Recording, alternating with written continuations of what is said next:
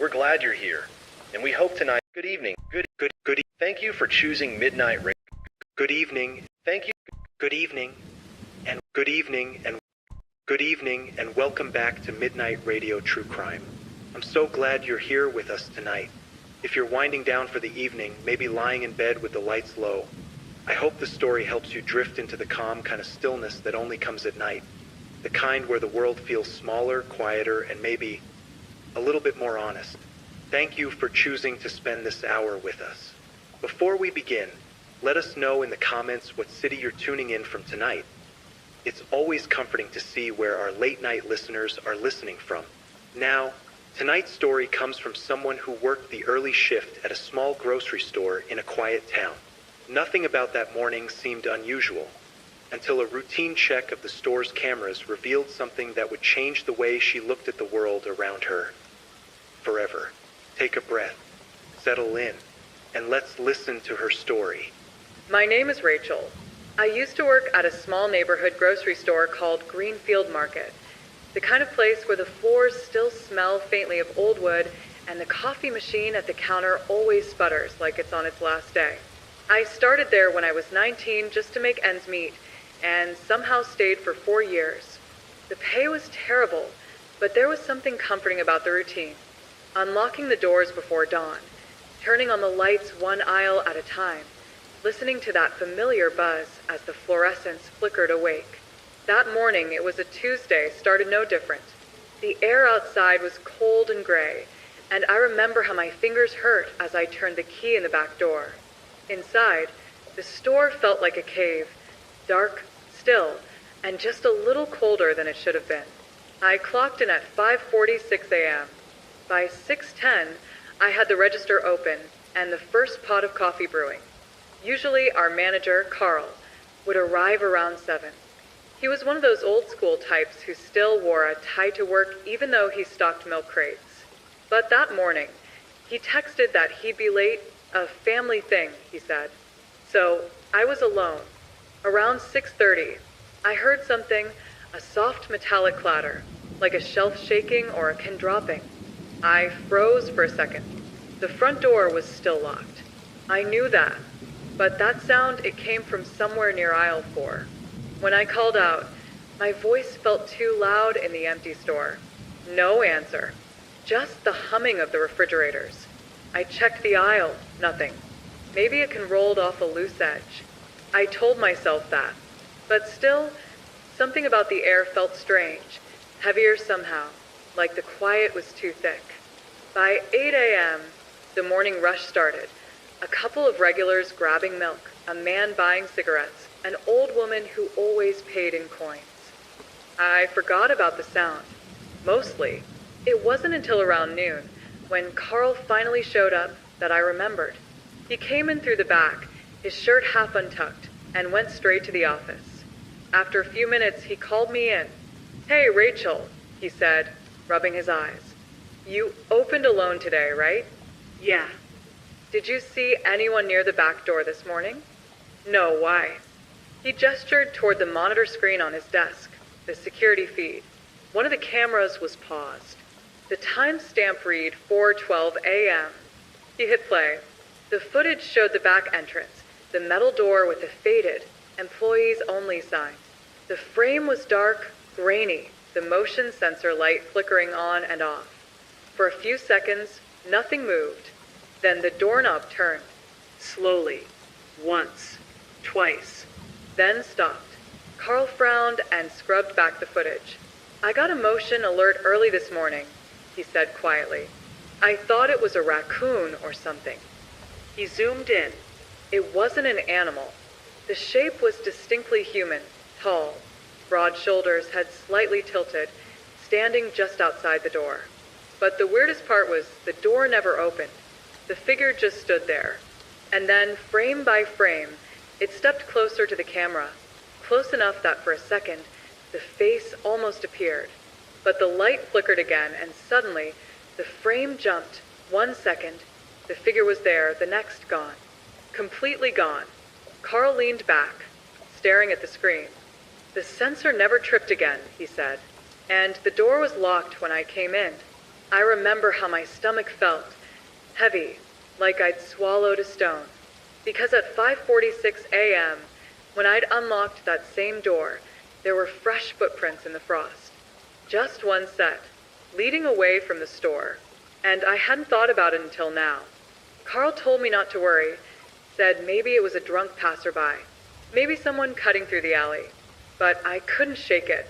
The timing, the silence, the way the sound I'd heard earlier felt too real to ignore.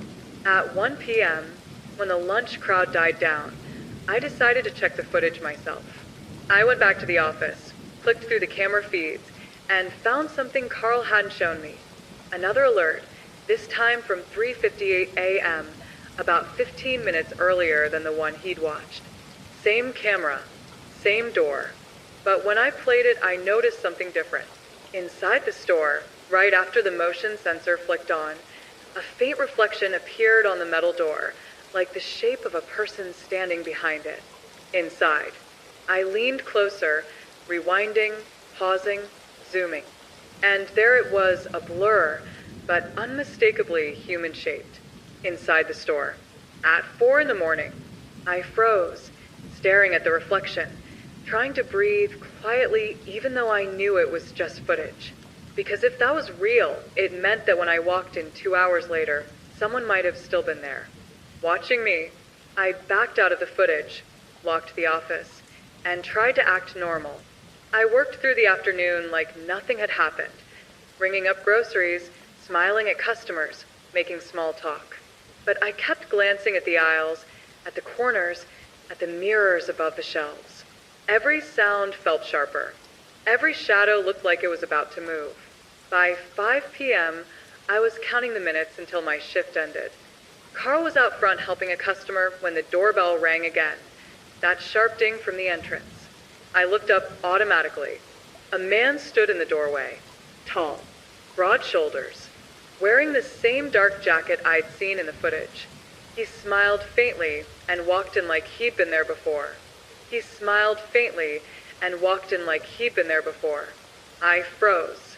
My hands were still resting on the register keys, and for a few seconds, the only sound in the store was the quiet buzz of the ceiling lights.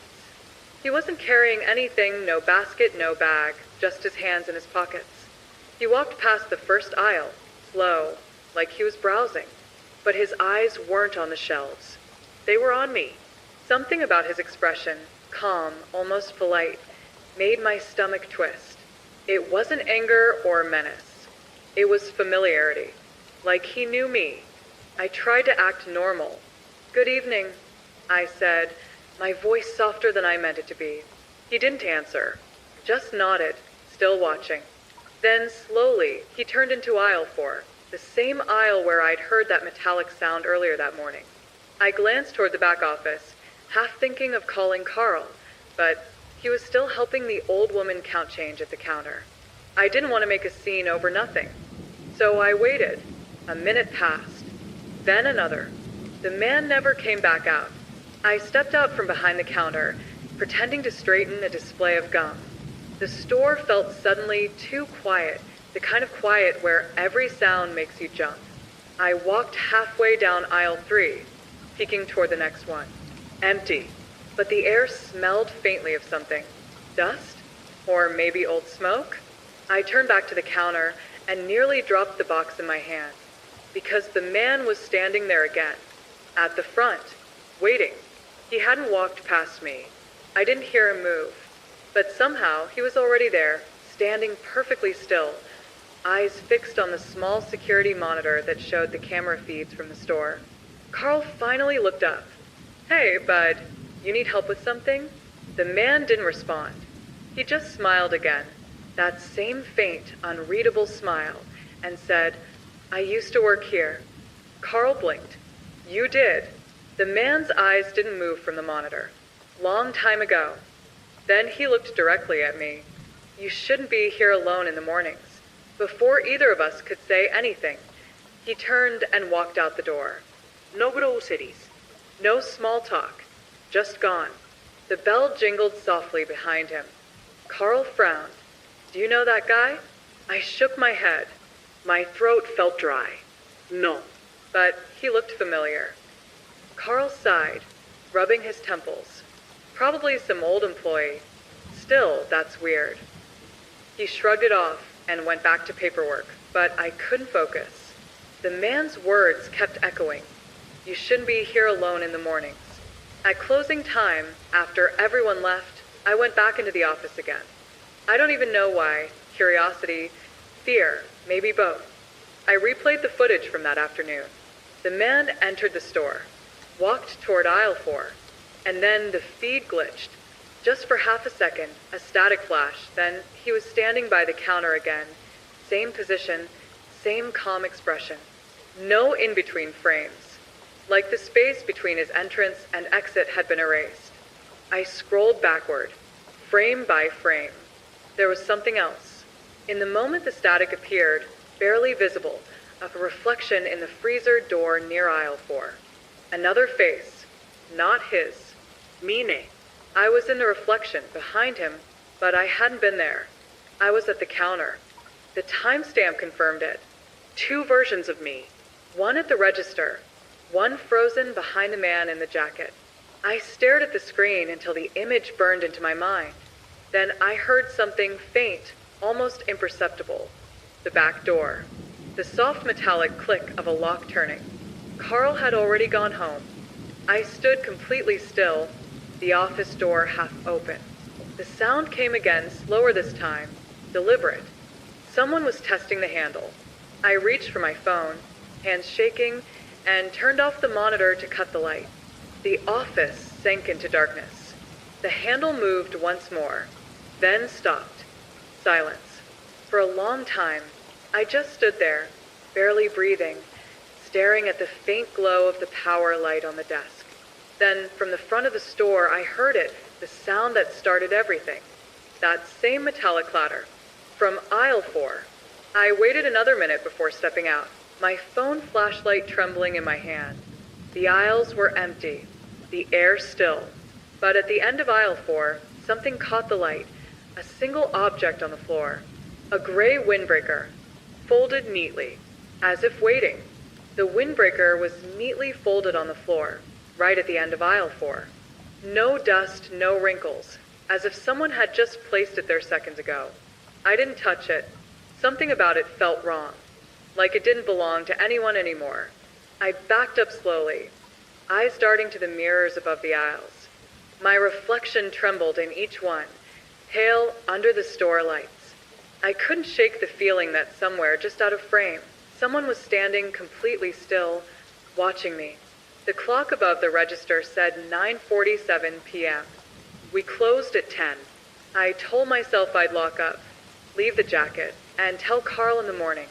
But then my phone buzzed. Unknown number. A text. Check the night tape. I froze. No name, no emojis, just those 4 words. I looked around, empty aisles, humming refrigerators, the faint flicker of fluorescent light. Then another message came in. 3:47 a.m. That timestamp again. The same time from the camera alert Carl showed me earlier, when someone had stood at the back door. My heart hammered so hard I could barely breathe. I ran to the office, locked the door, and scrolled through the footage manually. 3:47 a.m., camera 2, back entrance. The feed was grainy, nearly black. The motion sensor flicked on, and I saw the faint outline of that same figure again, tall, unmoving. But this time, something new. Behind the figure, through the narrow slit of the half-open door, there was another faint light, the pale glow of the inside hallway camera, meaning the door was open. I leaned closer. My throat went dry. For 2 seconds, the camera caught both sides, the outer frame of the door and the inside. And in that inside frame, there was movement. Not the man. Something behind me. It was just a blur, but it looked like someone walking between aisles, fast, low to the ground. I rewound. Played again. The blur was gone. My hands shook as I switched feeds, checking each camera one by one. Aisle 1 clear. Aisle 2 clear. Aisle 3, there. A flicker. Half a shadow crossing the end of the aisle. so quick it barely registered. The system almost missed it, but the motion light caught a fraction of movement. Frame by frame, I advanced. Something, or someone, moved between the shelves, crouched low, head tilted upward toward the camera. And just before the frame cut out, the face turned. Not fully visible, just a mouth. A faint, unmistakable smile. I jerked back in my chair. My pulse was racing. And then my phone buzzed again. You shouldn't stay after closing. I stared at the message until it blurred. My hands were trembling, so hard I dropped the phone. The sound it made hitting the floor echoed too loud in the tiny office. When I bent to pick it up, something shifted behind the thin metal door. A dull creak, like someone stepping on the linoleum just outside. I turned off the monitor. Darkness. The faint strip of light under the office door dimmed suddenly, as if someone was standing right there, blocking it. For maybe 20 seconds, I didn't move. I didn't even breathe. Then, silence. No footsteps. No crack. Just the soft ticking of the wall clock. I thought maybe I imagined it, that my mind was creating shapes in the dark. But then I noticed something that made my stomach twist. Under the door, that small gap at the bottom, there was a shadow. 2 shoes. Facing the door. And slowly, one of them moved forward. The floor groaned. I backed up to the far wall, clutching my phone, trying to remember if there was another way out. There wasn't. Then, quietly, the shadow bent down. A hand appeared under the gap, just fingertips at first, brushing the floor, feeling the edge of the door. Then they stopped, perfectly still. A long silence followed. And then the voice. Soft, calm, familiar. Rachel. My name.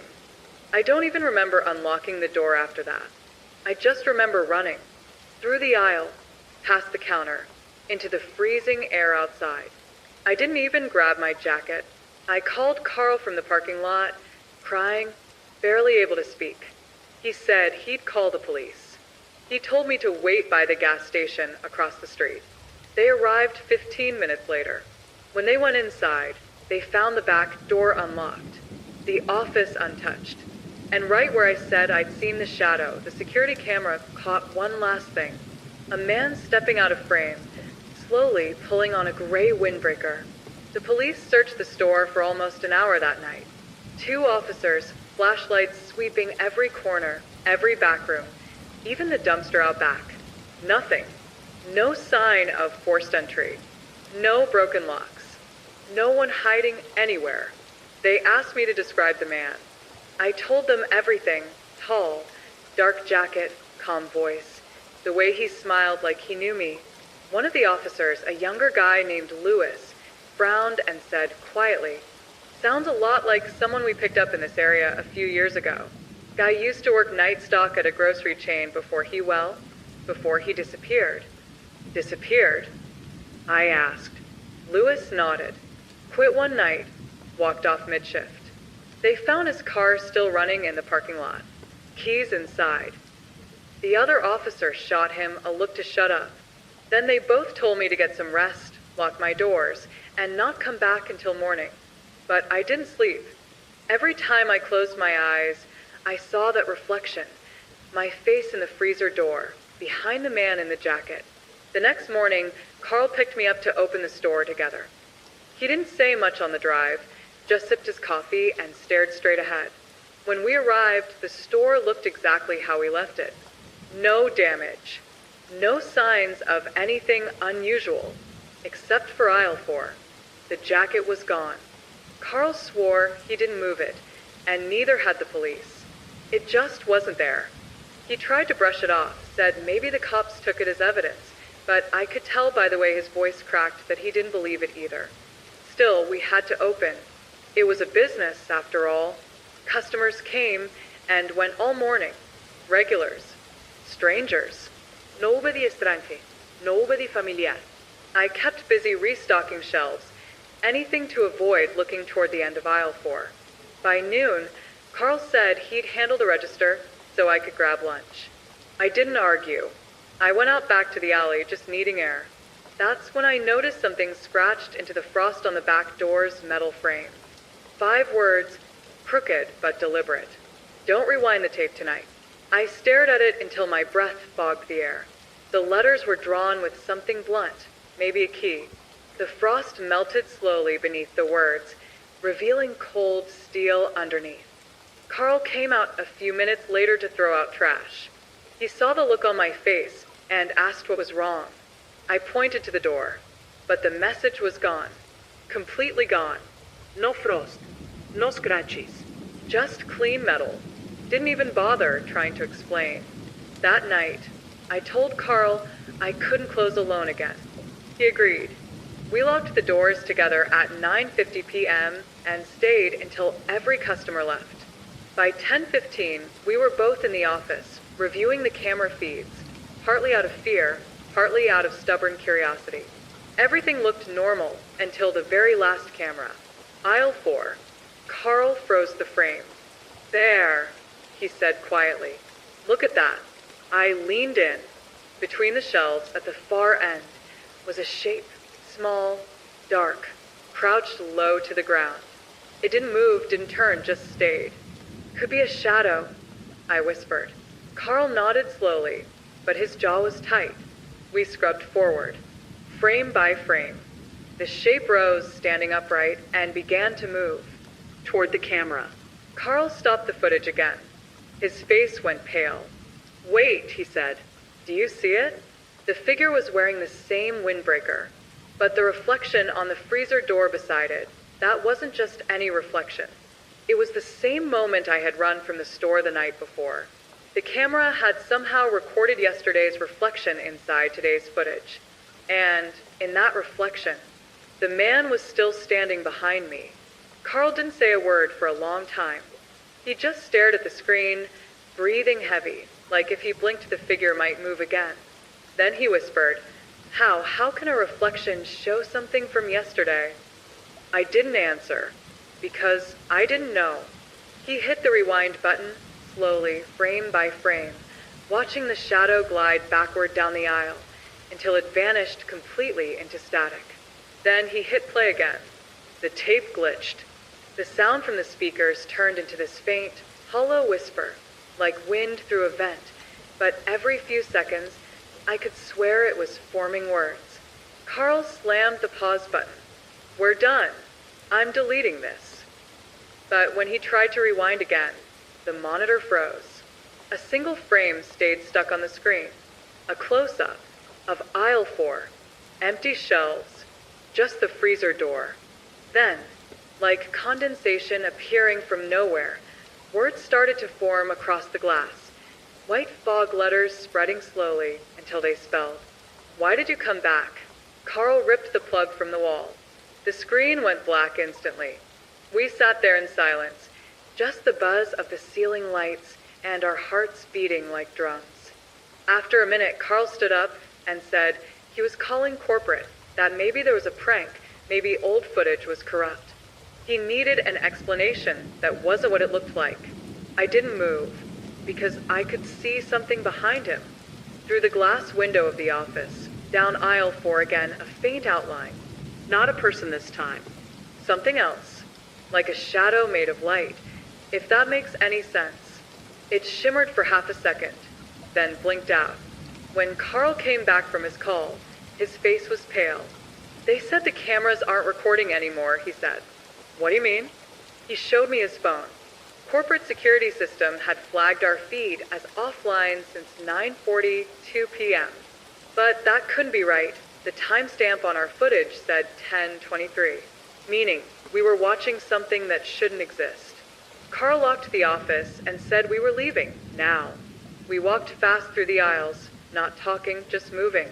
When we passed aisle 4, I tried not to look, but I couldn't help it. There was something lying on the ground. Not the jacket this time. A small black VHS tape. No label.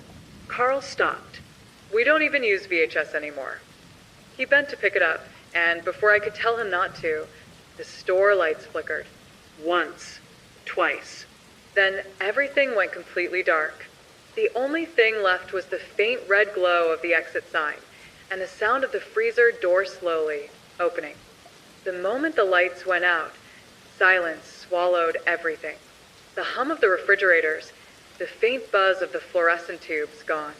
It was like the whole store took a breath and decided not to exhale. Carl's phone flashlight flicked on, cutting a pale beam through the dark. Dust particles drifted through it, glittering faintly. I didn't even realize I was holding my breath until he whispered, "Don't move." That voice, low, strained, shaking slightly, did something to my nerves. "What?" I whispered back. He raised the light just enough to illuminate the end of the aisle. The freezer door was open, just a few inches, but swinging gently, like it had been nudged. We hadn't gone near it. Carl started walking, slow and careful, his boots making faint rubber squeaks on the polished floor. Each sound echoed too loud in the empty store. I followed close, the light bobbing in his hand as we moved toward aisle 4. When we got closer, I noticed something strange. The air around that freezer door was colder, much colder. I could see my breath. Carl stopped just short of the door. The flashlight's beam reflected off the glass, showing only our faces, but behind our reflections, something else. It looked like another reflection that didn't belong, like someone standing behind the glass, just a little too tall, shoulders slightly turned. Carl's breathing turned fast. "It's just a double reflection," he muttered, but his voice didn't sound sure. He reached out and touched the handle. The moment he did, the door creaked wider, and a blast of air hissed out. Wet, chemical, and bitter. The kind of cold that bites through skin. Inside there was no food, no boxes, nothing. Just shelves coated in frost, and in the back corner a small black shape. Another VHS tape. Carl pulled his hand back. "No way. No way." I took a step closer, my pulse hammering in my ears. "It's the same as before." He shook his head. "No, the first one was blank. This one's got a label." He shone the light across the front. In thick marker, barely legible under the frost, someone had written, "Tuesday, 9:43 p.m. That timestamp again. The exact time the store cameras had gone offline. Carl looked at me. I could tell he was trying to think rationally, some logical chain to explain all this. Maybe an old employee prank, maybe an abandoned training video. But his face betrayed him. He was scared. He reached into the freezer and grabbed the tape, his hand trembling. "We're taking this. We'll watch it somewhere else. Not here." I wanted to tell him to leave it, but something in me, curiosity, fear I don't even know, made me nod. As soon as he pulled the tape free, the freezer door slammed shut behind him with a hollow bang. We both jumped. The flashlight slipped, rolling across the floor, spinning light in circles until it landed face up. The ceiling flickered again. Half the lights blinked back on, buzzing weakly like dying insects. Carl swore under his breath. "We're leaving. Now." We hurried through the aisles, every shadow feeling alive. I could hear faint scraping noises somewhere behind us, like something dragging on the tile. Carl didn't stop until we reached the exit. He tried the doors. They didn't move. Automatic locks. The power outage must have triggered security mode. He tried again, nothing. I looked back toward the aisles, and for a brief moment I saw movement. Just a flicker. Someone stepping behind the end cap of aisle 4. "Carl," I said, my voice low. "We're not alone." He turned just as the store's speakers crackled to life. Static first, then a faint voice, slow and almost melodic. "Back room, tape room, come back." It wasn't a voice I recognized. It wasn't Carl's, and it wasn't mine. The sound repeated, distorted, like a broken announcement loop. Carl pulled his phone out, trying to call someone, but there was no signal. No bars at all. We stood there under the dim light, frozen in place, listening. The voice faded, replaced by another sound. Something scraping again. Closer this time. Then a thud. We both turned toward aisle 4 again. The freezer door had swung open completely this time and was hitting the stopper with a dull, rhythmic sound. Carl looked at me, his eyes wide. "I'm done. I'm not playing with this." He pulled the crowbar from his belt and started toward the emergency exit by the stockroom. When we reached it, he jammed the bar into the metal frame and pried. The door groaned, the steel bending just enough for us to squeeze through. We stumbled into the back storage hallway, dark, lined with shelves of cleaning supplies and cardboard boxes. The air smelled like bleach and something else, something faintly metallic. There was a low hum in the distance. Not electrical, more like machinery. We followed the sound until we reached the door-marked security footage. Authorized staff only. Carl's flashlight beam hit the handle. Fresh fingerprints in the dust. "Who's been down here?" I whispered. He didn't answer. He just turned the handle and pushed the door open. Inside was a tiny room, barely big enough for 2 people. Shelves stacked with old hard drives and tape reels. A humming server tower against the wall. But on the desk, right in the middle, sat a small TV with a VHS player. The same kind we used to use years ago, before the upgrade to digital. And the screen was already on. Static. Flickering. Waiting. Carl stared at it, holding both tapes in his hands. "Maybe," he said slowly, "it's trying to show us something." I don't know why he said that, or why it sounded like he believed it. He slid the new tape into the player and pressed play. For a moment, just static again. Then the screen cleared. A grainy black and white feed appeared. It showed the inside of our store. Aisle 4. And there, standing in front of the freezer, was me. Not from today. From last night. I was holding something in my hand. I leaned down, set it on the floor, and walked away. Carl's flashlight wavered. The thing I'd set down was a VHS tape. The same one we'd found earlier tonight. The screen flickered once more, and then a voice, soft and clear this time, whispered through the static. "You dropped this." Carl turned to me in slow motion, eyes wide. Then, from somewhere deep inside the store, we heard the freezer door slam again. And this time, it didn't open back up. The slam of the freezer door echoed in the small tape room like a gunshot. Carl jumped back, the VHS tape trembling in his hands. I stood frozen, my mouth dry, staring at the flickering screen. The footage still showed me, but not just me. My own movements were replayed like a mirror of the night before, only distorted, grainy, almost unreal. Every step I took in the video was slower than reality, but still unmistakably mine. My hand had released the previous tape onto the floor, just as I had done last night, but I hadn't remembered doing it. I turned to Carl, and he looked as pale as I had ever seen him. This isn't normal," he whispered. His voice shook. "It can't be." I swallowed hard, trying to steady myself. "It's a tape. That's all. Someone recorded something somehow." But we both knew it wasn't that simple. The TV flickered again, and the video jumped forward several frames. In the frozen moment, I noticed something I hadn't before. Behind my reflection, behind the outline of me on the screen, there was a shadowy figure. Not the man in the jacket, not any ordinary intruder. This figure was taller, lanky, standing perfectly still, watching me from the corner of the frame. Its presence was unnerving, like it existed outside the normal space of the store. Carl swallowed audibly. I don't like this," he said. "We should call someone. The cops. Corporate. Anyone." I wanted to agree, but my instinct screamed that calling anyone would escalate this somehow, that this was personal. Someone or something was testing us. Carl's hand was shaking as he held the tape.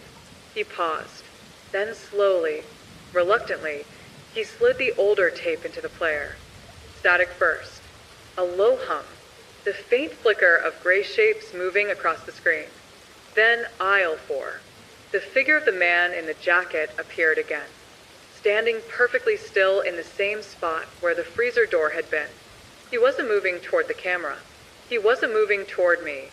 He just existed there, watching, always watching. Then the camera angle shifted. The footage was no longer stationary. It moved down the aisle, as if the camera itself had been picked up, carried closer. Each frame showed more of the shelves, more of the store, but always the same figure, always in that same spot. My stomach twisted. I couldn't tear my eyes away. Suddenly, the screen flickered again. And this time, something was different. A door at the back of the store, our office door, opened slowly, just a crack, and I could see the outline of a person inside. Then, from the shadows, a hand extended. A hand that wasn't mine. The tape jumped again, and the shadow vanished. Then another frame. The freezer door. Open. A tape lying on the floor. The same tape. The timestamp in the corner read 10:23 p.m., but the grainy video showed something impossible. My own self, crouched in the aisle, picking up the tape that I had yet to find. Carl's breath hitched. That doesn't make sense. You couldn't have done that. I shook my head, unable to speak. My hands were clammy, and I felt the sweat running down my back. Every instinct screamed that we weren't alone. A low mechanical humming began to fill the room, growing louder. Not from the TV, not from the VHS. From somewhere deeper inside the store, beneath the tile, beneath the shelves. Something alive, or worse, something pretending to be. Carl reached for the tape, but the hum intensified, vibrating through the floor. Dust fell from the ceiling tiles. The lights flickered. The temperature dropped. My breath hung in clouds in front of me. We both froze. Then, slowly, deliberately, the shadow appeared in the corner of the room. Not on the screen this time. In the room with us. Tall. Unmoving. Silent. Watching. Carl swallowed hard. We need to leave, he said, his voice barely audible. I nodded, too terrified to respond. We backed toward the door, eyes fixed on the corner. But the moment we moved, the shadow didn't budge. It stayed where it was, unnervingly still. The hum stopped abruptly. Silence. Then, from the freezer door in aisle 4, we heard it, a metallic clatter. Slow, deliberate. Like someone dragging something across the floor. I wanted to run. My feet wouldn't move. Carl's hand tightened around mine. We were frozen, staring at each other, knowing we couldn't turn our backs. Then came a whisper. Soft. Almost intimate. You shouldn't have come back. It wasn't coming from the tape. Not from the TV. Not from the speakers. It was in the room. Around us. Behind the shadows. Carl yanked my hand, breaking the trance. Run, he shouted. We bolted. Out the tape room door. Down the narrow hallway, past shelves and stacks of boxes. The lights flickered wildly. Every step echoed like thunder. When we reached aisle 4, the freezer door slammed open again, hitting the wall with a deafening crash. The hum returned, low, vibrating through our bones. We were halfway to the exit when we noticed it. The windbreaker, perfectly folded, lying in the middle of the aisle. Just like before. Neither of us stopped to look closer. We ran past it. The exit doors locked again. Carl slammed against them. Nothing. I could hear the freezer door banging behind us. The hum growing louder, now almost a roar. Something heavy moved through the aisles, brushing past shelves, leaving shadows where none should exist. And then a final whisper. Next time, I'll be closer. The doors clicked, opened. We stumbled out into the parking lot, gasping for air. The cold night hit us, but the sense of being followed didn't leave. Behind us, the store went silent again, lights flickering back to normal, as if nothing had happened. But we both knew better. Thank you for good evening and welcome back. Thank you for choosing Midnight Radio. Good evening, my friend. I hope your night has been calm, peaceful, and kind to you. You've made it back to Midnight Radio True Crime, where the rain falls softly outside your window and every story is told just for you. So take a deep breath, let the world slow down, and thank you for choosing this moment to rest with me tonight. Because tonight's story might make you think twice about who lives right across the hall. This is the man in apartment 3B. Now, get comfortable, pull your blanket close, and listen carefully, because not every neighbor is who they seem.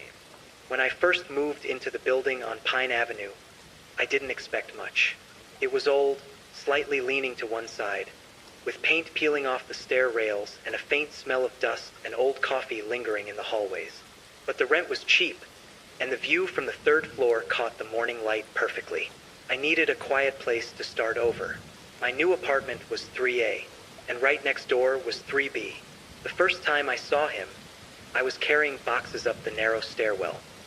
He appeared from the shadows of the hallway, tall, with a button-up shirt tucked neatly into worn jeans, glasses reflecting the light so I couldn't quite see his eyes. "New tenant?" he asked, voice low, almost polite. "Yeah," I said. "Just moved in today." He nodded once, too slowly. "Welcome to the building." Then he smiled, just with his mouth, not his eyes, and slipped back into his apartment. The door closed softly, almost noiselessly. At first, I thought he was just another quiet neighbor, but that was before the nights got strange. The first week was uneventful. I unpacked, met the elderly woman downstairs, got used to the sound of the elevator that always groaned halfway up. But on my 5th night there, I woke up at 2:17 a.m. to tapping, soft, deliberate tapping, coming from the wall behind my bed, the one that bordered his apartment. First, I thought it was pipes, but it wasn't random. It was rhythmic. Top, top, top. Pause. Top, top. I waited, listening. Then it stopped. The second I leaned closer, the silence deepened, like whoever was doing it knew I was awake. The next morning, I ran into Mr. Clark in the hallway. He was locking his door, wearing the same shirt as before, perfectly ironed. "Morning," I said. He smiled faintly. "You should keep your windows locked at night," he said. I blinked. "Oh yeah, sure." He didn't explain, just adjusted his glasses and walked away. That night, I checked my windows twice. Over the next few weeks, I started noticing little things missing around the building. A doormat, potted plant, someone's laundry basket, small, harmless things that didn't make sense to steal. Then it was something of mine. A small cactus that sat by my door, gone. I told myself maybe the janitor moved it, but that night I heard it again. The tapping. I sat up in bed, heart pounding. Top, top, top, top, top, top. It sounded closer this time, like whoever was doing it wasn't just behind the wall but inside it. I whispered, "Hello!" It stopped instantly. For almost a full minute, nothing. Just the sound of my own breathing. Then faintly a whisper, low, male, too close to be real. It said, "I see you." I froze. My body refused to move. Every sound in the apartment disappeared. I barely slept that night. The next morning, I told myself it was a dream, stress, imagination. But when I left for work, I found something wedged under my doormat. Polaroid photo. It was blurry, grainy, but it was me, sitting on my couch. I felt sick. I looked up and down the hall, but everything was quiet. I went to the building manager, but he just sighed. "Probably a prank," he said. "Kids around here get bored." That night, I pushed my dresser against the door and left all the lights on. At 3:12 a.m., I woke up again. This time, not from tapping, but from the sound of a camera shutter. Came from behind the wall. The following morning, I saw the building manager standing outside 3B. He looked pale. "Something's wrong," he said. "Smell's been coming from here for days." He knocked. No answer. Used his spare key. When the door opened, I'll never forget that smell. It hit like rot and chemicals and something worse, something human. The police came. They sealed the floor. I watched through the stairwell railing as they carried out bag after bag of evidence. One officer came up to me later. "You live next door?" he asked. "Yeah. Is he okay?" He didn't answer that. Just asked, "Did you ever notice anything strange?" I told him about the tapping, the whisper, the photo. He nodded slowly. Then he showed me something they'd found. A wall covered with Polaroids, dozens of them. Every tenant in the building, all taken through windows. And in the middle of the wall, my photo. Right above it, written in marker, were 5 words. "Soon, she'll know the truth." That night, when the police left, I sat alone in my apartment. The building was quiet again. Too quiet. I walked into my bedroom, staring at the wall that connected to his. The plaster looked untouched, smooth, ordinary. But when I turned off the lights, the moonlight caught something. A small circular mark above my bed, barely visible. I leaned closer. It was a hole, and inside it, something shimmered. A lens. Rain fades in softly. Thank you for spending your night with Midnight Radio True Crime. If your heart's still racing, that's okay, you're safe now. But before you fall asleep tonight, maybe take a look at your walls. Sleep well, my friend, and I'll see you tomorrow night. I didn't sleep that night. Every time I closed my eyes, I saw that Polaroid again, me, sitting at my desk, unaware someone was watching. Morning came with its usual pale light, but nothing felt normal. The hallway was quiet, too quiet. Even the old woman downstairs didn't call out hello when I left my apartment. The elevator groaned like it always did, but it sounded hollow, echoing too long. I made coffee, but I couldn't drink it. My hands shook too badly. I kept staring at that wall, the one separating me from apartment 3B. The wall that now had a small, perfectly round hole just above my bed. I had to see it up close. I grabbed my phone, flashlight on, and held it to the hole. The lens was still there, tiny, smooth, shiny, almost innocent looking if you didn't know what it was. I poked it lightly with a pen. It moved slightly. Then, with a faint click, it dislodged. I dropped it onto the carpet. It was a miniature camera, one of those old-fashioned cylinder ones, not digital. I picked it up carefully, breathing shallowly. My mind raced. How long had it been there? Days? Weeks? Months? I put it in a plastic bag and took it down to the police. They frowned, asked questions, then called another officer to check the camera. While they inspected it, I glanced toward the open door of 3B. The smell hit me immediately, sharp, chemical, metallic. Inside, I could see glimpses of the room. A mattress without sheets, stacks of boxes, Polaroids taped on every wall. One wall had letters written in black marker. Truth must be seen. I felt like I was staring into the mind of a man who had no boundaries, no fear, no remorse. Later that afternoon, I went back upstairs. I couldn't stop thinking about the wall, the hole, that camera, the Polaroid. I started checking every inch of my apartment. Behind paintings, under the sink, in the vents, behind the wardrobe. And then I found another hole larger this time, behind the wardrobe. I pressed my ear to it. First, nothing. Then, a faint whirring sound. Mechanical. A fan? A motor? Something running behind the wall. I froze. My stomach twisted. I didn't know whether to call the police again or just leave. That night, I didn't sleep on my bed. I moved my mattress to the living room, all the lights on.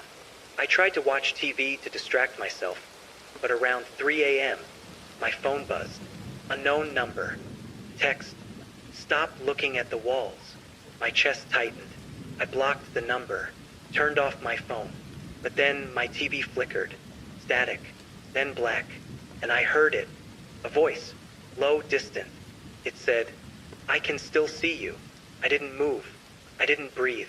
When morning came, I tried to convince myself it was a dream. But the holes were still there.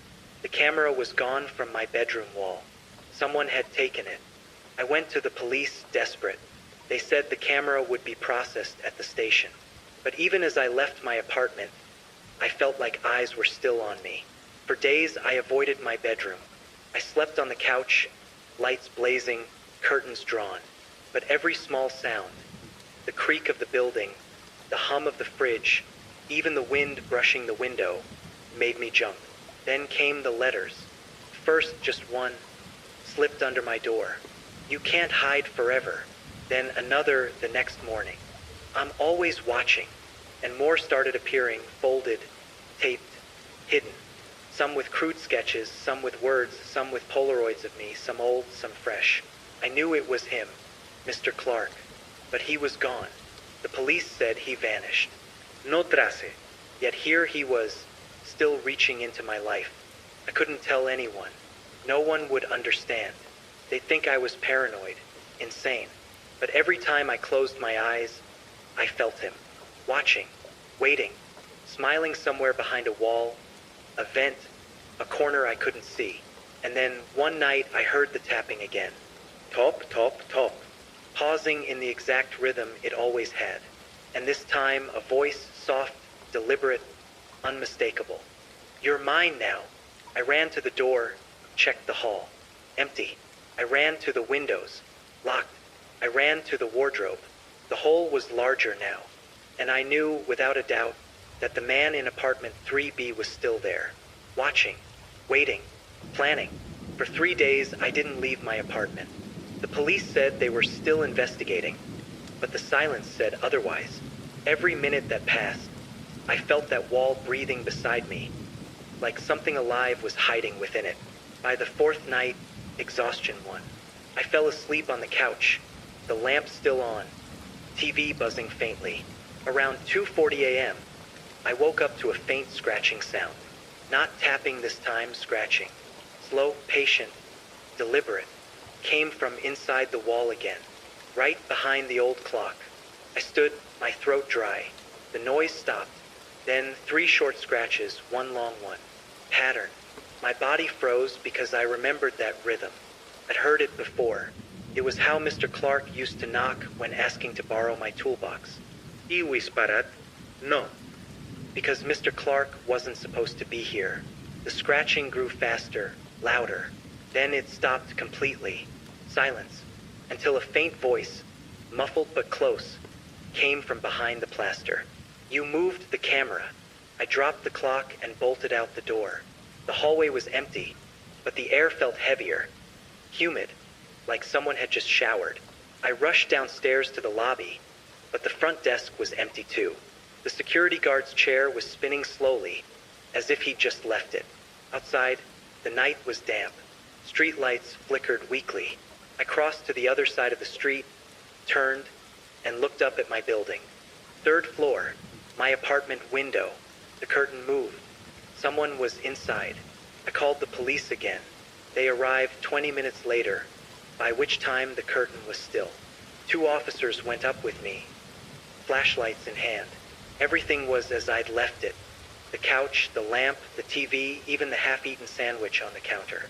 But the wall, the one with the hole, was now patched, perfectly smooth. Fresh plaster, still wet. The officers exchanged looks. Are you sure someone was in here? One asked. I just stared at the wall, unable to answer, because when I leaned closer, I saw something in the wet plaster.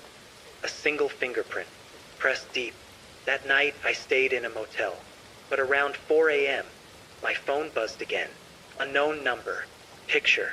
It was the motel room door. From the hallway, taken minutes earlier. My chest locked up. I jumped up, grabbed my things, and threw open the door. The hallway was empty, silent except for the faint hum of a vending machine. At the far end of the hall, a door slowly closed. Room 117. I called the police again. They searched it. Empty. No one had checked in there in weeks. But there was something in the bathroom sink. Wetplaster. White dust. And a Polaroid photo face down. The officer picked it up with a glove. When he turned it over, I almost vomited. It was me, sleeping on my motel bed. I packed everything the next morning and went back home, stupidly thinking I'd feel safer where I knew the layout. The moment I stepped inside, I smelled it again, that metallic chemical odor from 3B. And there, taped to the inside of my front door, was a note written in thick black marker. Welcome home. Below it, a single Polaroid of the hole in my wall, the same hole I'd seen days ago. But this time, the photo showed an eye staring through it. Why, smiling, alive. I should have left. I should have moved out of that building entirely. Every rational part of me screamed it, but something kept me there. A mixture of fear, obsession, and the impossible need to know what Mr. Clark had left behind. I spent the morning packing small things, trying to pretend I wasn't terrified. But the apartment didn't feel empty. Every corner, every shadow seemed alive. The faint chemical smell lingered in the air, and the walls, white and innocent, felt like prison bars. I decided to check the bedroom wall again. The hole above my bed had been patched, but I could still feel its presence. A line in the plaster, a subtle unevenness my fingers traced. Something told me there was more. I dragged the wardrobe away from the other side of the room, the corner where I had first discovered the larger hole. The wood scraped against the floorboards. My heart thumped in my chest. Behind the wardrobe, the wall looked untouched, perfect, unbroken, but my instincts screamed otherwise. I pressed my ear to the plaster. First silence, then the faintest scratching. Top, scratch, top. I jerked back. It wasn't coming from inside the wall. It was coming from beneath it, the floorboards. I leaned down, pressing my ear to the hardwood, and there it was again, slow, deliberate, methodical, like someone was moving under the floor, just beneath me. I took a deep breath and tried to rationalize it. Old buildings make noises, pipes shift, rats crawl. But then came the sound of something sliding, not tiny, heavy, something scraping along the wood, slow and controlled. I froze. I realized then that my entire apartment was compromised. Every wall, every floor, every vent. A surveillance grid meticulously installed by someone who had spent months learning this building. Someone who had anticipated my every movement. I called the police immediately. They came quickly this time, flashlights in hand, and started inspecting the floorboards in my bedroom. First, they found nothing. Then, under the far corner of the room, a floorboard creaked differently when stepped on. The officer pried it up with a crowbar. Beneath it, a shallow cavity, lined with black tape and wires. My stomach turned. Inside the cavity were dozens of miniature cameras, cylindrical, old-fashioned, mechanical types, each positioned to capture a specific angle of my room. The bed, the desk, the doorway. The officer shook his head. How long do you think someone's been doing this? I swallowed hard. Since I moved in, and then I noticed it. A single Polaroid, wedged carefully under the wires, facing upwards. I picked it up. It was me, sitting at my desk, laptop open, headphones on. My expression was neutral, normal, but something about the eyes in the photo made my blood run cold. Someone had taken it just moments ago. I realized then that Mr. Clark had never left. Not really. Somewhere in the building, in the walls, in the pipes, he was watching, planning, waiting. The police tried to assure me they would search the entire building. They'd send in K-9 units. Detectives would sweep the walls, the vents, the attic. They even considered pulling up the floorboards throughout the third floor. But they warned me, with old buildings, it's nearly impossible to find someone hiding that way. I was left with a decision. Stay in my apartment and risk being monitored, or leave everything behind. I couldn't leave. Not yet. I had to know what he wanted. That night, I lay on the couch, lights on, curtains drawn. I didn't sleep. Around 1:30 a.m., a faint scratching started again. Not from the walls, not from the floor. Came from the vent above my bed. I froze. My breath caught in my chest. Slowly, I crawled toward it. The vent cover was loose, the screws unscrewed, carefully removed and replaced by someone with knowledge of the building's interior. I lifted the vent cover. Inside, wires snaked through the ductwork, connecting to a small black box. The camera lens stared back at me, red light blinking faintly, and next to it, a small note taped carefully to the ductwork. I see everything, even when you sleep. I felt bile rise in my throat. My apartment, my sanctuary, had been invaded in every conceivable way. Every wall, floorboard, and vent had eyes and ears. And then came the sound I'd feared most. A whisper, soft, almost indistinguishable. You can't hide from me. It was so close it sounded like it was coming from inside my skull rather than the vent. I screamed. I grabbed my phone and called the police, but the line went dead mid-sentence. My apartment lights flickered. The air grew cold, icy. Something was in there with me, not just watching, present, waiting. Hours passed. I didn't move. I didn't eat. I didn't breathe properly. Just listened. By dawn, everything was silent. The vent was empty. The cameras were gone. The note was gone. But my hands shook uncontrollably, my chest tight.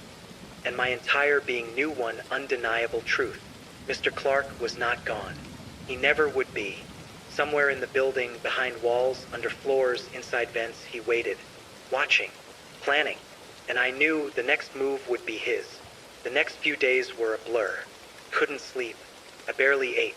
Every sound, the drip of the sink, the hum of the refrigerator, the creak of the floorboards, felt amplified, malicious.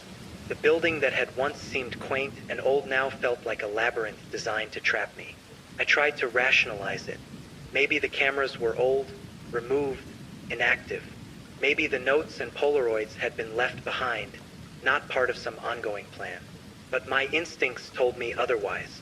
Every time I walked past the walls, every glance at the vents, every shadow on the floor, screamed that he was still here, watching, waiting. On the third night after discovering the vent camera, I was sitting on the couch, blanket wrapped tightly around my shoulders, trying to calm myself with the TV. My laptop was open, but I wasn't paying attention. And then I saw it, a shadow moving across the far wall. It was subtle at first, a flicker, a movement against the moonlight seeping through my curtains. I froze, heart hammering. The shadow didn't match anything in the room. The couch, the coffee table, the lamp, nothing could have cast it. I gripped my phone and pointed the flashlight toward the wall. Nothing. The shadow vanished. And then I heard it. A whisper, right behind me. Don't turn around. My stomach twisted. My breath caught in my throat. Ispunaniwai. The room was empty. The floor was bare. No one. No sign of anyone. I ran to the window and looked down. Empty street. Empty alley. Only the faint hum of distant traffic. I felt safe for a moment, foolish as it was. But when I turned back inside, the shadow had returned. Closer, bigger, and it moved with purpose. I grabbed a chair and held it in front of me, trembling. The shadow paused, shifted, stretched, and then I realized it was attached to the wall. Not a shadow, a figure, tall, thin, looming. One side of its face hidden in darkness, hair disheveled, and those eyes cold, deliberate, unblinking. I froze. The figure whispered again. I've been waiting. My mind screamed at me to run, but the only way out was past it, and the hallway was long, narrow, dark. I backed toward the door, chair raised like a shield. My hands shook so badly I could barely grip it. The figure moved closer, gliding, almost floating over the floorboards, each step silent, controlled. I stumbled backward into the couch. My heart was pounding in my ears. Every instinct told me to fight, but I had no weapons, no defense. The shadow stopped, tilted its head, like it was studying me. Then it spoke. You saw too much. Now you'll see everything. Before I could react, it vanished. Gone. Just like that. I spent the next few hours inspecting the apartment. Every wall, floorboard, vent, and corner. Nothing. But I knew it had been real. It had to be. The air felt heavier where it had stood, like the room had been compressed by its presence. That night, I barely slept. Every creak of the building made me flinch. Every flicker of light made me jump. I stayed awake until the first rays of dawn, waiting for the sound of footsteps, whispers, anything. And then I heard it soft tapping on the wall, above my head. Top, top, top. It wasn't the rhythm of the first tapping. It was different, deliberate, controlled, like a warning. I pressed my ear to the wall. You can't hide from me. The voice was deeper this time, older, confident, certain. I stumbled back, trembling. My fingers brushed the hole that had been patched weeks ago. My stomach churned. The plaster was warm, not room temperature, warm. I realized then he had never left. Mr. Clark had been inside my walls, watching, moving, listening, planning. The next morning, I called the building manager. Something's wrong, I said. I think someone is inside my apartment, in the walls. He laughed, nervously. That's impossible. We've had inspections. The apartment is sealed. No one can be in the walls. I wanted to scream, but I knew better, because the night had proved otherwise. That evening, I tried to leave, packed a bag, intended to stay with a friend. But when I reached the door, the knob wouldn't turn. Not stuck, locked, and taped to the inside of my door in thick black marker. You don't get to leave. I ripped it off, tried the knob again. Still locked. I ran to the window, considered jumping. But the third floor was too high, the street too far. And then I heard it coming from the vent above me. Soft, slow, methodical. I'm inside. I've always been inside. You just didn't notice. The lights flickered. The TV static buzzed. My phone vibrated in my hand. Unknown number. Picture. It was the interior of my apartment. From the ceiling, my bed, the couch, the kitchenette, and in the corner a figure. Watching, waiting, smiling. I dropped the phone. My legs buckled. I sat on the floor, shaking uncontrollably. Somewhere inside those walls, Mr. Clark was alive. He had never left. And now I realized with terror, there was nowhere to hide. I didn't sleep that night. Not really. My body was exhausted, my eyes heavy, but my mind wouldn't allow it. Every creak of the floorboards, every distant hum of the refrigerator, every gust of wind rattling the window made me flinch. The apartment had transformed from a home into a trap. Prison. I sat on the floor, leaning against the couch, trying to make sense of what had happened. The messages, the photos, the shadow, the taps, the vent. It was all one thing. One person. One terrifying mind that had carefully infiltrated my life. And then it started. First, faint, soft, almost imperceptible. Top, top, top. The rhythm was deliberate, not random, not the same as the tapping I'd heard weeks before, but purposeful. I pressed my ear to the wall, the one that separated me from apartment 3B. Hello, I whispered. Silence, and then a voice. Low, controlled, clear, direct. You know why I'm here. I jolted back, my heart hammering. I hadn't expected words. Not like this, not audible from the wall. But the voice was unmistakable. Calm, confident, patient. You saw my cameras. You saw too much. I'm just finishing what I started. I felt bile rise in my throat. I could feel the floorboards beneath me shiver slightly, as if he were pacing somewhere below or behind them. I wanted to run. My bag was in the corner, packed. My phone silent. Every line of escape cut off. I've been in your walls longer than you think. You walk, you sleep, you eat. I'm always here. I pressed my ear harder, trembling. The voice was coming from everywhere at once. The walls, the vent, maybe even the floor. My body wanted to bolt, but my brain forced me to listen. I needed to understand. Do you know how easy it was to watch you? To know your habits? I learned your routines in days. Your favorite chair, your favorite mug, when you shower, when you sleep. I know where you are at all times. The words weren't just terrifying. They were precise, clinical. He had studied me, followed me, prepared this meticulously. I asked, my voice shaking, "What do you want?" Silence. Then the voice again. "I want what you can't give me. I want you to see me, to understand what I see, to feel what it's like to be watched." I swallowed hard. The fear had a texture now, like it had weight pressing against my chest. Every muscle tensed. I made a decision. I had to try to confront him, maybe reason with him, maybe scare him, anything.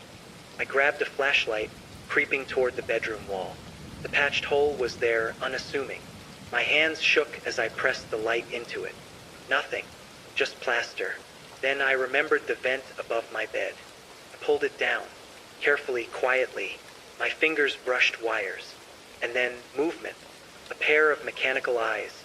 A tiny camera, just as before, swiveled in my direction. The red recording light wasn't on, but I knew it was there, watching. He was watching. I ripped the camera free, yanking wires from the ductwork. Then I pressed my ear to the vent. "You can't remove them all," the voice said calmly. My stomach sank. I've built this building like a cage, like a spider web. I know every corner, every line, every hollow space. You'll never be alone again. I stepped back. My hands shook. My heart hammered so violently I could hear it in my ears. Then a new sound, faint scratching at the baseboards near the closet. I approached cautiously. Floorboards creaked. Dust fell. And then, a small square of the floor moved slightly, as if it had been loosened. I knelt and lifted it. Inside more cameras, hidden lenses, and a small pile of photographs. Flipping through them, my blood ran cold. Each photo was taken during moments I thought I was alone. Making coffee, brushing my teeth, lying on the couch, looking at my phone. And at the bottom of the pile, a single Polaroid of my front door, from the outside with my bag packed and ready to leave. "You'll never leave," the voice whispered from somewhere behind me. I jumped, heart in my throat. My flashlight swung. Nothing. Just shadows. Just walls. I realized something. He didn't need to be seen. He didn't need to appear. His control came from knowing, from watching, from anticipating. And he had every movement, every decision, every plan. Hours passed like this. I sat, huddled on the floor, flashlight in hand, watching every corner, every shadow, every vent, listening, waiting. I thought about escaping through the window, through the hallway, through the roof. But every exit had been monitored, every escape route anticipated. And that's when I understood the full horror. He wasn't just in apartment 3B. He was in the walls. He was in the vents. He was in the floors. He was in the building itself. He had built a network, a surveillance network, and I was the target. The only way to survive, I realized, was to play by his rules. To move when he expected me to move, to hide when he wanted me to hide, to pretend ignorance when he demanded attention. And even then, there was no guarantee. The night stretched endlessly. The tapping, the scratches, the whispers continued in sporadic bursts. I didn't sleep. I didn't eat. I didn't leave the floor. I barely breathed. When dawn finally came, I felt hollowed out. Every muscle screamed. Every nerve ached. But the fear was different now. Not the panic of surprise, but the slow, grinding certainty that he was always there, waiting, watching, patient. And the most terrifying part? I knew this was only the beginning. I didn't sleep that night, not a second. Every creak from the wall felt like a whisper meant only for me. I kept staring at the thin plaster divider between my bed and his living room, counting the seconds between each sound. Sometimes it was a slow drag, like something heavy sliding across the floor. Other times it was faint breathing. By 4 a.m., I couldn't take it anymore. I turned on my phone flashlight and began recording, just pointing it at the wall. If something happened again, I wanted proof. The little blue light from the camera blinked, and I whispered to myself, "It's just a video, just in case."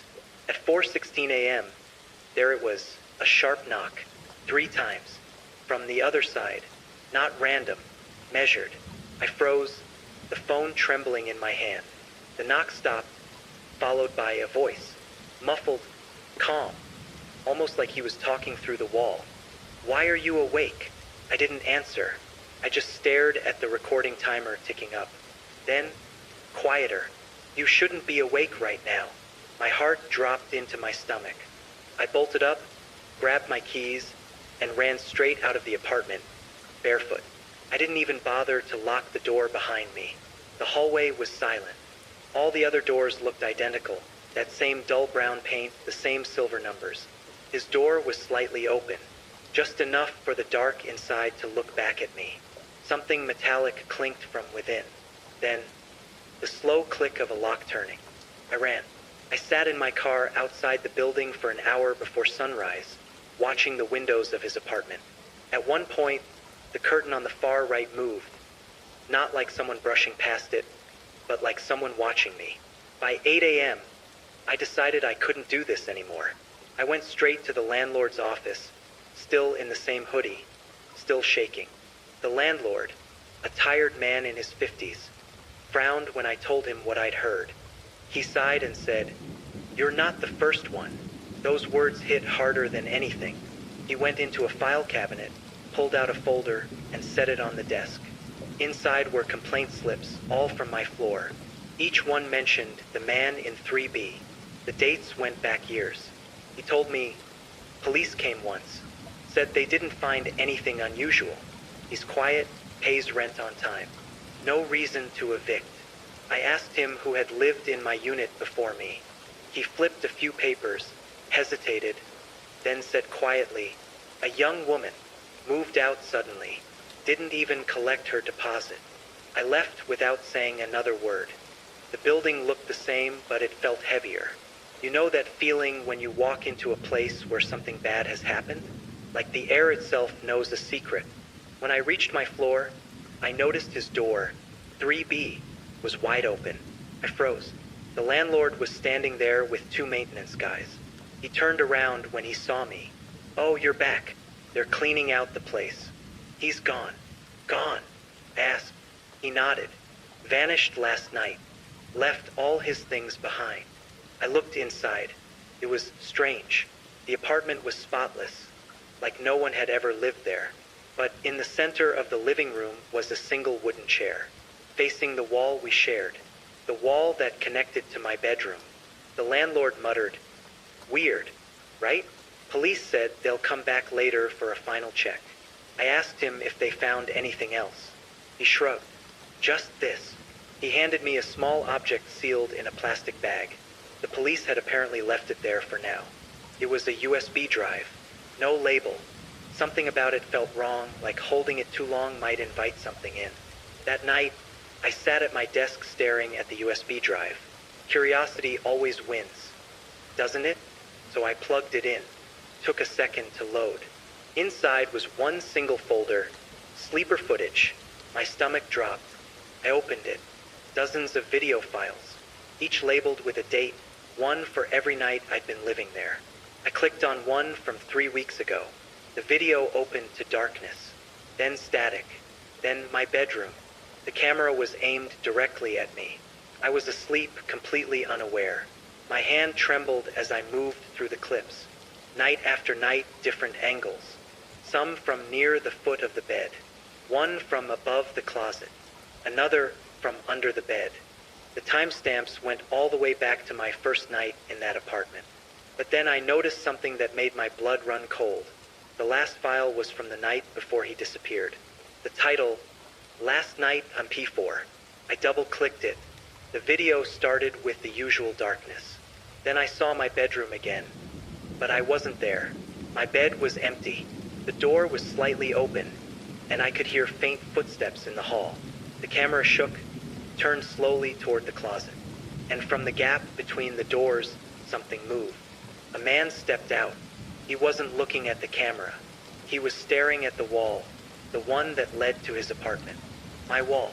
He smiled faintly, then turned his head toward the camera, toward me. It wasn't the first time he'd looked into a lens. He knew exactly where it was. Then he whispered something almost too soft to hear. She's awake tonight. The video ended.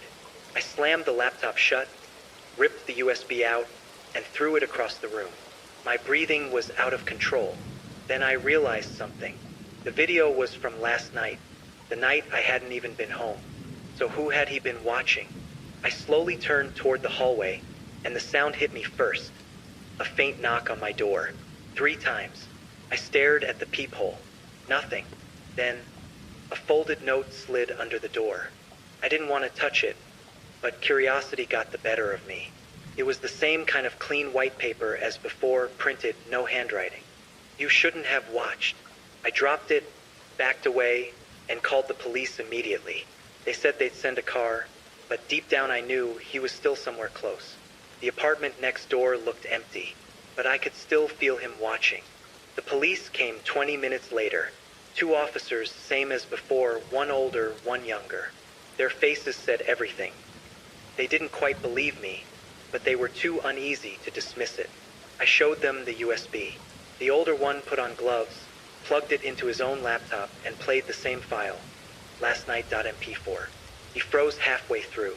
The younger one leaned closer, whispering, "That's not from your apartment, is it?"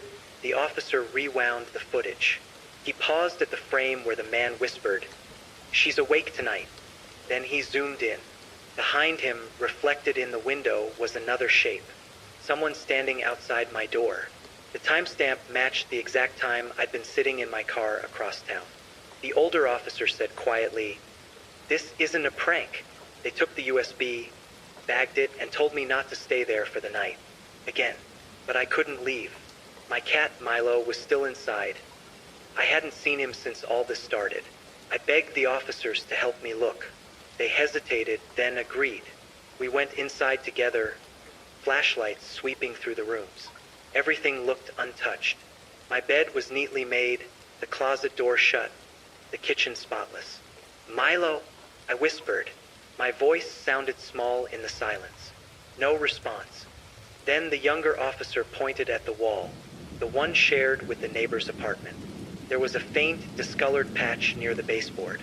He crouched, ran his fingers over it. "It's damp," he said, "like the wall's sweating." The older cop frowned. "Plumbing issue?" He tapped the drywall. Sounded hollow. He tapped again, softer this time, and something tapped back. Once, twice, 3 times. All of us froze. The younger officer straightened up, his hand instinctively moving toward his gun. "You heard that?" The older one nodded slowly. "Stay here." They moved into the hallway, toward 3B, the supposedly empty unit. I stood by my door, heart pounding, watching them disappear into the dark hall. A minute passed, then another. Then came a bang, loud enough to shake the light fixtures. I screamed. The hallway lights flickered. I wanted to run, but my legs wouldn't move. Finally, the older officer's voice echoed down the hall. "We need backup. Now." I forced myself to step out. The door to 3B was open again. Inside, I saw the younger officer standing near the window, flashlight trembling. On the floor, beneath a loose floorboard, was a shallow pit. Inside, tangled wires, a small monitor, and a camera feed still running. One of the screens showed my own bedroom. Live. The timestamp ticked by in real time. And there, lying on my bed, was me.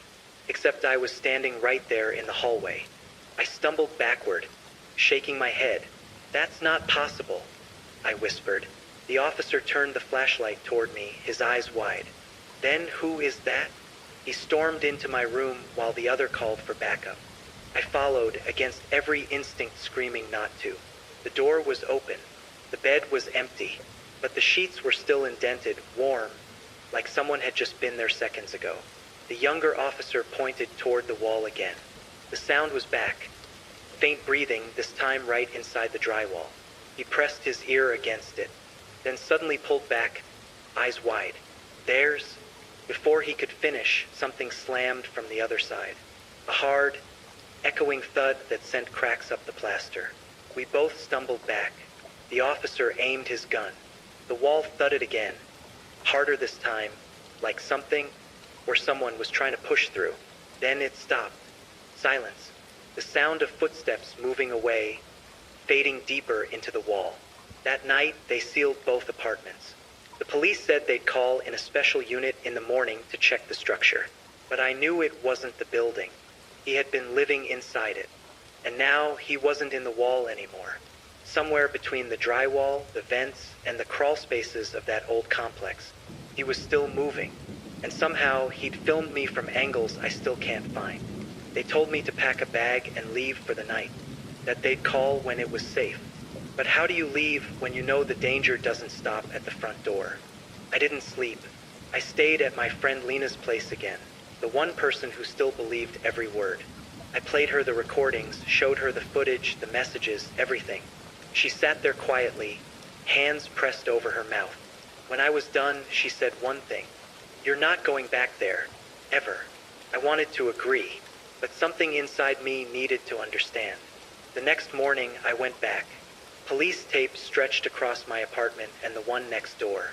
The hallway was quiet, too quiet. I waited until the officers outside went down to their car. Then I slipped under the tape and into 3B. The place looked stripped. All the furniture was gone except for that single wooden chair, still facing the wall. On the wall, I noticed something new. A square cut out of drywall about 2 feet wide had been removed. Behind it was a crawl space, dark and narrow. My stomach turned. The air smelled of dust, sweat, and something metallic. Maybe rust. Or blood. I turned on my phone flashlight and shone it inside. It was bigger than I expected, like a hidden tunnel running along the back of the wall. Wires, pipes, insulation, and in between them, little openings that looked directly into other apartments, including mine. I crawled inside before I could talk myself out of it. Every inch of the space made me shiver. The walls were covered in faint scratches, some like initials, others like tally marks. About 10 feet in, I found a box. A plain cardboard box, taped shut. I pulled it out, wiped the dust away, and opened it. Inside were photos, hundreds of them, all of tenants who had lived on this floor.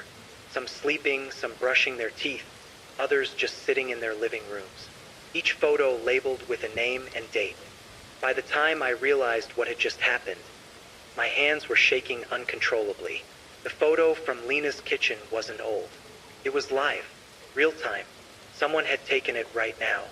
I didn't know if I should scream, cry, or run. I did all three at once, pacing the small apartment, my eyes darting to every corner, every window, every shadow. Lena watched quietly, her hand over her mouth. I could tell she was terrified, but I had become something else entirely. Alert, panicked, and suspicious of everything. I tried calling the police again, but the line went dead, just like before. I couldn't reach anyone. My phone buzzed again. Another unknown number. You're not safe there either. I threw the phone across the room. It bounced off the wall and skidded under the couch. I sank to the floor, covering my face. My mind raced. Then Lena spoke, quietly, almost whispering. He's inside the building. He hasn't left. He's always watching. I shook my head violently. No, that's impossible. They cleared the place. They didn't clear the crawl spaces. They didn't check the vents. They only sealed 3B. He knows this. I swallowed hard. She was right. He knew everything. He always knew everything. I couldn't sit there anymore. I had to act. I grabbed a flashlight, a kitchen knife, anything that might defend me. Lena tried to stop me, but I told her I needed to see for myself, to finally understand. We returned to the building under the cover of darkness. The police had left for the night. Every apartment was dark. Every hallway silent. Too silent. I stepped into the first unit above 3B. Empty. No furniture, no people, nothing. Just the faint smell of dust.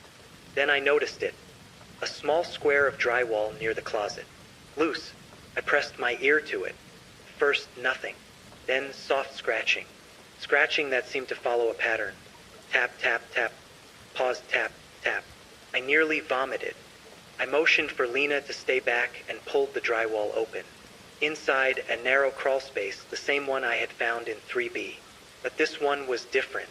There were wires, cameras, and small monitors. But more importantly, there were footprints in the dust. Fresh footprints leading deeper into the crawl space. I swallowed hard. My heart pounded. I had to know who was there. I crawled in, following the tracks. Every step made me tense. Every creak in the floor above me sounded like thunder.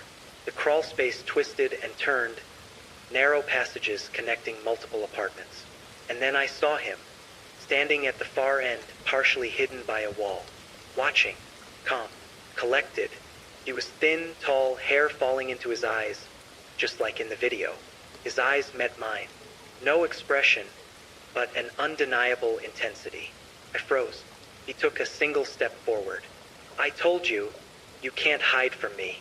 I grabbed the nearest wire and swung it like a whip. It hit him, and he didn't flinch. He simply raised a hand, and the monitors around him flickered. Each screen now showed me every apartment, every hallway, every angle. I realized then he didn't need to move to watch me. He had cameras everywhere. He smiled faintly. You think the crawl spaces are dangerous? No. The building itself is mine. Every wall, every vent, every floorboard, my eyes are everywhere. I backed away, my flashlight trembling, and stumbled into a corner, my chest heaving. I could feel him closing in, even without seeing him move. And then, a sound from above. Footsteps, heavy, deliberate, coming down the hallway outside. He turned his head toward the noise, listening. His attention split. That was my chance. I bolted, crawled backward as fast as I could, ducking into a side passage. My hands scraped the insulation and wires. Dust filled my lungs. Finally, I saw a light, the exit to another hallway. I scrambled out, gasping, and ran straight for the stairs. Behind me, I could hear him moving through the crawl space. Faster now, the sound of metal scraping wood, the faint thud of boots on floorboards. I didn't look back. I didn't stop. I burst out of the building into the cold night air. The street was empty. My lungs burned. My legs ached. Somewhere inside, he was still there, waiting, watching, patient, calculating. I knew this wasn't over, not by a long shot. I ran until the building was just a fading shape behind me, swallowed by the night. My lungs burned, my heartbeat in my ears. But even as I slowed, even as the wind stung my eyes, I couldn't shake the feeling that he was still there. Not just behind me, but around me. Like his presence had left the walls and was now hiding inside every sound, every shadow. Lena caught up a few blocks later. She didn't speak. She just grabbed my arm and steered me into a 24-hour diner across the street. The smell of burnt coffee and cheap syrup felt grounding. Normal. For a moment, we sat in the corner booth, trembling hands around hot mugs we never drank from. Neither of us said anything until the waitress left. Finally, Lena whispered, "We have to tell someone else. The media, the news, someone who'll listen." I nodded, but my voice barely worked. "He's still in there." She frowned. "You're sure?" I looked out the window toward my apartment building. The top floor light flickered once, then went out completely. "I'm sure." We stayed at the diner until sunrise. My phone buzzed constantly. Calls from the police, messages from the landlord, even unknown numbers that I didn't dare open. When daylight finally came, we drove straight to the station. I told them everything. Again. The USB, the crawl spaces, the photos, the man. I even drew a map of the tunnels I'd seen. The detective, a tall woman with dark circles under her eyes, listened carefully. She didn't interrupt, didn't look away. When I finished, she said, "We've been inside that building all morning."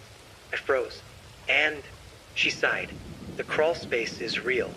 It runs behind every unit, but it's old, parts of it have collapsed. We found some of the cameras you mentioned, but they were dead. No recordings, no signals. Whoever set them up knew what they were doing." My stomach tightened.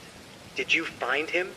She hesitated, then said quietly, "No, but we found something else." She placed a clear evidence bag on the table. Inside was a photo, printed, clean, and perfect. It was Lena and me, sitting in the diner. The timestamp, 3:17 a.m., exactly when we were there. Lena gasped. I felt my throat close. "How?" The detective shook her head. "There were no cameras pointed into the diner. None that matched this angle." She leaned forward.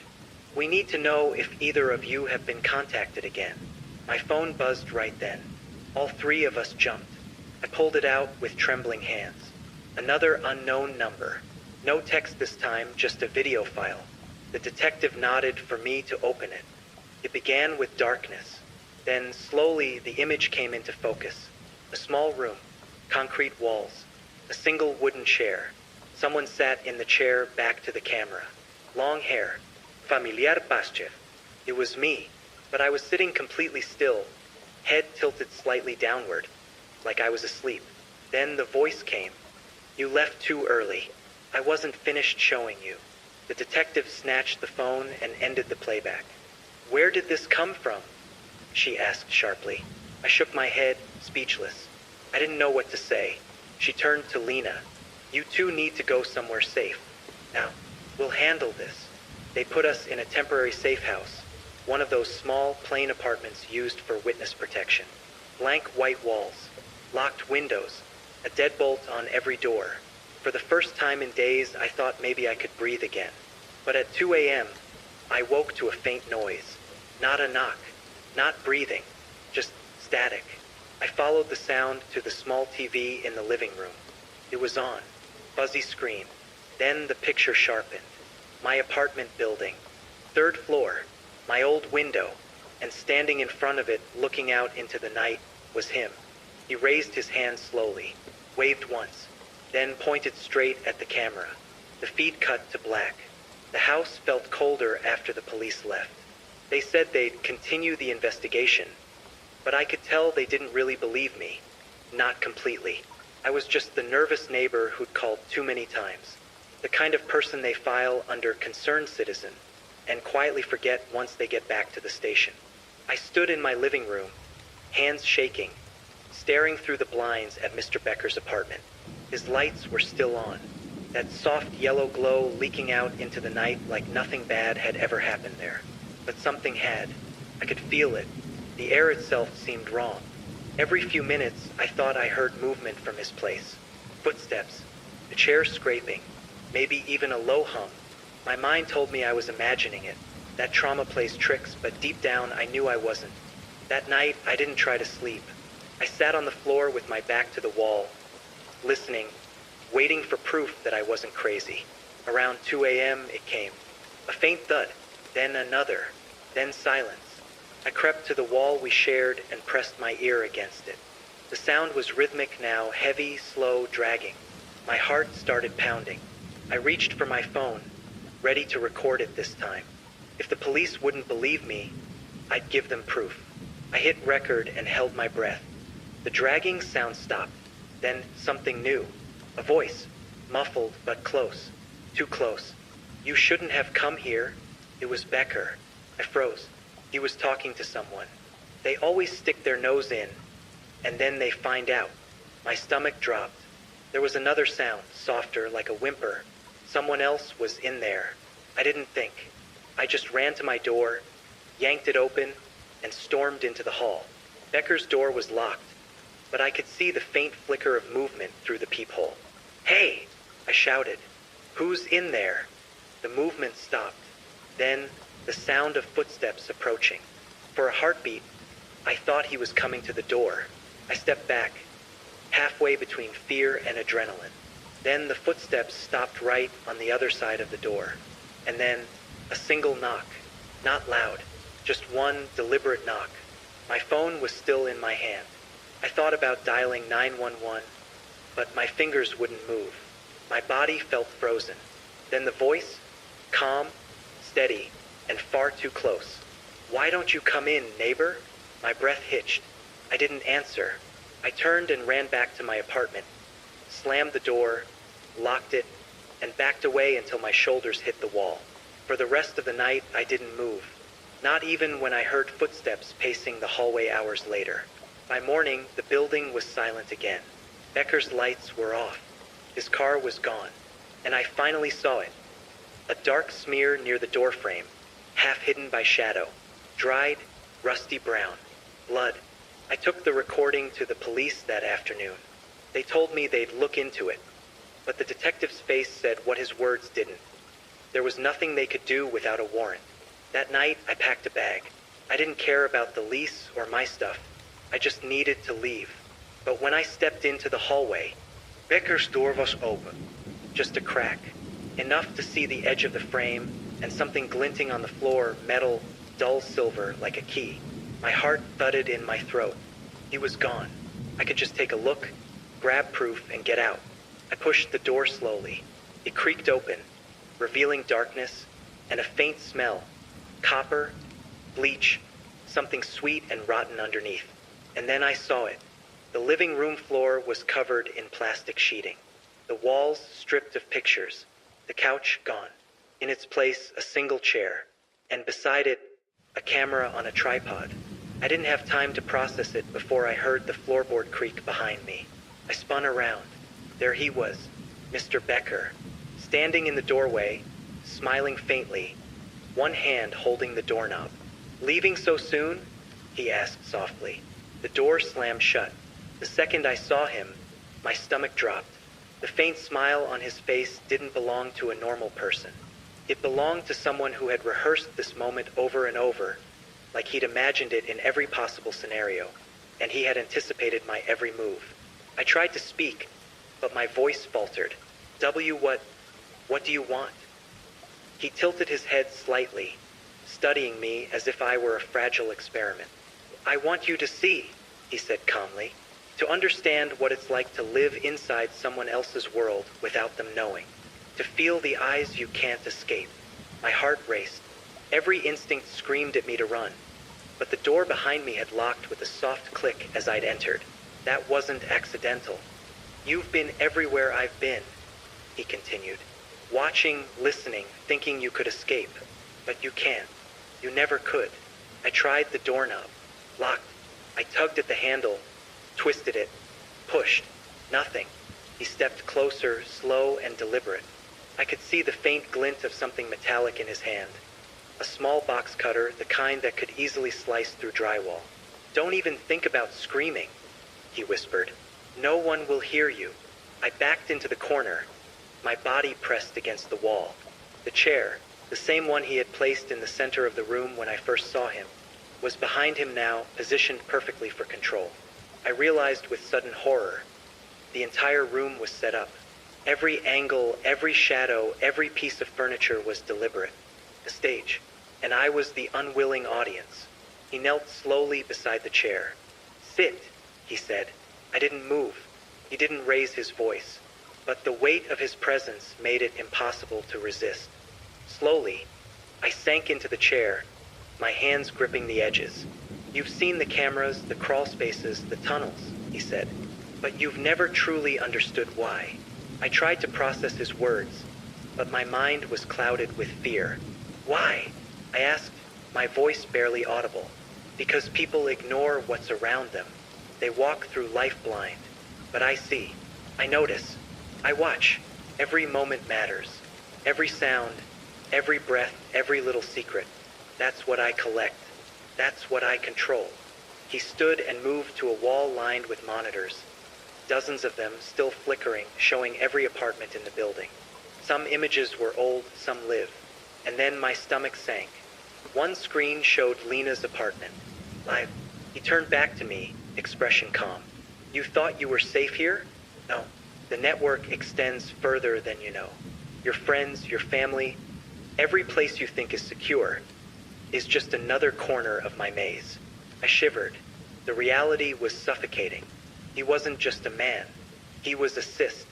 What do you mean? I asked, panic rising. He smiled faintly. I've already uploaded the first batch. The videos, the images, everything you've seen, every private moment. They're already out there. The world is watching you now. And there's nothing you can do to stop it. I felt my chest tighten. The walls weren't just watching anymore. The building wasn't just watching. He had reached beyond it, into the digital world, into my life. I needed to move. I had to think, but every instinct screamed that any sudden motion would trigger him. And then, quietly, almost as if he were testing me, you could try to escape. But remember, I know everything. Every route, every exit, every moment you think is safe. I swallowed hard. I realized I had one choice. I had to fight, but carefully. Every step had to be calculated. Every movement predicted. My mind raced, searching for a flaw in his plan, any possible weakness.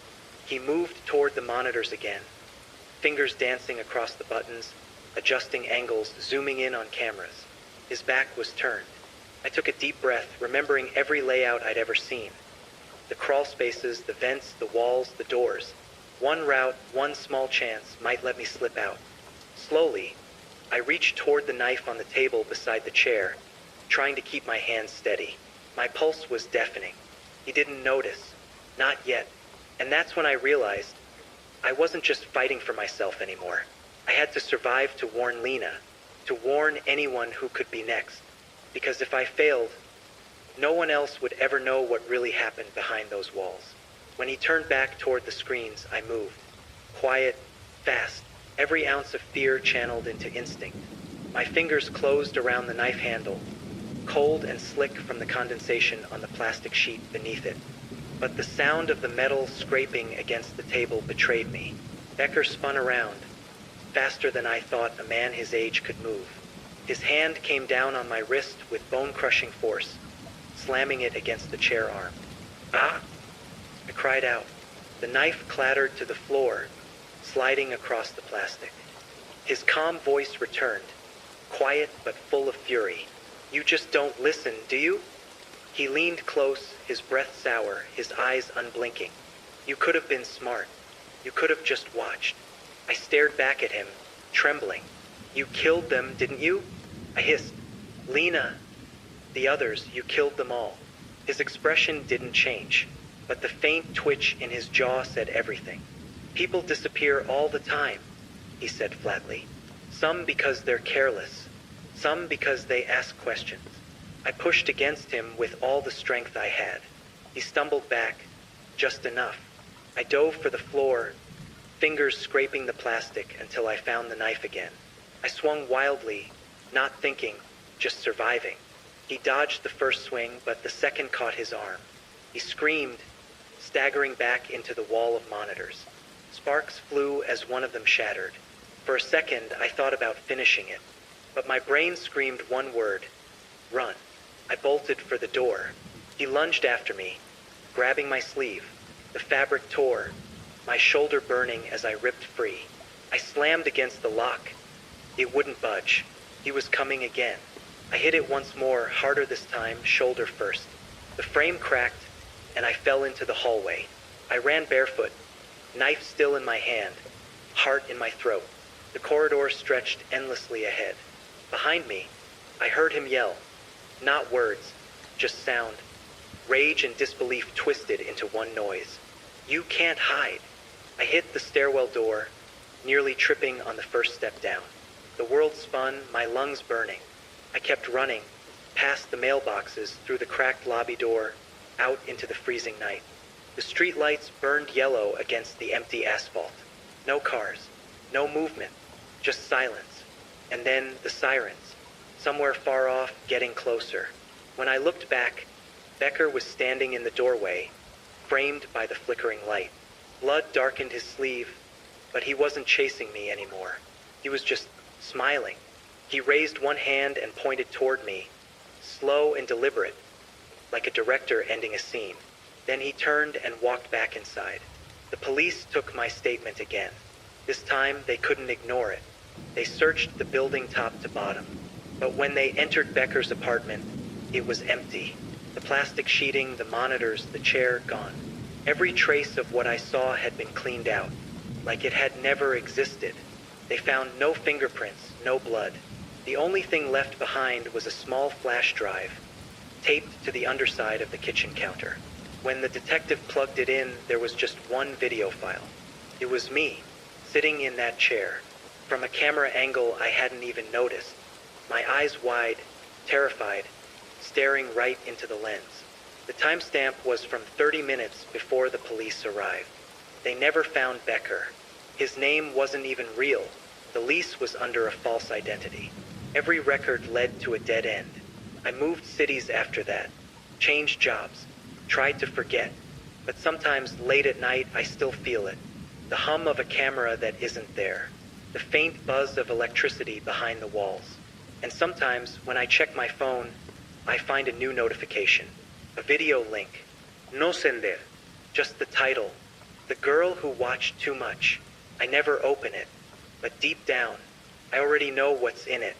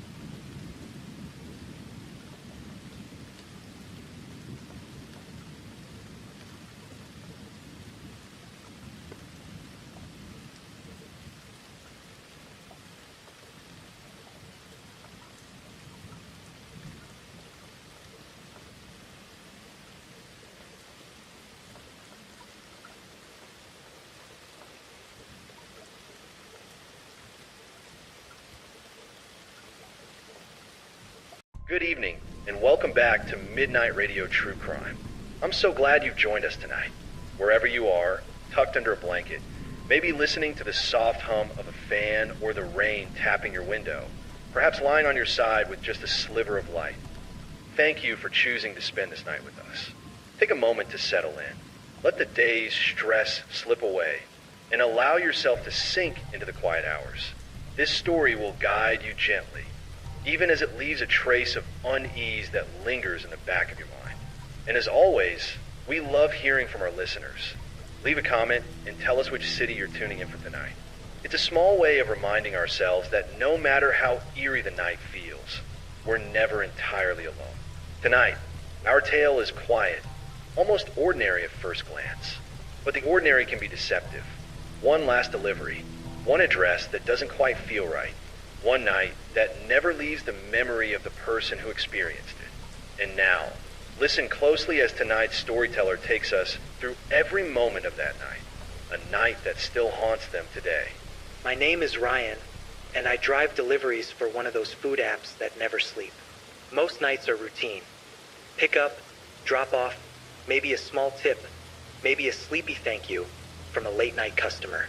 But the night of delivery number 42, it wasn't routine at all.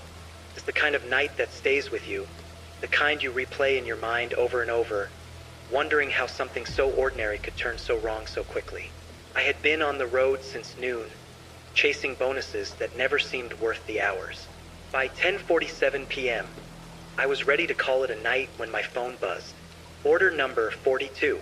I glanced at the screen and muttered a half laugh, half sigh. 42, lucky number, huh? The pickup was at Bangkok Express, my usual spot on Maple Street. Easy enough. But the drop-off address gave me pause. 218 Willow Lane.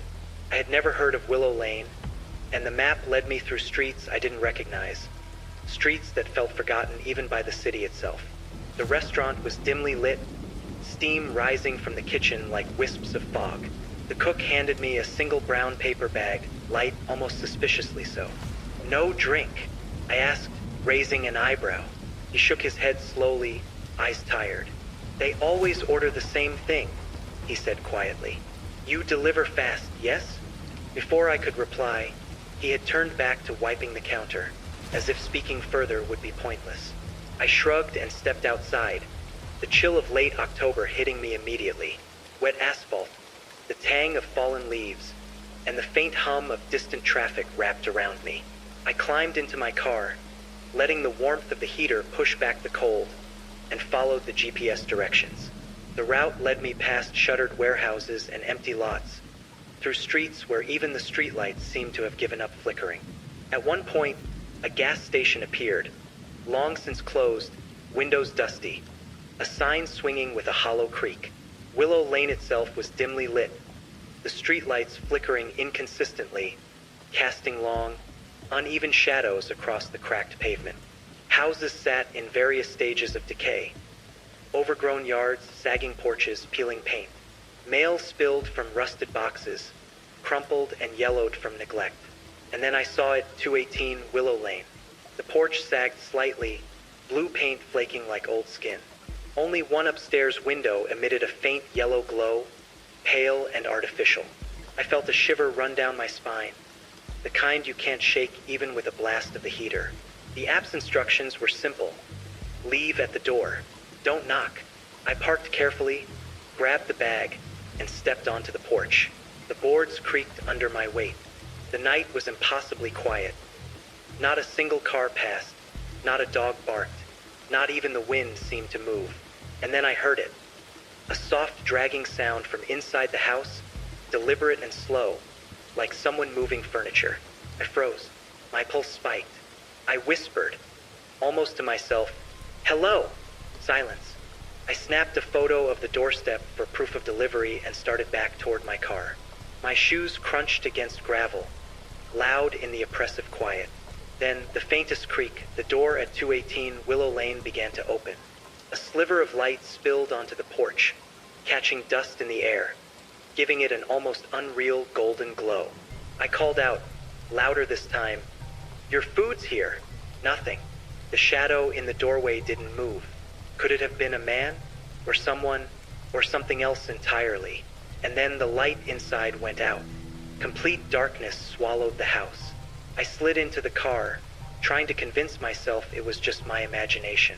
But as I glanced into the rearview mirror, I could see the door still open, and in that narrow line of darkness, I thought I saw movement. A subtle shift, the glint of an eye catching the faint light of my taillights. I told myself it was nothing, just a trick of the night.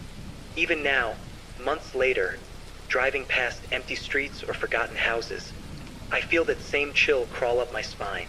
That night, delivery number 42 changed everything about the way I see quiet streets, abandoned houses, and orders that seem normal at first glance. I didn't sleep well that night, not really. Even after pulling away from 218 Willow Lane and trying to convince myself it was nothing, the image of that single glowing window lingered in my mind.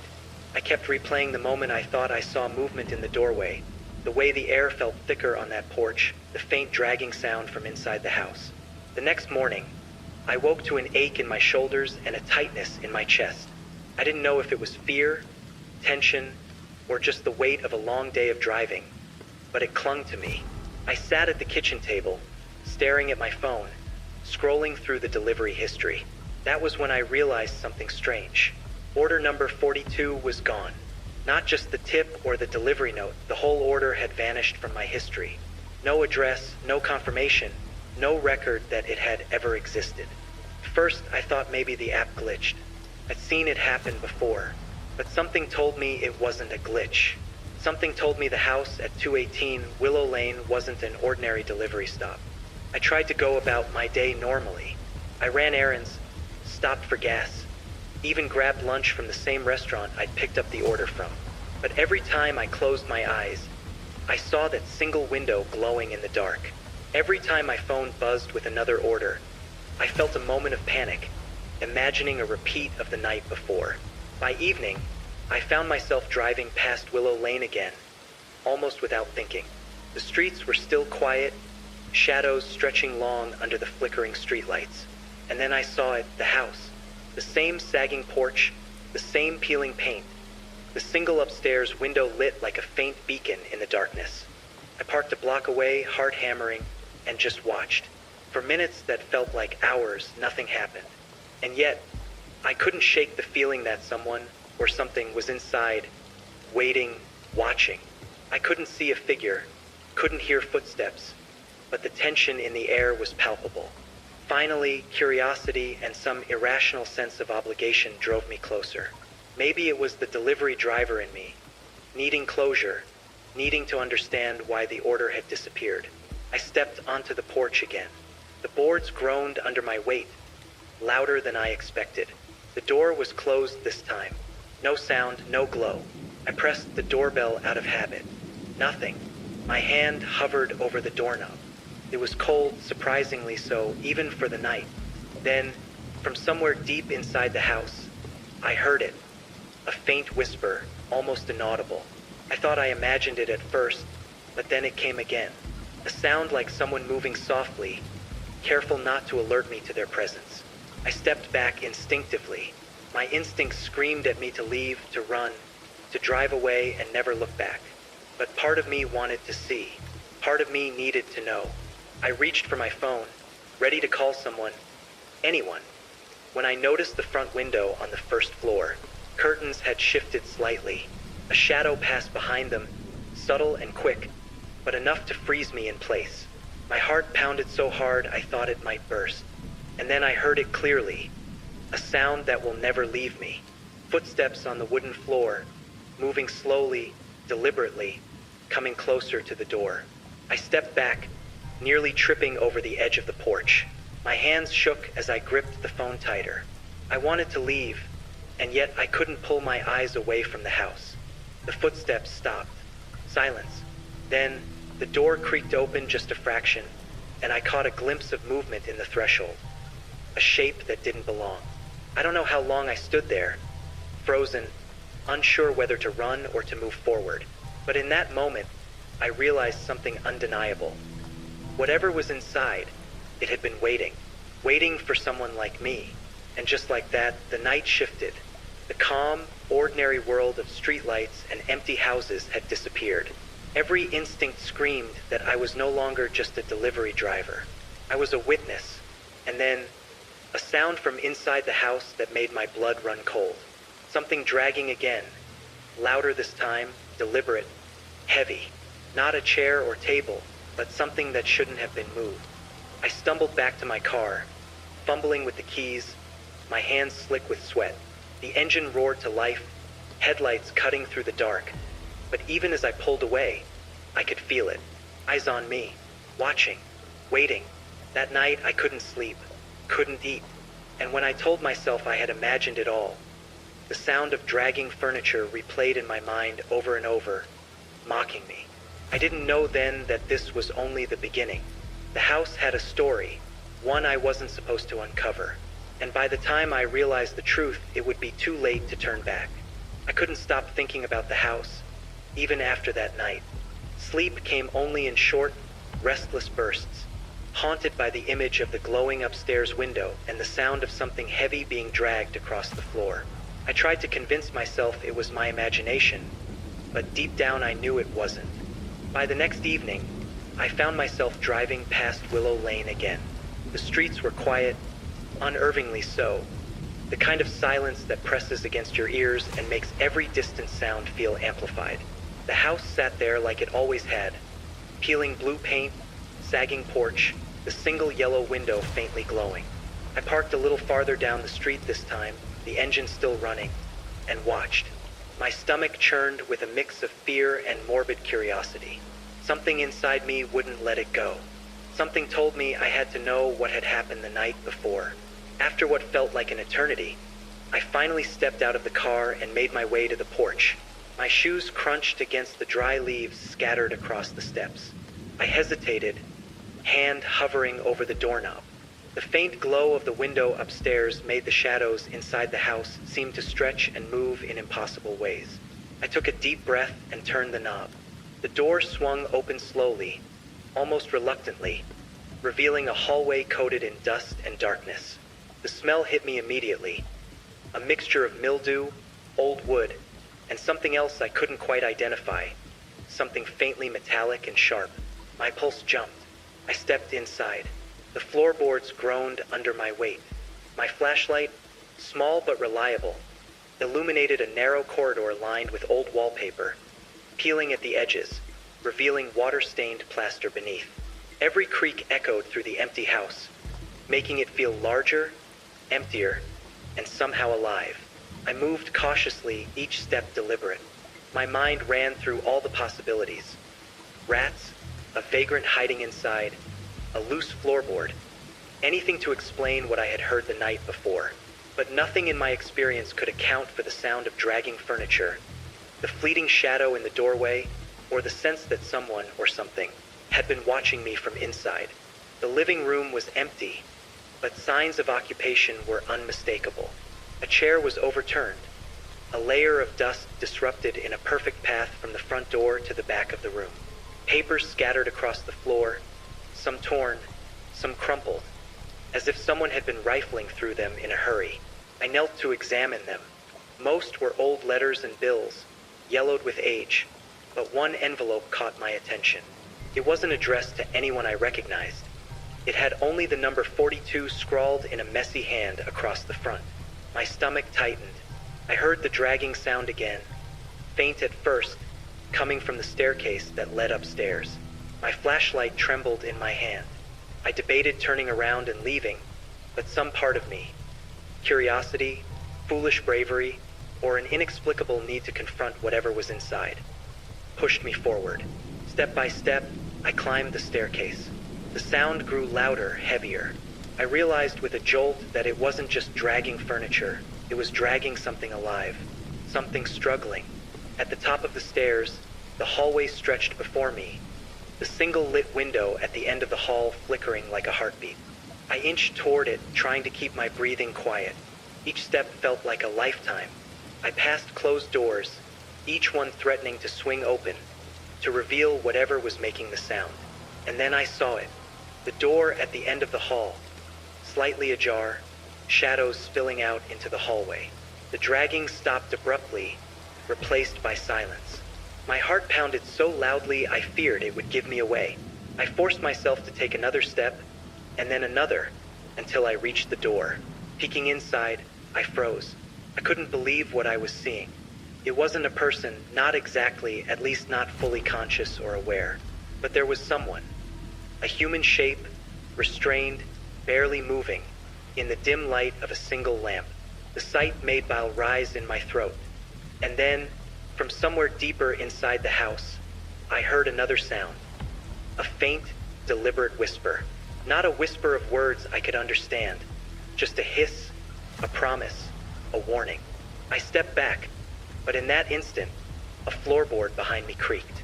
The whisper stopped. Silence. Then movement. Something shifted in the room, just enough to catch my eye, before vanishing into darkness again. I stumbled back, my flashlight swinging wildly, illuminating the walls in staccato bursts. Couldn't leave, and yet I couldn't stay.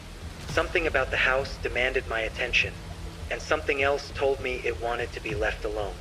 I realized then that whatever had happened the night of delivery number 42 wasn't random. It had been waiting for me, watching, testing, and now I had crossed a line I could never uncross. The hallway seemed endless, stretching like a tunnel into a place I wasn't sure I wanted to go. My flashlight trembled in my hand, every creak of the floor beneath me echoing like a warning. I couldn't shake the feeling that someone, or something, was just out of sight, watching, waiting. I moved toward the door at the end of the hall again. The dim glow of the single lamp inside flickered, casting shadows that danced across the walls in impossible shapes. My stomach twisted as I realized that the person I had glimpsed wasn't just restrained. They were small, curled up, terrified, and utterly helpless. I stepped closer, careful not to make a sound. The air smelled of mildew and decay, mixed with a sharper, metallic tang that made my stomach churn. The whispering sound returned, softer this time, almost like a sigh, slipping through the cracks in the walls. Then I saw it. A narrow doorway hidden behind an old, hanging tapestry. The fabric was thick and dusty, untouched for years. I hesitated. Something about the door screamed danger, but my instincts as a delivery driver, or maybe my morbid curiosity, forced me closer. The door was small, just wide enough for a person to squeeze through. I pushed it gently. It creaked in protest, revealing a dark, narrow staircase leading downward. The air that escaped smelled damp, like the inside of a cellar that hadn't been opened in decades. My heart pounded so hard I feared it would burst through my chest. I debated turning back, but the faint noise of movement from below drew me forward. Step by step, I descended, the wooden stairs groaning under my weight. The flashlight barely penetrated the darkness, illuminating cobwebs and dust particles floating like tiny stars in a black void. At the bottom, I found myself in a small, windowless room. The walls were bare, except for deep scratches that etched across the wood like some kind of warning. And in the middle of the room, lying on a threadbare mattress, was the person I had seen upstairs, a young woman, her eyes wide with fear, hands bound tightly. Her breathing was shallow, and she flinched when I stepped closer. "Hey, it's okay," I whispered, though I wasn't sure if it was. "I'm not going to hurt you." She didn't respond, only stared at me, frozen, as if any movement might trigger some unspeakable consequence. I wanted to ask questions, to demand answers, but the atmosphere of the room kept me rooted in place. The dragging sound I had heard upstairs returned, louder this time, echoing through the house with a rhythm that matched the beat of my racing heart. I scanned the room for anything that could explain this nightmare. A stack of papers lay in a corner, stained and torn, with words I couldn't make sense of. A small box on a shelf rattled slightly, as if something inside were alive. My hands shook, my mind racing with fear and confusion. Then I heard the whisper again, closer this time. Not from the woman, but from somewhere else behind a wall, under the floor, or maybe above the ceiling.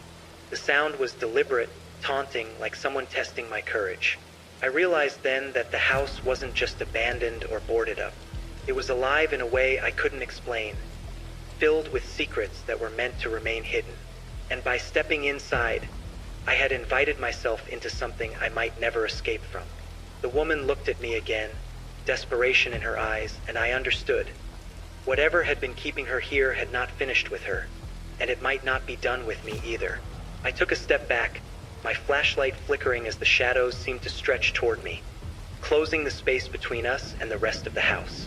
The walls groaned, almost in response to my presence. And in that moment, I knew this night would change everything. Not just for her, but for me. Something was coming. I could feel it. A presence that had been patient, waiting, and now aware that I had entered its domain. The sound of dragging grew louder, closer, resonating through the very floor beneath my feet. I had no idea what I was about to face, but I knew one thing with certainty. There was no turning back now. I barely registered the stairs behind me anymore, my focus consumed by the woman on the mattress and the strange, deliberate sounds that reverberated through the house. The dragging upstairs, the soft, rhythmic scraping of something heavy against wood, had grown louder, more confident, like it knew I was down here, watching, waiting. The woman's eyes flicked to the stairs behind me. I hadn't noticed before, but her glance carried the weight of warning.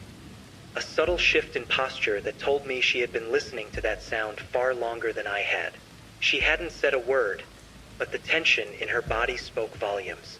I don't know how long you've been down here, I whispered, crouching closer to her.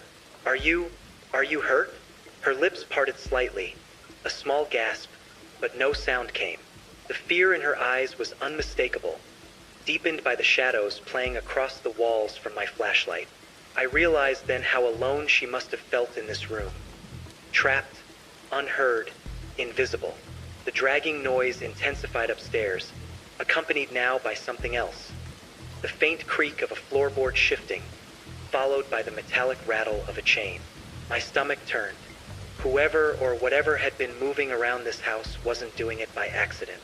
I glanced at the small staircase I had descended to reach the hidden room. Going back up meant crossing the hallway, passing that ominous source of noise.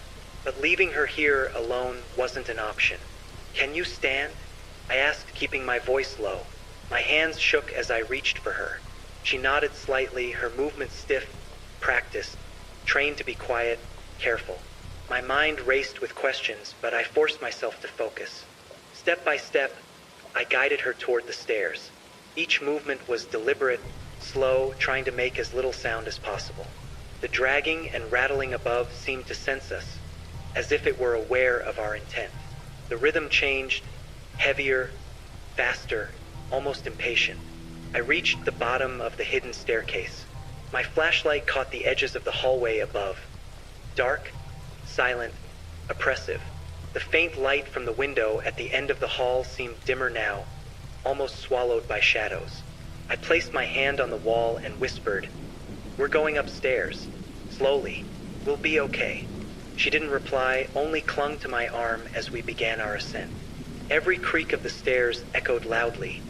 Every scraping sound above us amplified in the tension that filled the house. My heart was pounding so hard I feared it might betray our movements. As we reached the top landing, I realized something. The hallway seemed longer than I remembered.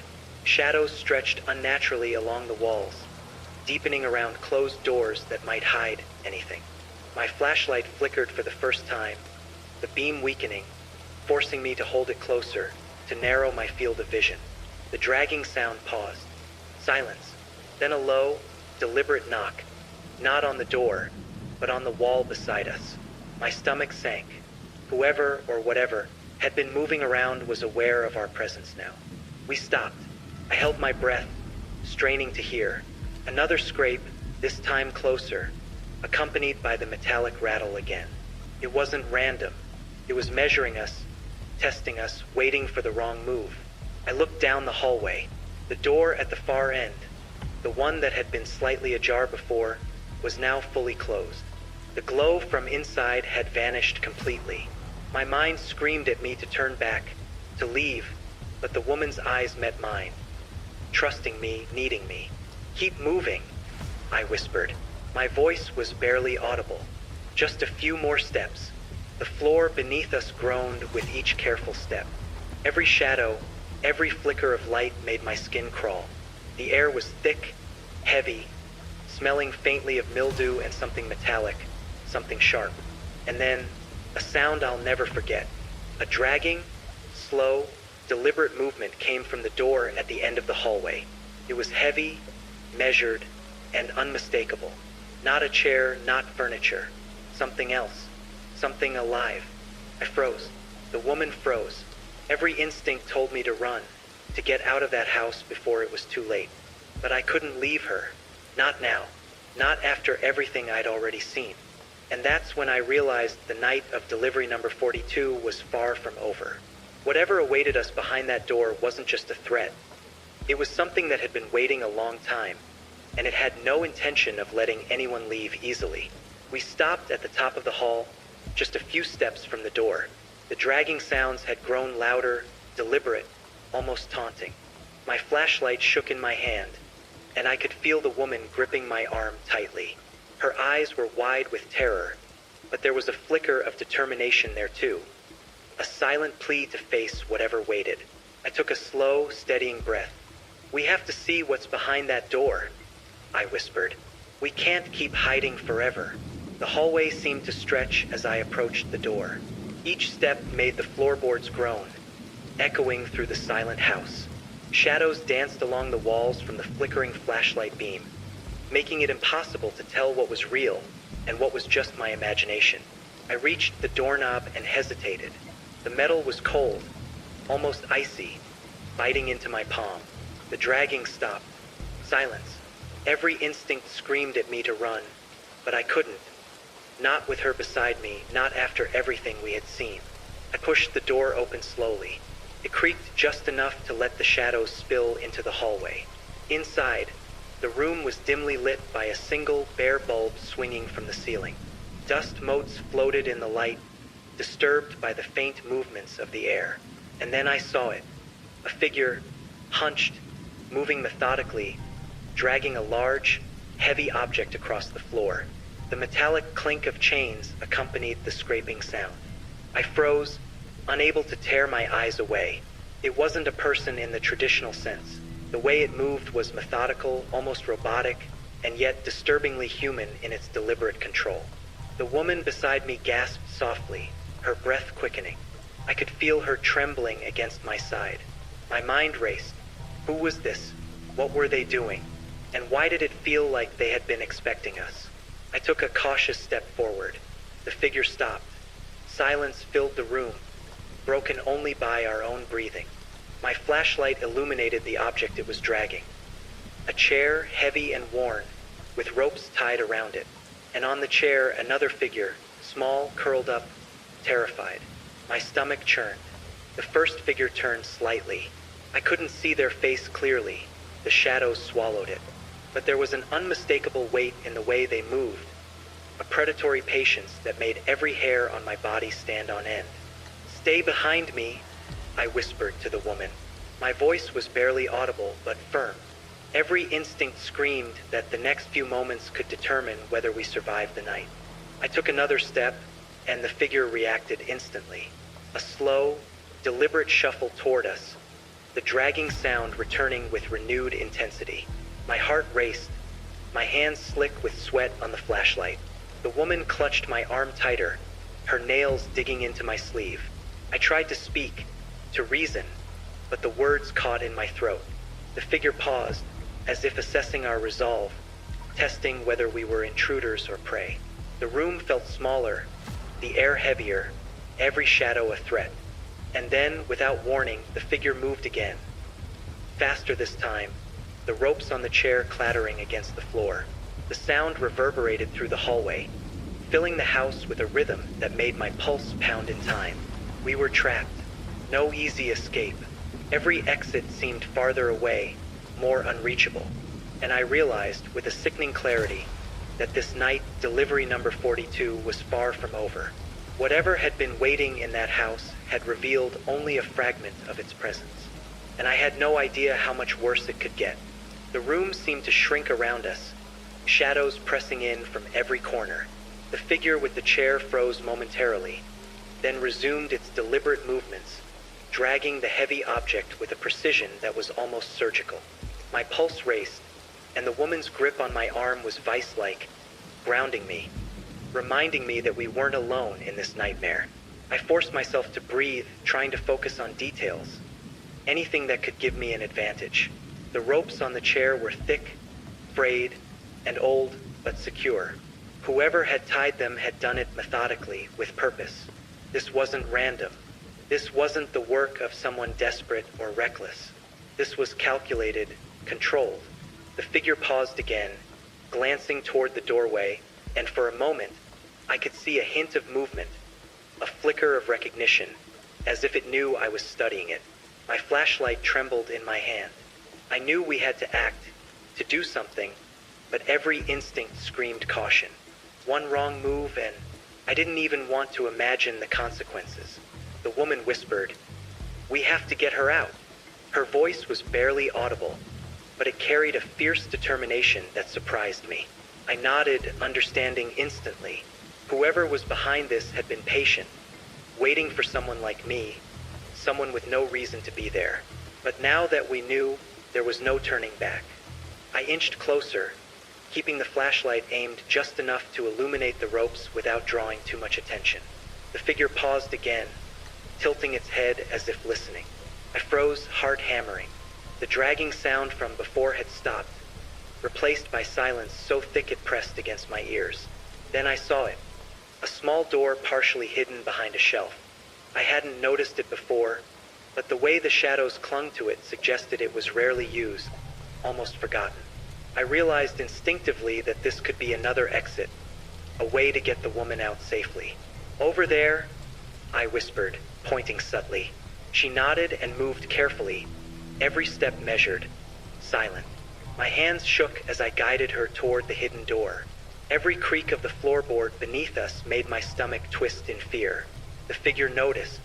It shifted suddenly, the chair scraping against the floor. The sound made us both freeze, our breaths caught in our throats. Its head tilted, slowly, deliberately, and then it moved again, gliding toward us with a purpose that made my blood run cold. I glanced at the bound woman. Her eyes were wide, filled with silent pleas. I had to act fast. I grabbed a nearby shelf, using it to block the figure's path, giving the woman a few precious seconds to reach the hidden door. She slipped through just as the figure lunged, its movement swift and precise. I slammed the shelf down, holding my ground, the dragging sound growing louder, more aggressive. My heart raced, each beat echoing in my ears. The figure paused, assessing me, calculating its next move. I realized in that moment that this wasn't just about the woman. It was about control, about power, about fear itself. The hallway felt endless. Every shadow seemed alive, every whisper in the darkness a threat. I knew I had to follow, had to see where this path led, but the weight of what I had seen pressed down on me. The hidden door opened onto a narrow passageway, dark and suffocating. The woman had already begun moving through it, and I followed, flashlight shaking, illuminating only the immediate space ahead. The sound of dragging echoed behind us, a constant reminder that we were being hunted. I realized then that the house held secrets far beyond what I had imagined. Every corner, every creaking floorboard, every shadow was part of a meticulously crafted nightmare, and we were now trapped within it, forced to navigate its horrors with only our wits and courage. And as we moved deeper into the passage, I couldn't shake the feeling that the worst was yet to come. The hidden passageway was narrow, barely wide enough for the two of us to move side by side. The walls were damp, the smell of mold thick and oppressive. My flashlight flickered again, casting long, wavering shadows that made every surface look alive, crawling. Every step felt amplified, echoing off the walls and into the darkness beyond. The woman stayed close, her shoulder brushing against mine, her breathing shallow but steady. She hadn't said a word since we'd entered the passage, but I could feel her tension as palpably as my own. Whoever had kept her here had trained her to be silent, to move carefully, and the instincts ingrained in her were now saving both our lives. I tried to focus on the details, the texture of the walls, the uneven floorboards, the faint traces of dust that suggested occasional movement. This passage hadn't been used often, perhaps decades at most, but it had been maintained just enough to serve a purpose. And I had a sinking feeling I would soon understand what that purpose was. The faint dragging noise we'd heard upstairs was gone, replaced by a new sound. The soft scuff of something being slid along the floor, faint but deliberate. It seemed to follow us, an echo of the presence above, a reminder that the house wasn't finished with us yet. The passageway took a sharp turn to the left, and I could feel a change in the air, cooler, damper, heavier. I pressed on, urging the woman forward with gentle nudges. Every instinct screamed that we were being watched, measured, evaluated. The air was thick with anticipation, a weight that settled over my shoulders and made each step more labored than the last.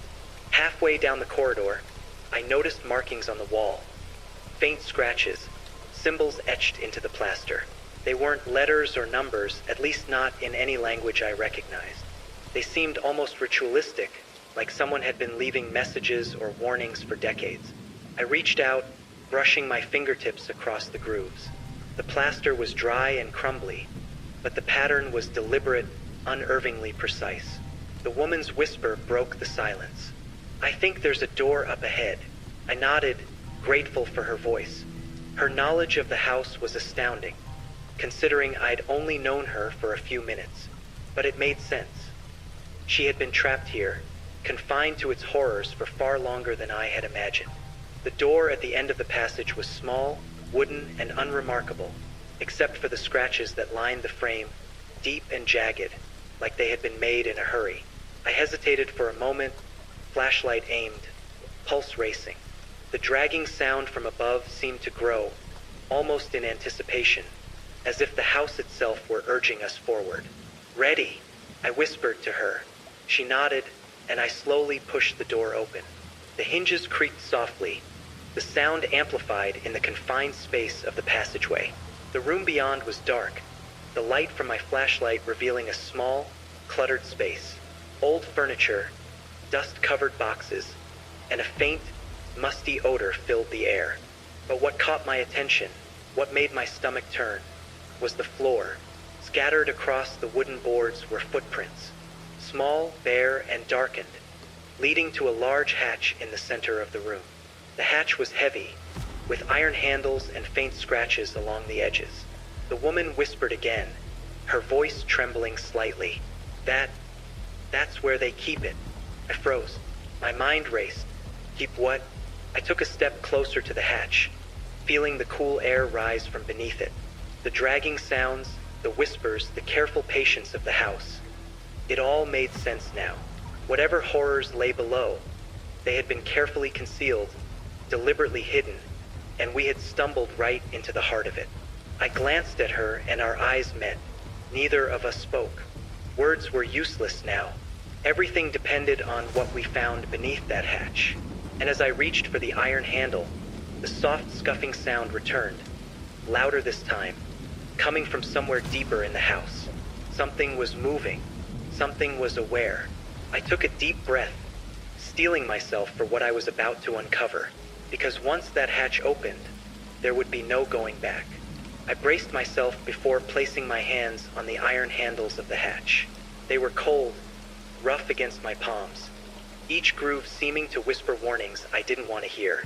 The woman stood beside me, silent, her eyes wide with fear and anticipation.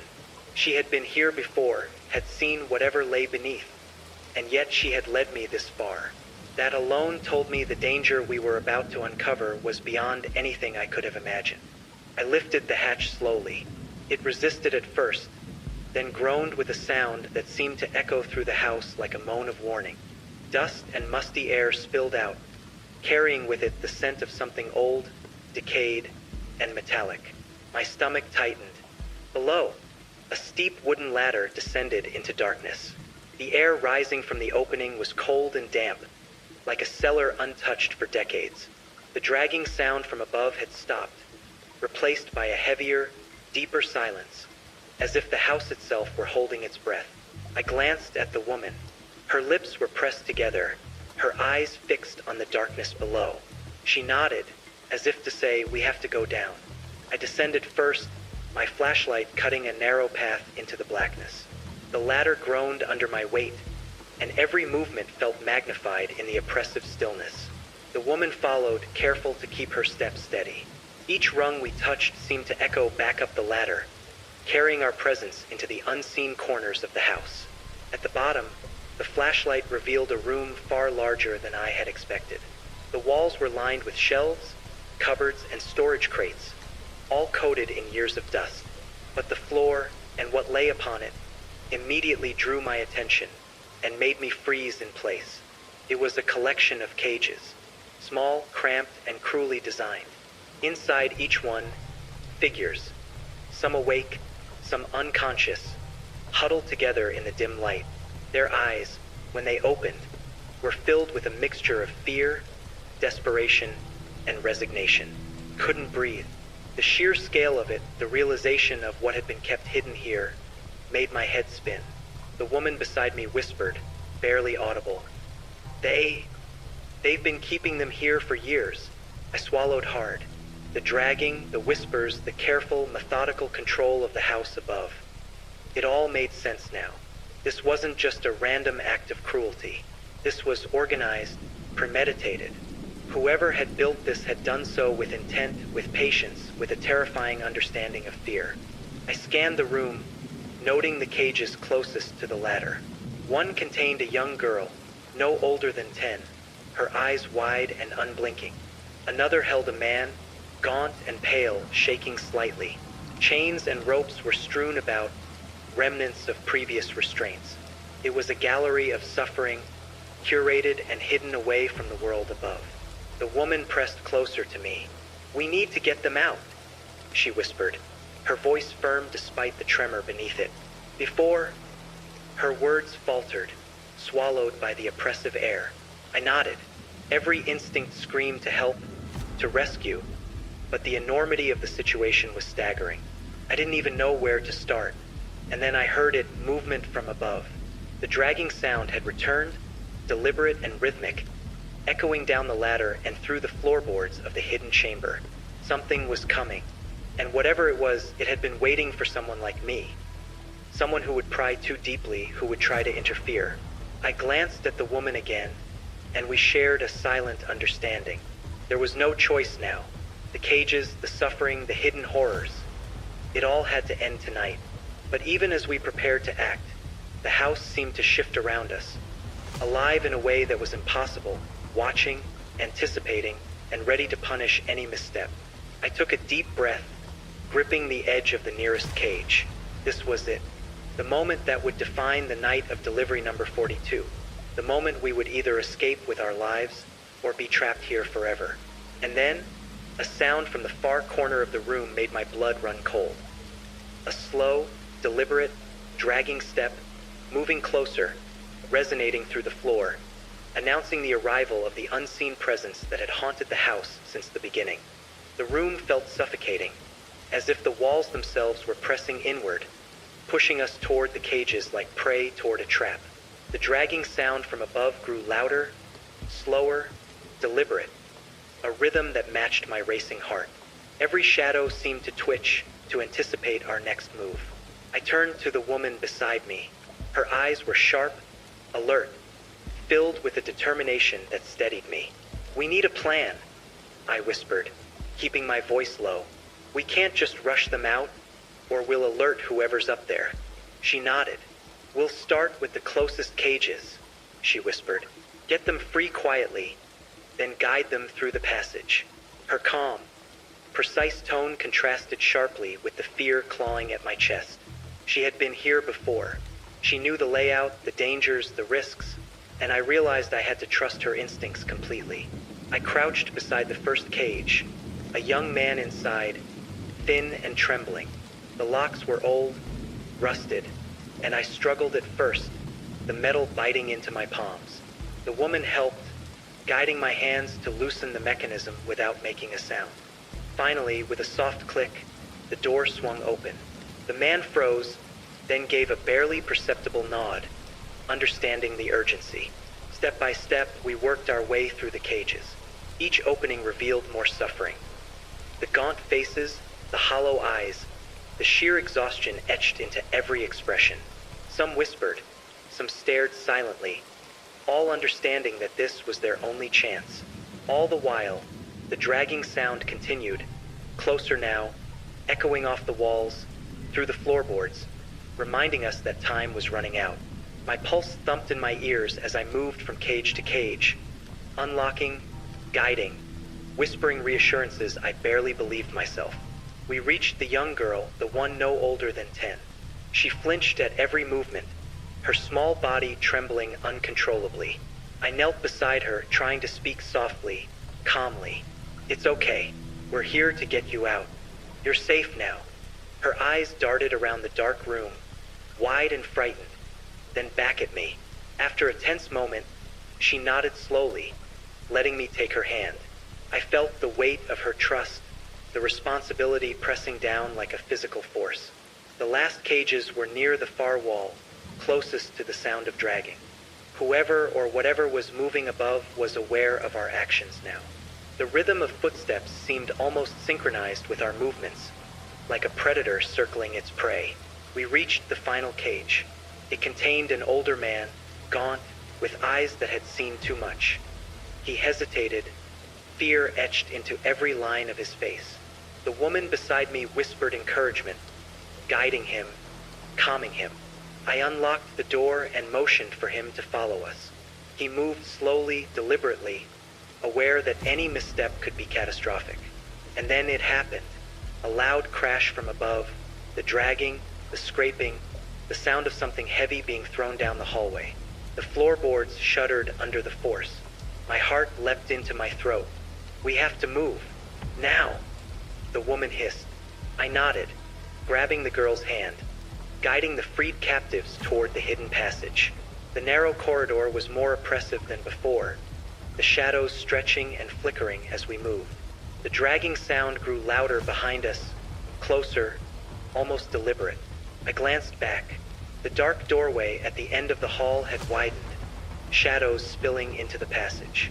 Whatever had been waiting above was coming for us. Every step we took now felt precarious, like walking on a knife's edge.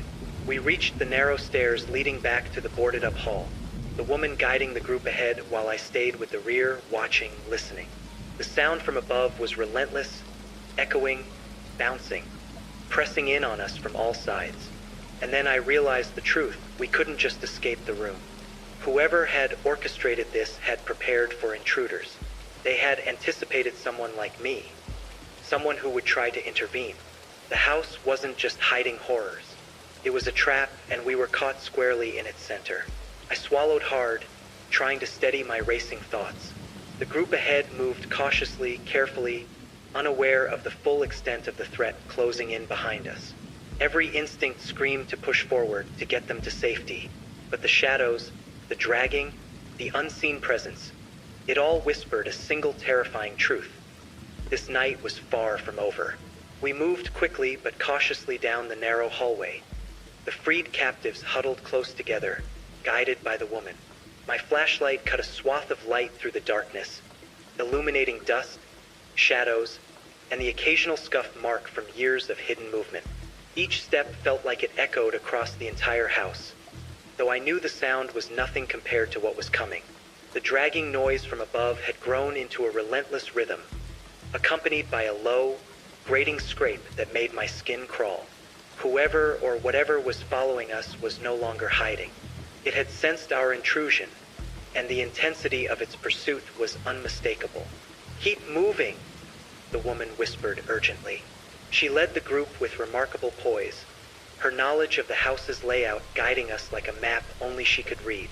I stayed behind, scanning for any obstacles, listening for the subtle shifts in the sounds above us. As we reached the first junction in the hallway, a sudden crash resounded from above. Something heavy had been thrown, maybe a piece of furniture, maybe a trap. The floorboards quivered, dust falling like rain around us. My heart leapt, adrenaline surging. One of the younger captives froze, terrified, but the woman nudged him forward gently yet firmly. "Keep going. You're safe now," she whispered. The words sounded hollow even to my ears, but I knew we had no time to pause. The hallway stretched endlessly. Shadows twisted unnaturally as my flashlight beam flickered, the low hum of tension pressing down on us. I could hear faint whispers of movement to my right, the scrape of feet, the subtle creak of floorboards, the dragging, relentless, closing in. Then the sound shifted, not just from above, but alongside us, faster now, as if the presence was splitting, approaching from multiple directions. Panic threatened to overwhelm me, but I forced myself to focus. The group ahead moved steadily, unaware of how close danger truly was. We turned a corner, and the passage opened into a larger foyer. Moonlight spilled through cracked windows, offering a faint, silvery illumination. It was the first time in what felt like hours that we could see more than a few feet ahead. Relief surged briefly, only to be replaced by renewed terror when the scraping sound intensified. Something moved across the upper balcony that overlooked the foyer, a shadow shifting unnaturally fast. My flashlight flickered again. I felt the woman brush my arm, urging me forward. "We can make it," she whispered, voice tight with tension.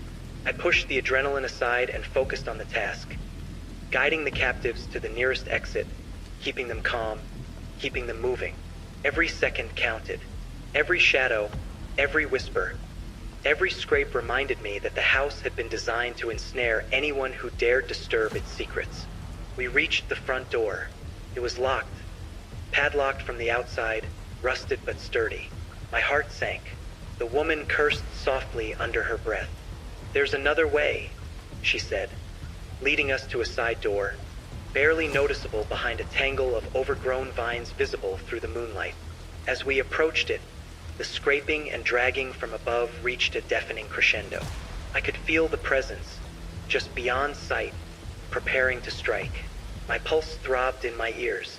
The woman turned to the group and hissed, "Out now!" One by one, we slipped through the narrow door into the cold night. The air was crisp, sharp, and tasted like freedom, but the sense of pursuit didn't end. I could still hear the dragging, slower now, deliberate, coming from inside the house. I glanced back. The windows of the house reflected moonlight, shadows dancing in patterns that were impossible, unnatural. Whoever had orchestrated this, whoever had kept these people imprisoned, was still inside, watching, waiting. We ran, stumbling over roots and debris, hearts hammering, lungs burning. Every step carried the risk of being caught, of turning a desperate escape into a nightmare.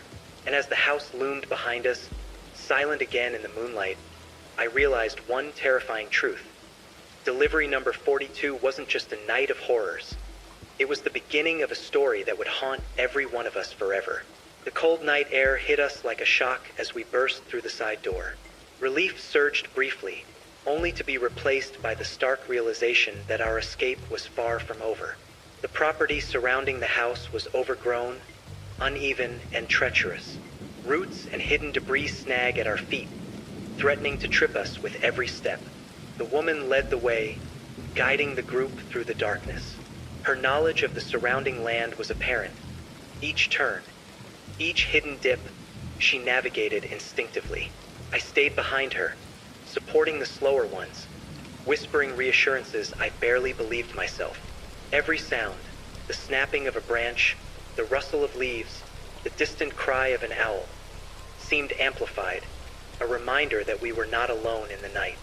"Keep moving," she hissed. "Don't stop. Don't look back." I glanced behind us, and my stomach clenched. The house loomed in the distance, its dark windows like eyes watching our every move. I couldn't see anyone. No shadow, no figure. But I knew the presence inside hadn't let us go entirely. It was patient, waiting, lingering. We moved swiftly through the brush, slipping past fallen branches and thorny undergrowth. The freed captives stumbled occasionally, but the woman's calm guidance kept everyone moving. Their fear was palpable, an invisible weight pressing down on us all. Somewhere behind us, a faint scrape echoed through the trees, a sound that could have been the wind, or it could have been the house reaching for us one last time. My heart pounded. I didn't dare look. I focused instead on keeping the group together, on getting them to safety. After several tense minutes, we reached a gravel road, illuminated faintly by the pale glow of the moon. I could see houses in the distance, civilization, light, the promise of safety. The group's pace quickened, renewed by the sight of the familiar, but the sense of dread didn't lift. I knew the house and its secrets would linger in our minds forever. The dragging, the shadows, the cages, they weren't just memories. They were a warning. We reached a distant street lamp, the light washing over us, revealing the dirt-streaked faces of the captives. Their expressions were a mixture of disbelief, fear, and cautious hope. For the first time in hours, I allowed myself a deep breath, letting the night air fill my lungs. The woman whispered, "We're not safe yet. We need to get to the police. They'll know what to do." I nodded, understanding that the true danger wasn't the immediate escape. It was what would follow. Unraveling the truth, confronting the authorities, facing the reality of the horrors hidden in that house. And as we moved toward the distant lights of civilization, I couldn't shake the feeling that something was still watching us, patient, waiting. The house hadn't finished with us, but for now we ran. Every step, every breath, every heartbeat was a small victory, a defiance of the night's horrors. And I knew that even if we survived physically, the memory of delivery number 42 would haunt us forever. The distant glow of the town's lights never felt so welcoming. Each step toward them was like moving through a fog that had been pressing against my chest for hours. The road under our feet was solid, familiar, a stark contrast to the twisted corridors and shadowed rooms we had escaped. Yet, the weight of the night's horrors pressed on us, reminding me that safety was only an illusion until someone knew what had happened inside that house. The woman guided the group toward the nearest police station, her movements purposeful. I stayed behind the slower ones, my flashlight now swinging loosely at my side, unused except for brief glimmers into the darkness around us. The freed captives were quiet, their eyes wide, scanning the shadows around them as if the unseen presence might still be following. When we reached the police station, the first challenge presented itself: disbelief. The night shift officers were tired, overworked, and skeptical. A disheveled delivery driver, a traumatized woman, and a group of rescued individuals appearing out of the night. It sounded implausible. My voice trembled as I tried to recount everything, my words spilling too fast, too frantic, struggling to convey the gravity of what we had uncovered. The woman spoke calmly, precisely, describing the house, the hidden passage, the cages, every detail we could remember. Some of the officers exchanged uneasy glances, one muttering, "Are we talking about some abandoned building?" Or, the fear in the woman's eyes silenced him immediately. She didn't need to argue. The weight of truth in her voice, the palpable terror in her presence, demanded acknowledgement.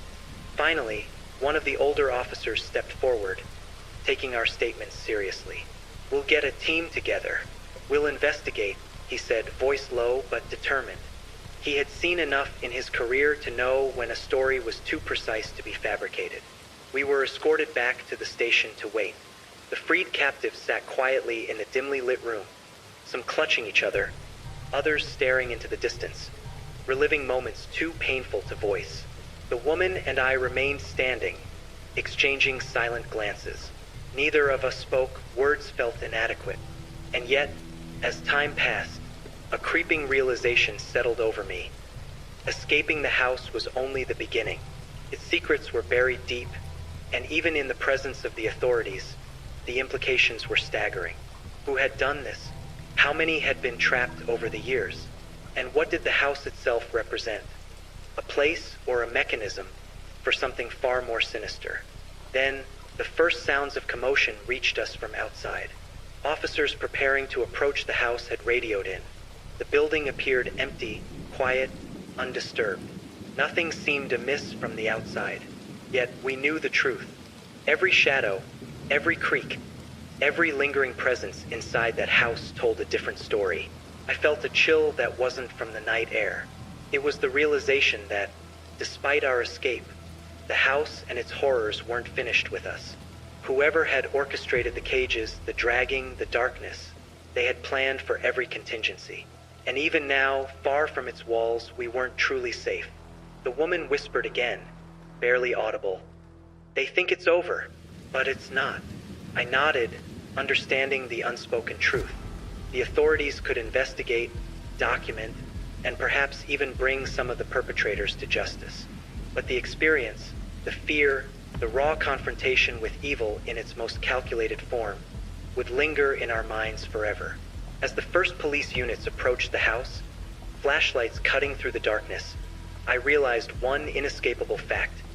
Delivery number 42 had changed everything. The night's horrors weren't confined to the walls of that boarded-up house. They had followed us, imprinted on our memories, etched into our very sense of reality. And though the survivors would find temporary relief in the presence of the authorities, none of us could shake the knowledge that true evil often hides in plain sight, patient, deliberate, and waiting for the next unsuspecting victim. The police approached the boarded-up house with caution, flashlights cutting arcs through the darkness, their radios crackling faintly with updates from the perimeter. I followed at a distance, keeping the survivors close behind, feeling the tension in the air coil tighter with every step. Even outside, the building loomed like a silent predator, its dark windows staring back at us with a weight that felt almost tangible. When the officers finally pried open the main entrance, the smell hit me immediately. Stale, moldy, metallic, and unmistakably human. The air seemed heavier here than it had felt during our escape, as if the house had been holding its breath, waiting for the intrusion. I clenched my fists, gripping the flashlight tightly, bracing myself for what the team would find. The first officers descended into the passageway and cellar. Their shouts and the clatter of equipment echoed off the walls, revealing the hidden horror in stark relief. The cages were still there, empty now, but every scratch on the walls, every scuff on the floorboards, every rusted lock told a story of years of suffering. The sheer scale of it made my stomach churn, my pulse quicken. I watched as investigators meticulously documented everything. They took photographs, collected samples, and whispered to each other in hushed, urgent tones.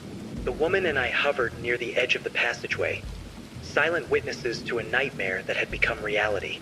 One officer called out, voice tight with disbelief, "There's more, under the floorboards."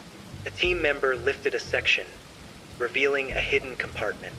Inside were journals, handwritten notes, and photographs, evidence of the captives, their torment, and the meticulous planning that had gone into keeping them hidden. My stomach sank further as I read snippets. Lists of names, dates, instructions, and warnings. Every page screamed intention. Every note confirmed premeditation. The dragging sound we had heard for hours? Likely remnants of mechanisms designed to terrify, to maintain control. The house itself a carefully orchestrated instrument of fear.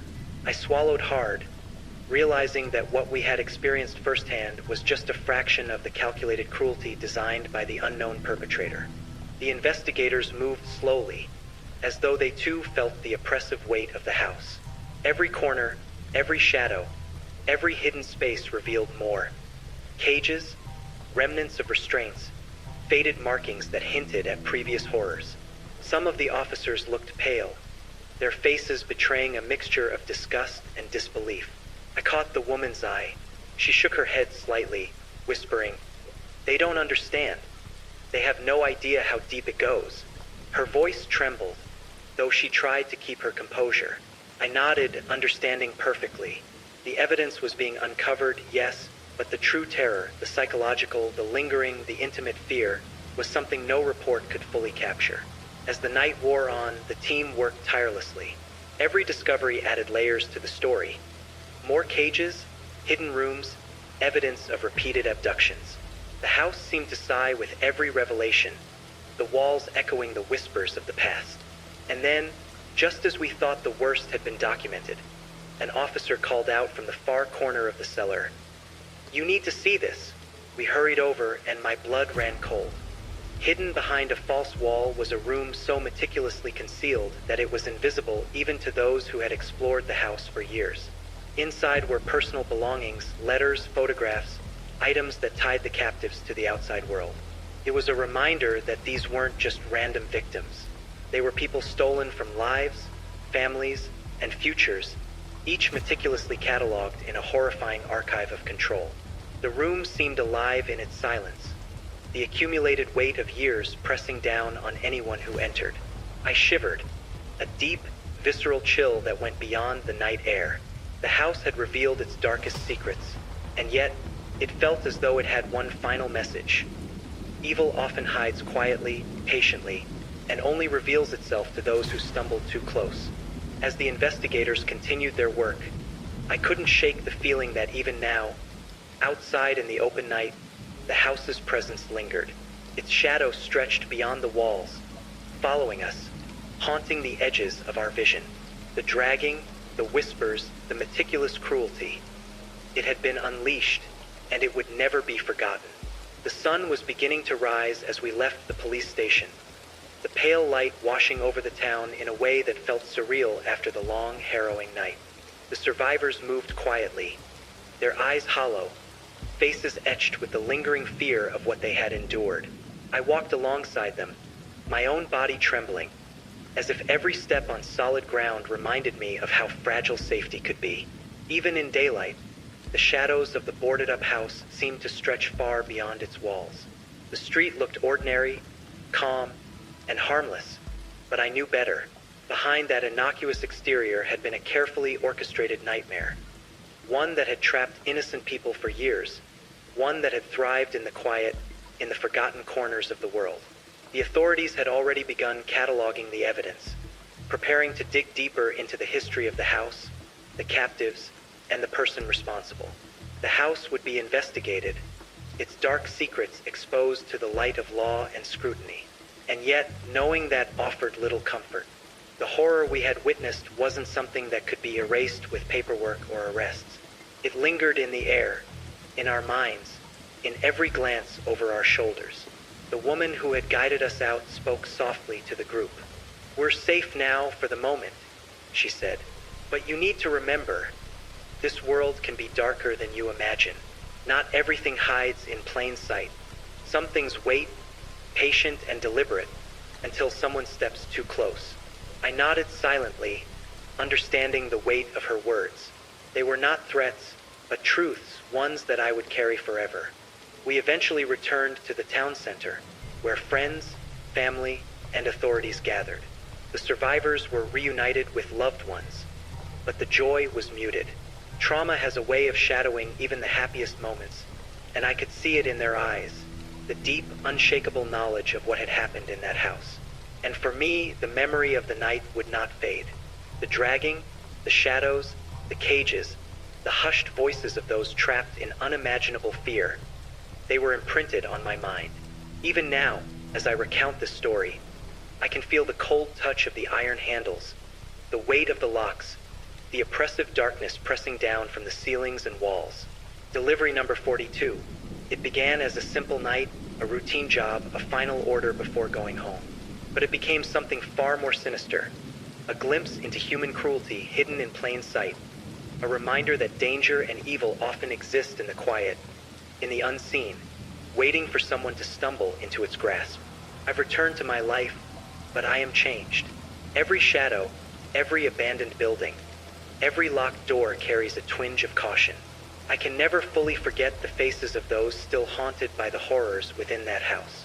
I can never forget the dragging, the whispering presence, the calculated terror that lingered, patient and deliberate. Even now, as I speak these words, I know that some part of that house remains with me. Its echo will follow me, a reminder of what can happen when darkness hides in plain sight, waiting for the unsuspecting. And though the world moves on, the story of delivery number 42 remains. A tale of survival, of terror, of the invisible forces of cruelty that we are fortunate enough to escape, but not fortunate enough to forget.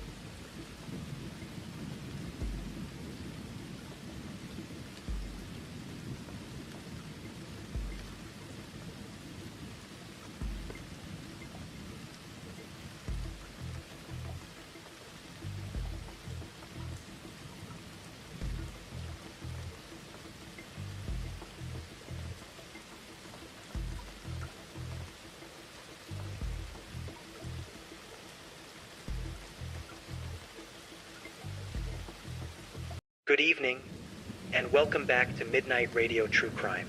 I'm so glad you're here tonight.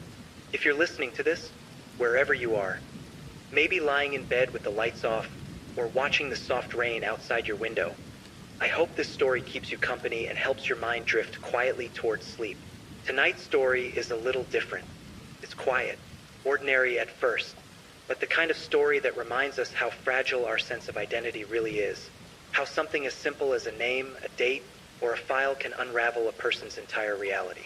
So settle in. Let the night fall around you. And as always, let us know in the comments what city you're tuning in from tonight. We love hearing where our listeners are listening from. Now, imagine this.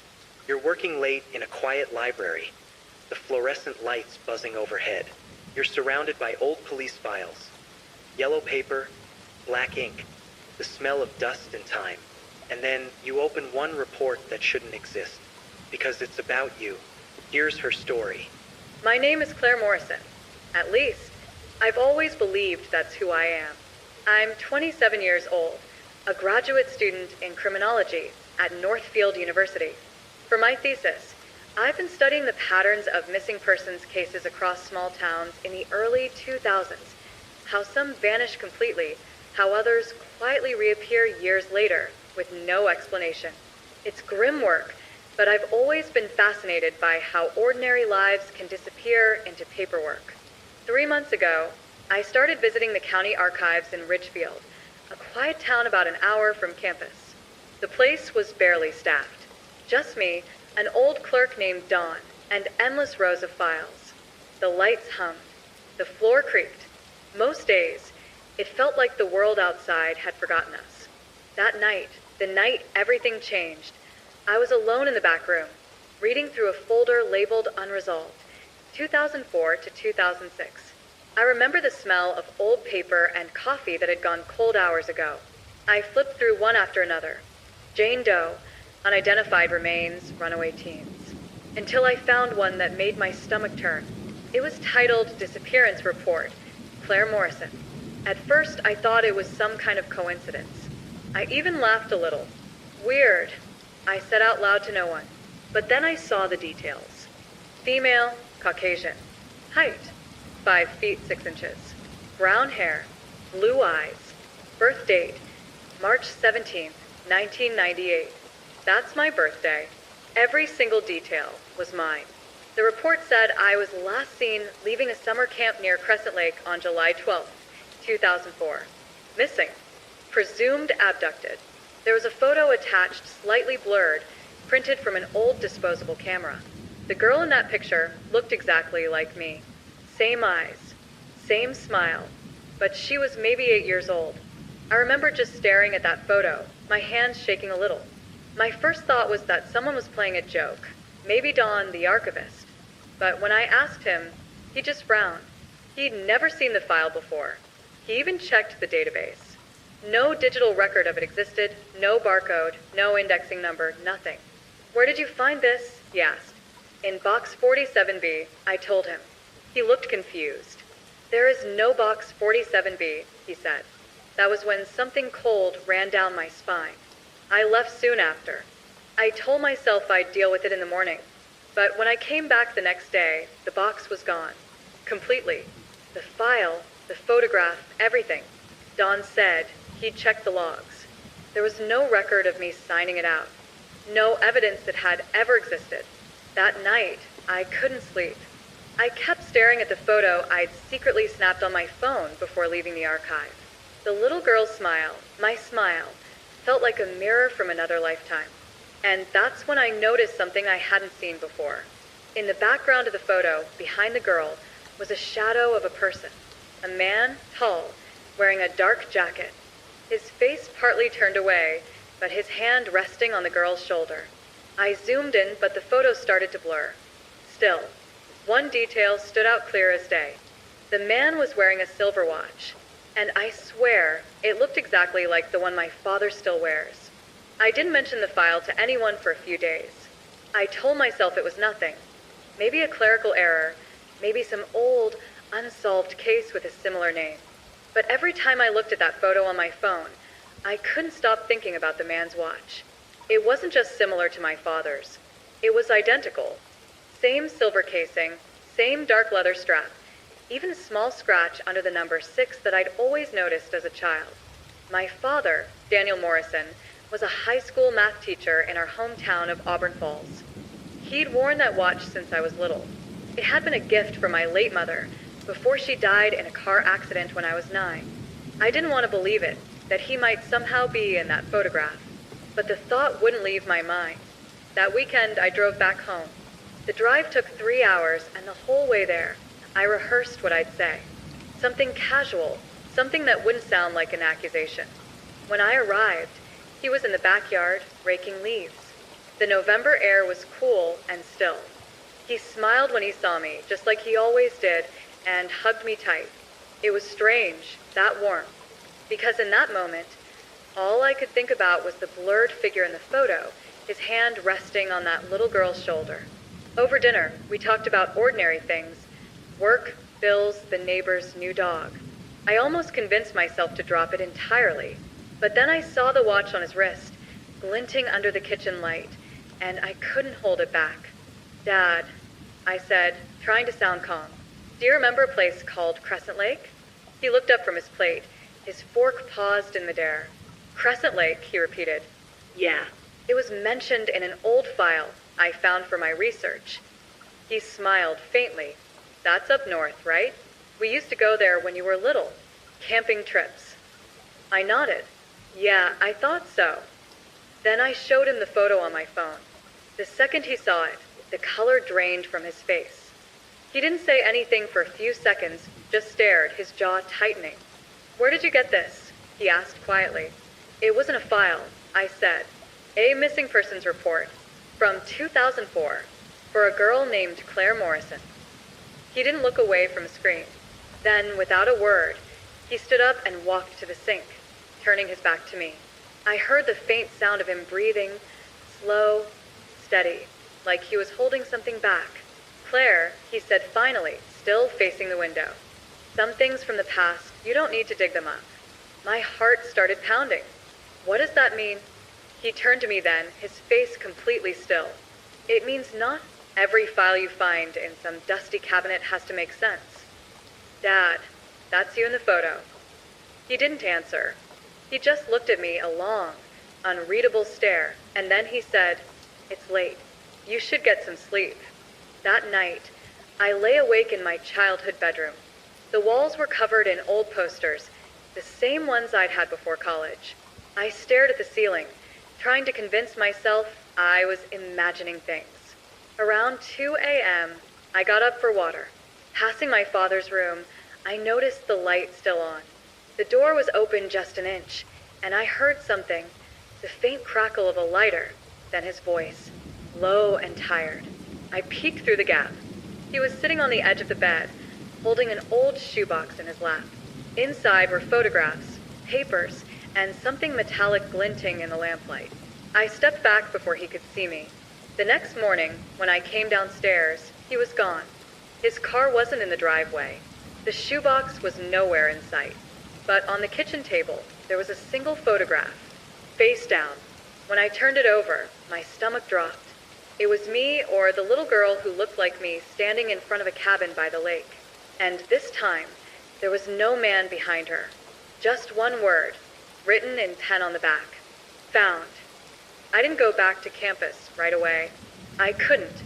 The photo on the table, the one marked found, felt like a message, but I didn't understand what it meant. That morning, I sat in my car outside my childhood home for nearly an hour, staring at the house. The curtains in the living room were drawn, the front door locked. My father's car was still gone. I kept telling myself there had to be an explanation.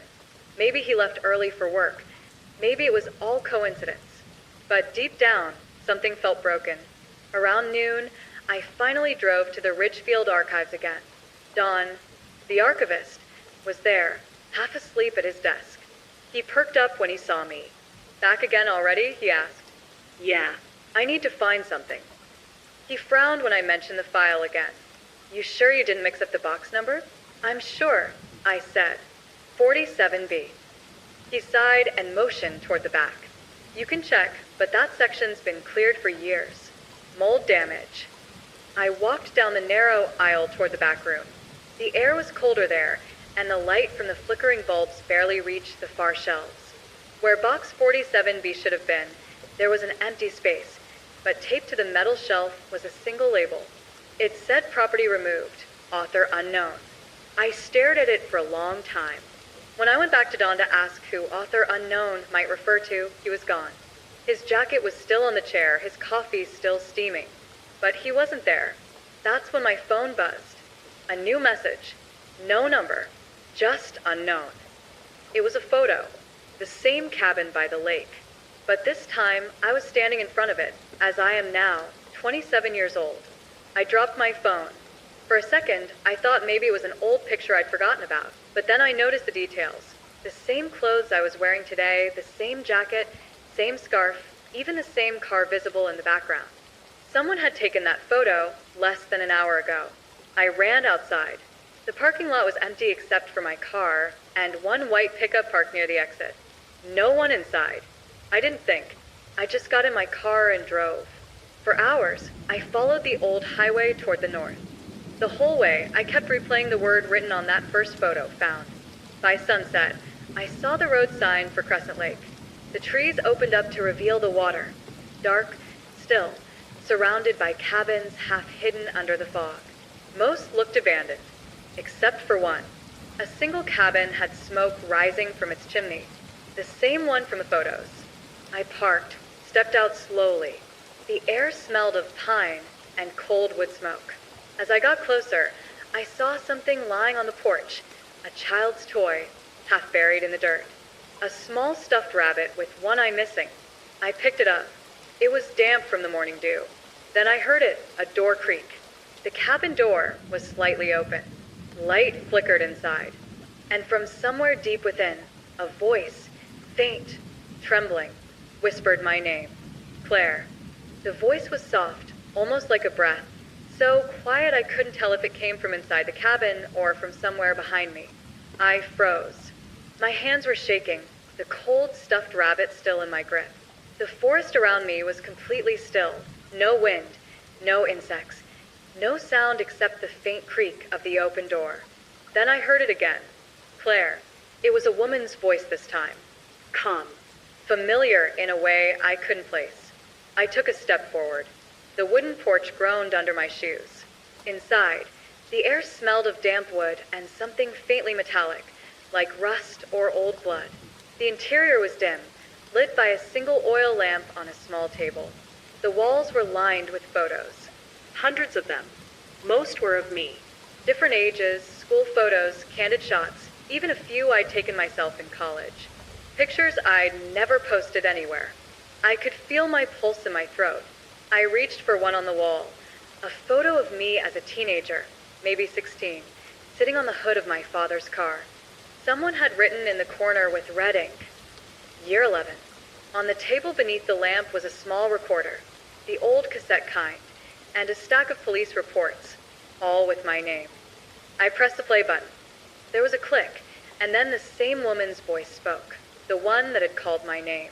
If you're hearing this, she said, it means you've found the cabin. It means you've remembered. I stood there, frozen. My heart was racing. I don't know how much he told you, the voice continued, but none of it was real. Not your name, not your records, not your childhood. You were part of the project. You were never supposed to know. I stopped the tape. My hands were trembling so badly I could barely keep hold of the recorder. Behind me, a floorboard creaked. I spun around. Someone was standing in the doorway. The light from outside fell across his face, and my breath caught in my chest. It was my father. He looked exhausted, his face pale, his eyes sunken. He didn't look surprised to see me. Claire, he said quietly, stepping inside. You weren't supposed to find this place. I felt my throat tighten. What is this? What project? He shook his head. You need to leave. I'm not leaving until you tell me the truth. He sighed, set something down on the table. That same shoebox I'd seen him holding the other night. Inside were more photographs. All of the children. All of them with names scratched out. except one. Claire Morrison. He looked at me then, and his voice broke slightly. You were one of 7. The cabin was silent, except for the faint hiss of the oil lamp and the distant ripple of the lake outside. I could feel my pulse pounding in my ears, my body trembling, but I forced myself to stay. My father, Daniel Morrison, stood near the table, his hands pressed flat against the wooden surface, eyes fixed on the floor. He looked older than I remembered, gaunt in a way that made him almost unrecognizable. The man I had grown up calling Dad was here, but somehow not entirely. You need to understand something, he said finally, his voice low and deliberate. What you think your life has been, it's only half the story. The rest was taken from you. I felt my stomach twist. Taken from me? What does that mean? Dad, what are you talking about? He took a deep breath, rubbing his temples with one hand. You weren't supposed to remember. Not fully. Not yet. You were part of something called Project Lumen. A study, an experiment. When you were 8 years old, you were enrolled without knowing it. It was supposed to help children like you in theory. In practice, it was far more complicated than we ever imagined. I felt like the floor had shifted beneath me. My mouth opened, but no sound came out. My hands tightened around the stuffed rabbit, pressing it into my chest like a lifeline. You were part of 7 children, he continued, voice barely above a whisper. All of you had certain abilities, patterns in behavior, memory retention, things that could be measured and controlled. The organization, I wasn't just a father. I was part of it. I had to help. I had to guide it from the inside. I never imagined it would come back to haunt me like this. I sank into a chair, my mind racing. 7 children. Patterns. Abilities. I whispered, voice cracking. Dad, are you saying I wasn't supposed to grow up normally? That my life was fake? He shook his head. Not fake. Altered. Observed. We tried to protect you in the best way we knew, but everything had a purpose. Even your forgetfulness. You were supposed to forget. The reports, the photographs, the files, they were meant to be sealed, never found. But someone else in the project, they broke protocol. They left traces. That's why you found the archive files, the photo marked found. That's why you were drawn back here. I leaned back, staring at the cabin walls, my head spinning. The photographs lining the walls seemed to stare back at me, each one a silent accusation. My own face appeared again and again, frozen at ages I didn't remember living. You think this is a story? I said finally, my voice trembling, like some old case file or a conspiracy. But it's my life, my childhood, my memories. He stepped closer, eyes heavy with something between guilt and fear. Claire, I'm sorry. I never wanted you to know. Not like this. You weren't supposed to discover it until years later, when you could process it. I kept you safe, even if I had to lie to do it. I pressed my hands against my temples, trying to steady my thoughts. Safe? Safe doesn't mean hiding the truth from your own daughter. Safe doesn't mean leaving me with a photo and a note that says, found. Safe doesn't mean pretending my life is this. He flinched at my words, but said nothing. Instead, he motioned toward the shoebox on the table. You need to see this. You need to understand what happened before you can really know who you are. I hesitated, but stepped forward. I opened the box carefully. Inside were files, each labeled with a child's name. Medical records, school reports, even video recordings on old camcorder tapes. One file was thicker than the others. Claire Morrison. My file. I opened it. My childhood. All of it. Written down in meticulous detail. My milestones, my fears, my dreams. Everything observed, measured, categorized. Notes about my reactions to stress, to joy, to pain. Some notes were so specific it was like the person had been inside my head. At the bottom of the box was an envelope. Inside, a single piece of paper, a photograph of me at 8 years old, the same photo from the archive. But in this one, the man behind me was fully visible. My father. The same silver watch glinting under the light. And scribbled across the back in neat handwriting. Protect her, until she can know. I felt my hand shake. Protector? I whispered. All this time it was you? He nodded. Yes.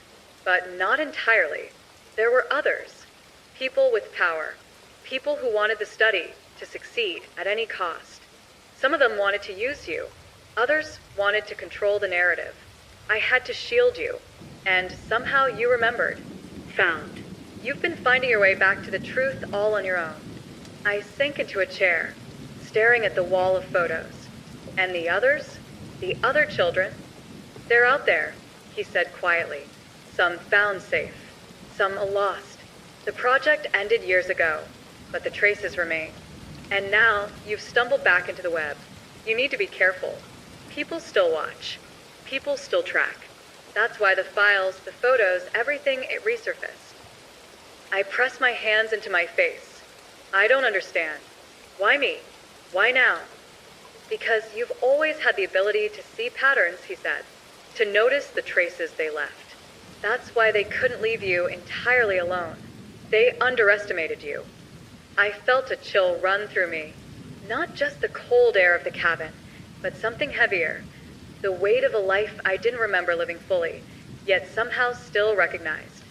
And now, he said, his voice trembling, you have a choice. You can walk away. Pretend you never found this. Pretend the past isn't real. Or you can follow it. Piece it together. Find the other children.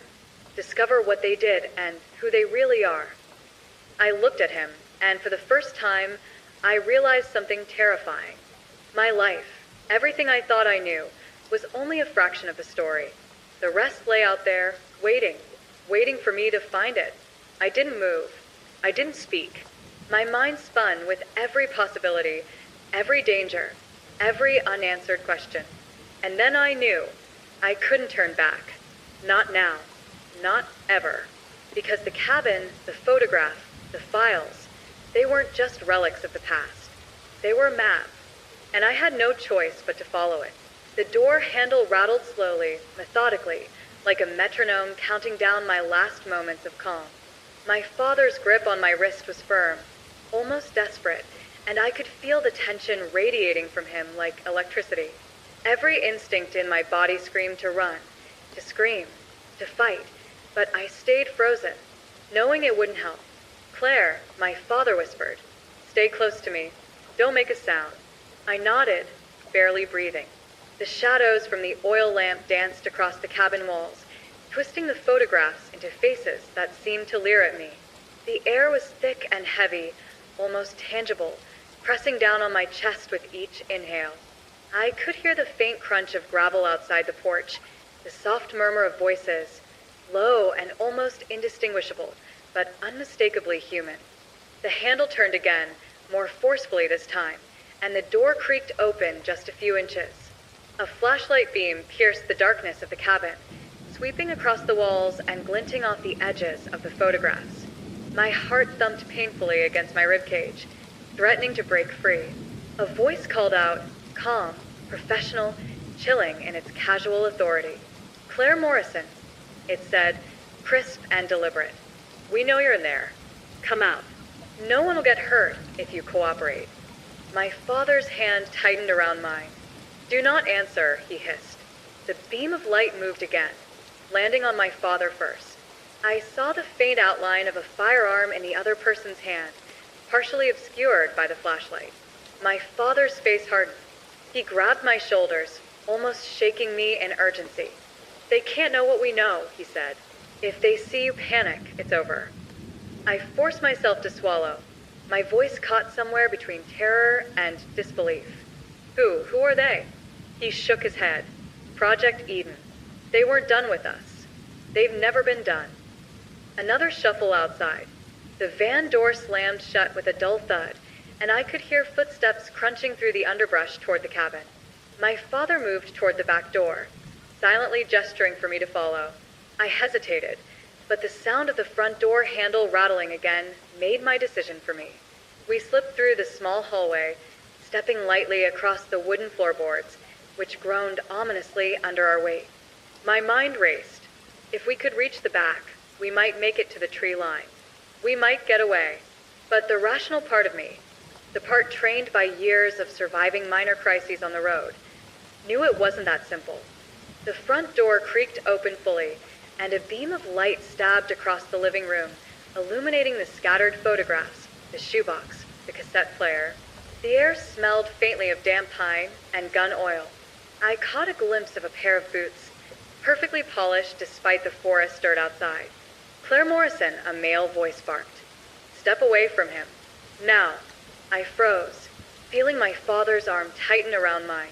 His face was pale, but his eyes burned with a mixture of fear and determination. Go, he whispered. Now. Don't hesitate. I nodded, and we darted toward the back. My father kicked open the small kitchen door, revealing a narrow path between the cabin and the lake. The trees were dense, their branches low, scraping our arms and faces as we ran. The sound of footsteps echoed behind us, punctuated by sharp commands. I tripped over a root, landing hard on the damp forest floor. Pain shot up my leg, but my father grabbed my hand and pulled me upright. Keep moving, he urged, his voice tense but calm. We ran toward the water's edge, the forest giving way to the rocky shoreline. The van was visible now, parked at the far end of the clearing, its headlights sweeping across the trees like searching eyes. I could see shadows moving inside, figures scanning the forest, rifles in hand. Claire, my father said, stopping for a moment behind a large boulder. He pointed to a small dock, half submerged and rotting with age. We can use the dock. Jump in the lake. They'll hesitate to follow. It's our only chance. I swallowed, the cold fear making my stomach churn. The water looked black, impenetrable, and freezing just from the night air. Dad, we could drown. He shook his head. It's better than what they'll do if they catch us. Trust me. We sprinted the last few meters. My boots slipped on the wet wood, and I nearly fell, but my father grabbed my arm and steadied me. The dock creaked violently under our weight, threatening to give way at any second. I could hear the voices from the forest behind us, shouting, the beam of a flashlight swinging dangerously close. Now, he shouted. We jumped. The icy water closed over me instantly, stealing my breath and numbing my body. Panic surged, but I kicked against it, following my father as we swam toward the far edge of the lake. Branches scratched our arms and faces, but the cold forced me to focus, to move, to survive. I surfaced briefly, gasping. My father was ahead, leading the way toward a small cove barely visible in the moonlight. I followed, every stroke of fight against the cold and my terror. Behind us, the shouts had stopped, but that didn't mean we were safe. We reached the shallow edge of the cove, pulling ourselves onto the wet ground. My legs trembled uncontrollably, and I sank to my knees, coughing and shivering. My father crouched beside me, scanning the lake behind us. They won't give up, he said quietly. They never do, but we've got a head start. We can disappear, for now. I tried to speak, but my voice caught. Finally, I whispered, Who are they? Why me? Why now? He looked at me, eyes heavy with guilt and exhaustion. Because you remembered. They didn't expect that. You've always been stronger than they realized. That's why they came back. And that's why we can't stop now. We have to find the others before they find us. I looked around the cove. The night was quiet, eerily calm after the chaos. The cold seeped into my bones, but a new resolve began to grow inside me. I couldn't go back. I couldn't ignore what I discovered. Somewhere in the shadows, I knew the other 6 children were out there, like me, like pieces of a puzzle scattered across the country. And I had to find them, because if I didn't, Project Eden would continue to control us from the shadows. And I couldn't let that happen. The forest was silent now, too silent. But I didn't care. I had a mission, and I was ready to face whatever came next. We stayed by the lake until the sun began to rise, crouched behind the thick reeds, shivering and silent. My father kept his eyes fixed on the opposite shore, scanning for movement, for headlights, for anything. But the forest remained still, blanketed in fog that drifted over the water like smoke. When I could finally feel my hands again, I spoke, my voice hoarse from the cold. "Where do we go now?" He didn't answer right away. His face was gray and drawn, his breath visible in the chill morning air. "There's a storage shed near the old highway," he said finally. "I left supplies there years ago in case this ever happened." I stared at him. "You've been preparing for this?" He gave a bitter smile. "When you steal something from people like them, you don't ever stop preparing." We moved cautiously through the trees, avoiding the main trails. Every twig snap made me jump. Every gust of wind felt like a warning. My body was exhausted, but adrenaline kept me upright. After what felt like hours, we reached a narrow dirt road. On the other side stood a rusted shed, half covered in ivy. My father pushed the door open and ushered me inside. The smell of oil and metal hit me immediately. Old tools, gasoline, dust. Inside, he uncovered a small metal trunk from beneath a tarp. When he opened it, I saw maps, notebooks, and a stack of faded photos, the same kind of Polaroids I'd seen in the cabin. Only these weren't of me. There were 6 of them. 6 children. He spread them out on the floor, his hands shaking slightly. Each one was labeled the same way, a name, a year, and a number. Subject 01, Lucas Gray, 1997. Subject 02, Anna Rhodes, 1998. Subject 03, Miles Avery, 1998. Subject 05, Naomi Wells, 2000. Subject 06, Aaron Blake, 2000. Subject 07, Leah Chun, 2001. I stared at the faces, some smiling, some crying, some staring blankly into the camera. They all looked normal, ordinary. But behind their eyes, there was something else, a kind of stillness I couldn't describe. "Where are they now?" I asked quietly. He hesitated. "Most of them vanished. Some right after I took you. They went into witness protection, or what passed for it. I only managed to keep track of one, Anna Rhodes. She was relocated to a small town in Oregon, changed her name, tried to build a life." I looked up at him. "Then we go to her." He frowned. "It's not that simple. If they're monitoring you, they're monitoring her too. If we make contact."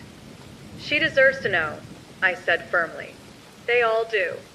He sighed, rubbing a hand over his face. "You sound just like your mother." That word hit me like a stone. My mother? He froze, realizing what he'd said. I shouldn't have. "No, y presa." "You said I didn't have one. That everything was fabricated." He sat down on the floor, suddenly looking decades older.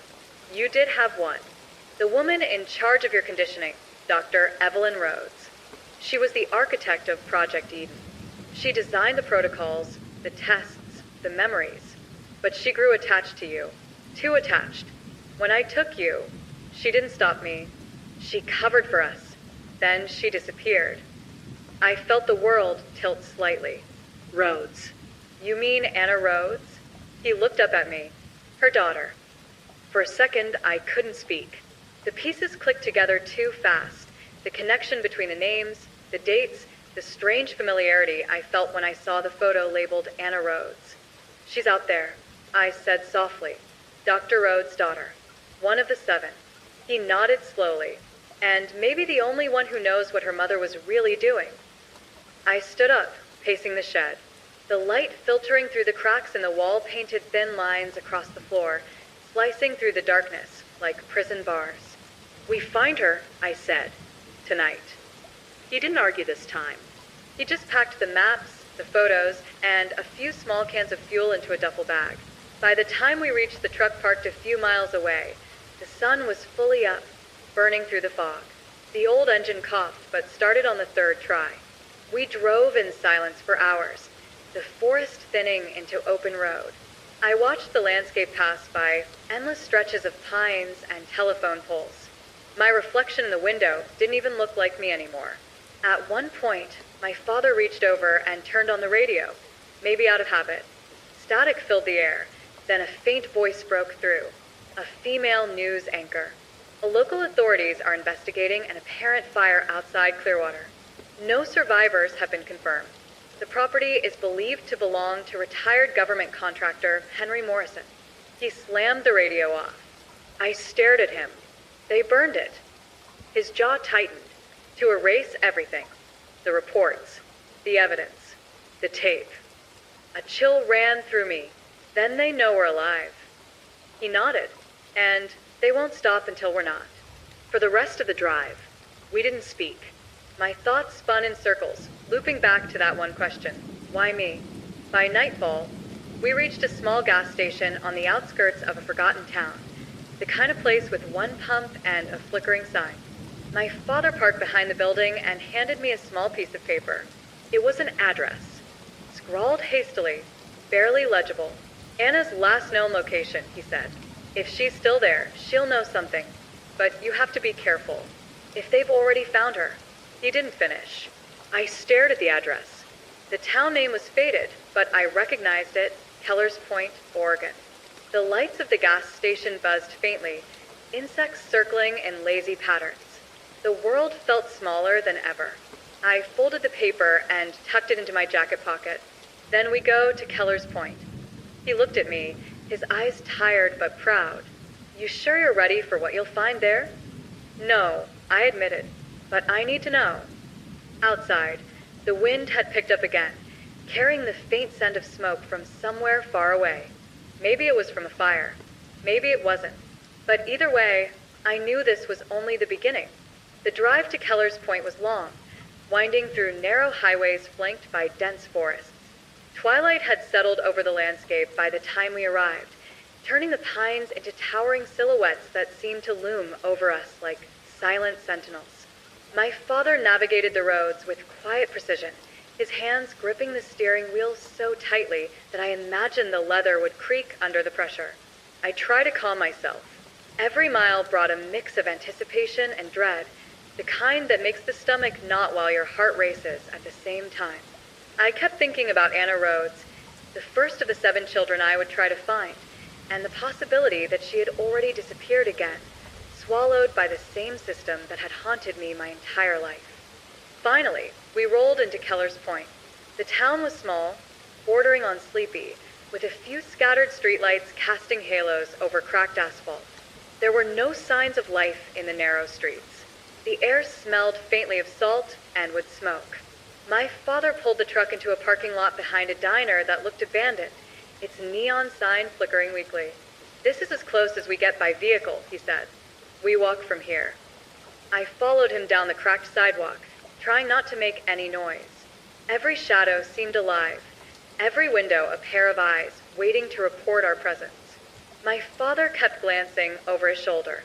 If anyone from Eden is in town, they'll be watching, he whispered. We reached a small, 2-story house at the far end of the street. According to the paper he had given me, this was Anna's last known address. The windows were dark, but the curtains were drawn as if to hide the inside from prying eyes. I stepped closer, my breath misting in the cool night air. Something felt off. The front door had been forced open. Splintered wood clung to the frame, and the lock hung uselessly. My father's face grew pale. She's gone, he said softly. I stepped back, heart hammering. But how when? He shook his head. Doesn't matter. Whoever came for her didn't leave anything behind. No sign, no struggle, just gone. I stared at the broken door, the faint outline of the welcome mat beneath it. The way it had been disturbed suggested she had left in a hurry or been taken. My stomach churned, and for a moment I was paralyzed. Then I noticed something on the doorstep, a single photograph taped to the splintered wood. My hands shook as I picked it up. It was Anna, or at least it had been Anna. She looked older, maybe 25, but her eyes were unmistakable, wide, haunted, alert. Someone had written across the bottom in black marker, "You're next." I dropped the photo. My fingers trembled uncontrollably. My father grabbed it, staring at it for a long time in silence. "They know you're here," he said finally. "They always do." The wind picked up, rustling through the trees and carrying a faint metallic scent. I shivered, not just from the cold. Why? "Why me?" I whispered. "Because you remember," he said. "They thought they erased it all. But you weren't supposed to be able to trace the others. You were the anomaly. I looked up at him, trying to process the weight of it all. 7 children, taken, observed, controlled. And now, one missing again. Anna's disappearance wasn't a coincidence. We moved carefully inside the house. The place was sparse, a single sofa, a coffee table, and a small kitchen to the side. Nothing appeared out of place, yet everything screamed that someone had been there recently. A faint scent of lavender lingered in the air, masking something else underneath. Antiseptic, maybe blood, maybe nothing at all. On the kitchen counter, we found a small notebook, open to a page filled with frantic handwriting. My father picked it up and read aloud. "They're coming. I can feel it. I can't stay. They'll erase me. They'll erase us all. If anyone finds this to run." My stomach dropped. Anna had known the threat was coming. She had tried to warn someone, anyone. I ran my fingers over the words, the shaking almost unbearable. My father's hand rested on my shoulder, steadying me. "She left a trail," he said. "A breadcrumb. She wants you to follow it." I looked around the dimly lit kitchen. The walls were bare except for a single painting, an abstract swirl of gray and black. But in the corner of the frame, barely noticeable, was a small symbol scratched into the wood, a triangle enclosing a circle. I recognized it immediately. Eden's mark. "They're close," my father said quietly. "We need to move." Now. I nodded, my resolve hardening. We couldn't stay in Keller's Point. Not with them watching. Not with Anna already gone. We packed what we could into a backpack, the notebook, the photograph, and a few essentials from the kitchen. Every creak of the floor sounded like an alarm in my ears. As we stepped back into the night, I looked toward the horizon. The town was quiet, deceptively calm. But I knew better. The people behind Project Eden were everywhere, always a step ahead, always watching. And yet, for the first time, I felt something else, purpose. Anna Rhodes had left a trail, a breadcrumb path leading to something bigger, to answers, to the other children, to the truth about Project Eden. We followed the dim glow of the streetlights toward the edge of town, where the forest swallowed the road and the shadows grew thick. Somewhere out there, Anna was waiting, or at least, her disappearance was pointing us toward the next clue. And I knew, deep in my bones, that the next step could either save her, or lead me straight into the same trap that had swallowed her. The night closed in around us, dense and cold. Every step we took echoed like a heartbeat in the darkness. And somewhere in the shadows, I felt it, a presence, watching, calculating, waiting. They were close, and they weren't going to let me reach Anna without a fight. The forest outside Keller's Point felt alive as we stepped into it. Shadows stretched long between the pines, and every rustle of leaves made me flinch. The night air was sharp, carrying the scent of damp earth and pine resin. My father moved ahead, silent, like a predator navigating his territory. I followed closely, my heart hammering with a mixture of fear and anticipation. We were tracing Anna's trail, starting with the small markings she had left in the notebook. Lines connecting names, dates, and locations, cryptic, but intentional. Whoever had taken her knew she was trying to communicate something, and every step we took brought us closer to understanding. The path led us to a narrow stream. My father stopped, peering across the water. "The bridge washed out," he said quietly. "We'll have to wade through." The water was icy, biting at my ankles, seeping through the fabric of my shoes. Every step made my muscles tense. I could hear faint footsteps on the other side, though it was impossible to tell if they were real or just echoes carried by the forest.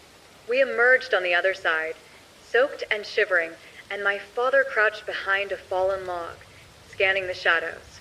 "There," he whispered, pointing to a faint light flickering between the trees. "She left a signal. Someone's alive, or was, very recently." We moved carefully toward it, every branch snapping underfoot sounding like a gunshot.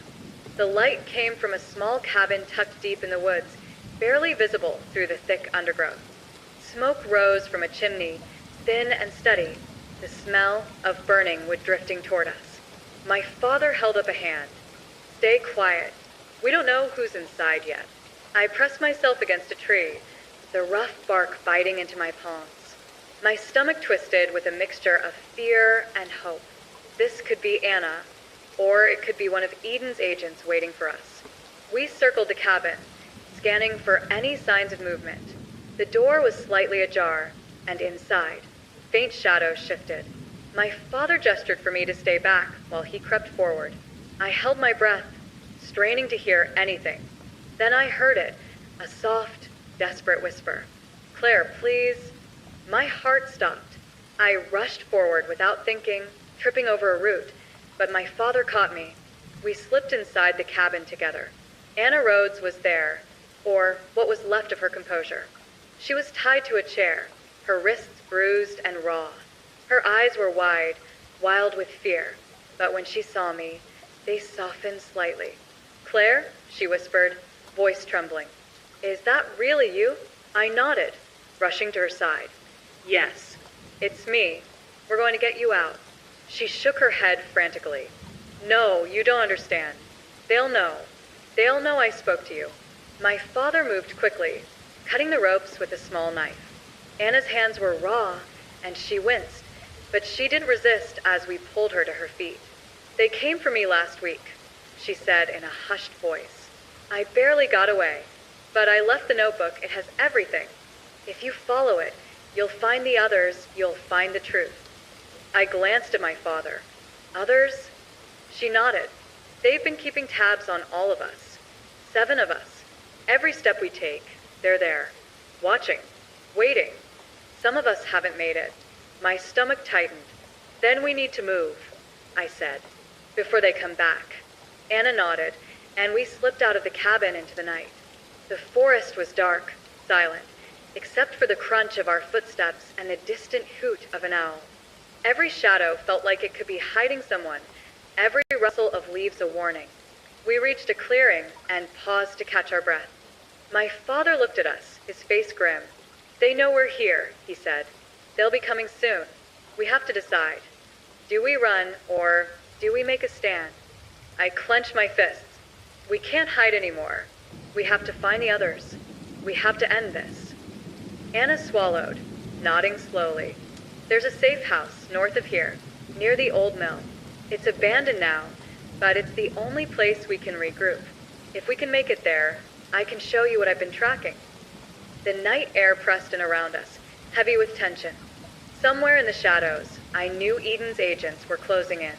But for the first time, I felt a spark of determination, a fire that refused to be extinguished. We moved cautiously, shadows among shadows, hearts pounding in sync with the night itself. Every step was a risk, every sound a potential alarm. And yet, the thought of finally reconnecting with Anna, the first of the children, gave me a strange sense of hope. Somewhere ahead, in the darkness, the first faint lights of the mill appeared.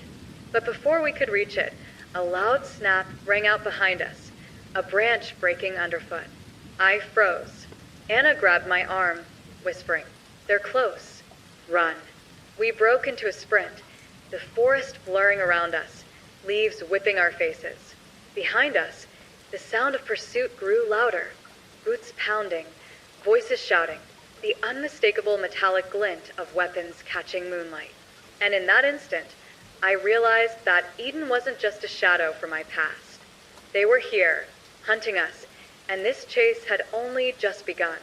The forest seemed to close in around us as we ran, branches whipping against our faces, our breath ragged and visible in the cold night air. Behind us, the sound of pursuit was relentless, snapping twigs, shouts, the metallic click of weapons. I could hear Anna's ragged breathing beside me, my father's urgent commands cutting through the chaos. Finally, the outline of the abandoned mill appeared through the trees. Its silhouette was jagged against the moonlight, dark windows like empty eyes staring at us. The structure groaned softly in the wind, giving the impression that it had been abandoned for decades. Yet I could feel it, a strange, tense energy, as if the building itself was aware of our approach.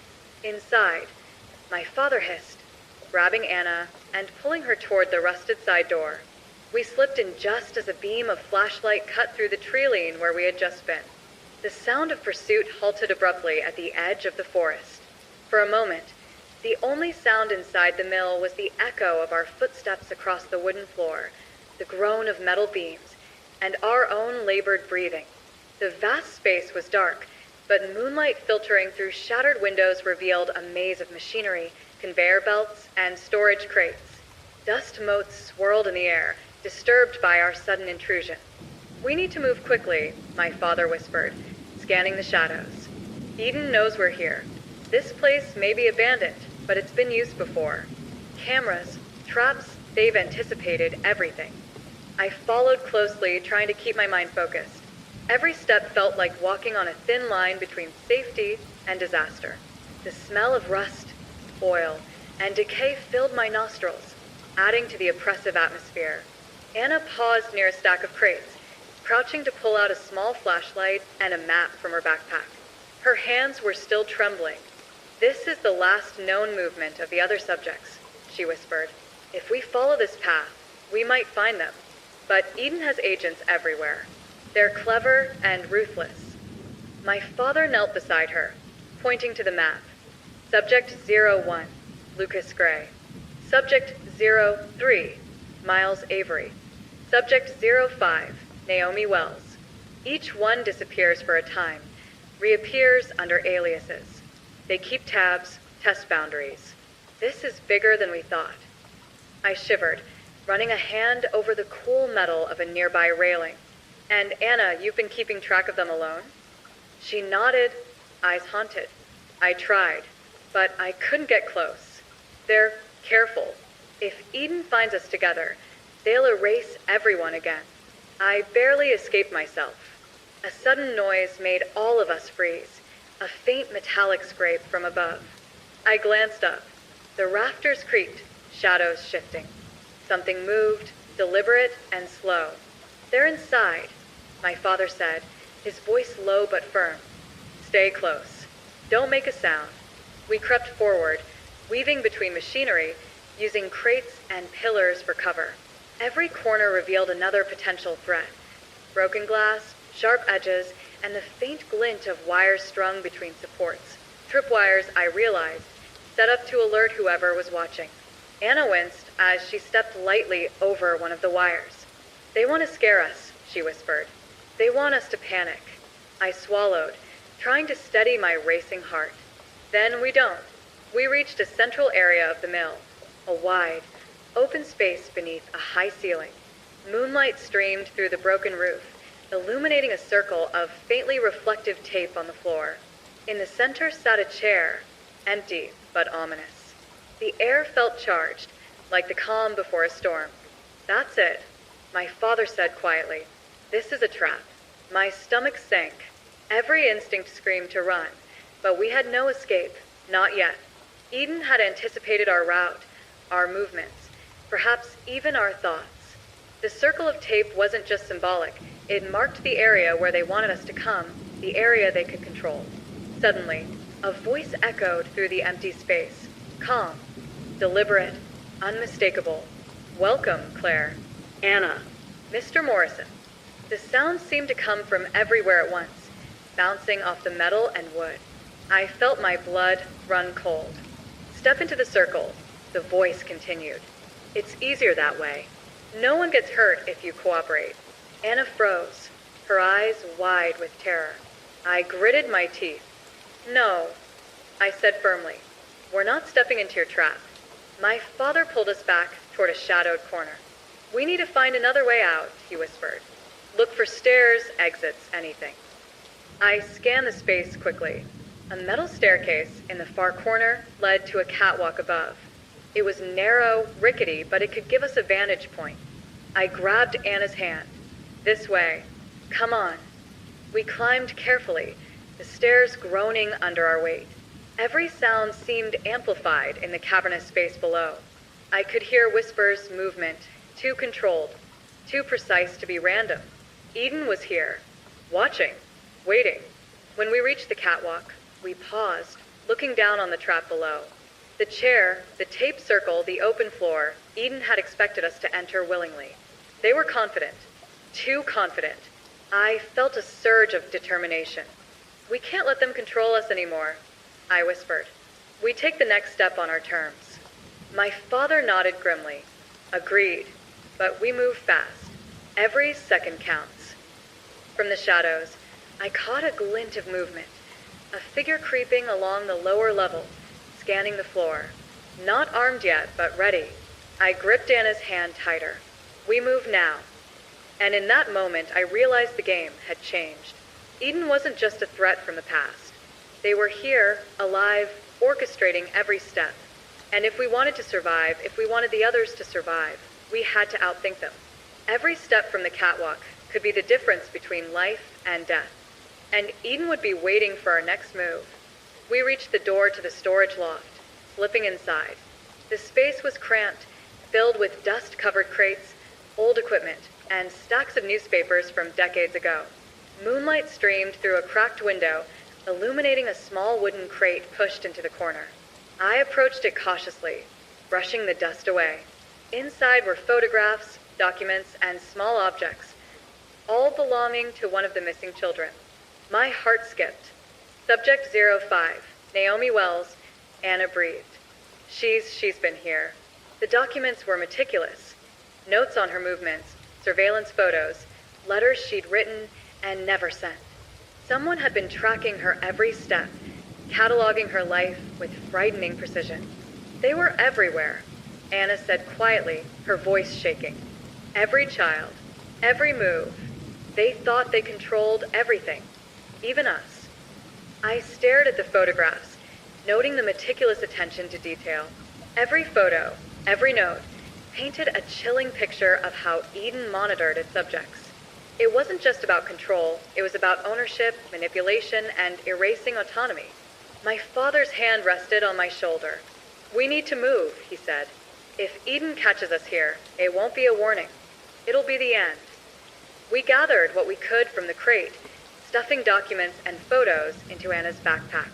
The loft offered a vantage point above the mill, a place where we could observe without being seen. And yet, even from above, we weren't safe. I noticed a figure moving along the upper beams of the opposite side of the mill, another agent, silently patrolling, scanning for any sign of us. The beam of a flashlight reflected off the metal, catching my eye for just a second. They've anticipated our every move, my father whispered. They're skilled, trained, and ruthless. But we're not leaving empty-handed. We crept along the loft, each step calculated, each movement deliberate. From this height, we could see into the lower levels of the mill, the taped circle, the empty chair, the network of tripwires. Eden had planned this trap meticulously, but they hadn't accounted for our persistence. Anna crouched beside me, pointing toward a stack of crates near the far wall. There's something there, she said. Documents, evidence, maybe even a clue about the next child. I nodded. We approached carefully, keeping low. My father scanned behind us, covering our backs. The crates were heavy, covered in dust. I lifted one lid, revealing files labeled with dates and names. Each file detailed surveillance logs, observations, and notes on behavior. I picked one up. The name on the folder made my stomach drop. Miles Avery. Subject 03. He's the next, Anna whispered. If we follow this, we might find him before they erase him. A sudden noise, a soft scuffing on the loft floor behind us, made us freeze. My father raised his hand, signaling us to stop. The air felt charged, electric, as if the very walls were aware of our presence. A shadow fell across the window. A beam of flashlight hit the loft, sweeping past us. We pressed against the crates, holding our breath. The light passed, leaving a lingering sense of menace. They're close, my father whispered. We need to leave now. Move carefully and follow the path Anna mapped. We gathered the files, securing them in the backpack, and prepared to descend from the loft. Each step down was a calculated risk, every movement a potential trigger for the agents below. But I couldn't shake the image of Miles Avery's name on the file. He was out there, alone, tracked, and possibly in danger. Eden's reach extended further than I had imagined. And if we didn't act quickly, The same fate that had befallen the others would fall on him, and on any of us who dared to defy them. The mill groaned around us as we made our way to the far staircase, descending carefully into the shadows. Below, the empty floor waited like a predator, silent, patient. Every step we took was a gamble. Every second counted, and Eden was watching. We reached the bottom of the staircase, the shadows swallowing us almost entirely. The mill felt alive, its metal beams groaning and creaking as if it were aware of every movement we made. Dust and the faint scent of oil filled our lungs. Every sound, a dripping pipe, a scuttling rat, the echo of our own breathing, seemed amplified, making the space feel like a trap. Anna led the way, clutching the backpack, with the files close to her chest. My father and I followed, flanking her on either side, eyes darting to every shadow. The open floor where Eden had tried to lure us earlier looked even more sinister from the ground, the faintly reflective tape now like a mocking reminder of their control. "Keep low," my father whispered. "Stay near the crates. Move slowly. Don't let them see you until we reach the back exit." We moved cautiously, stepping around scattered machinery and rusted metal. My heart pounded, each beat a drum in my chest. Every step brought the sense that someone or several someones were watching, waiting. And then the faintest click echoed from above. I froze. A shadow dropped from a catwalk, landing silently a few meters ahead of us. A figure in dark clothing, hood pulled low, rifle slung across their back, scanning the area with calculated precision. "Eden." "Stop right there," the voice rang out, sharp and commanding. My father pressed a finger to his lips and gestured for us to split. Anna and I veered behind a stack of crates while he circled toward another cover point.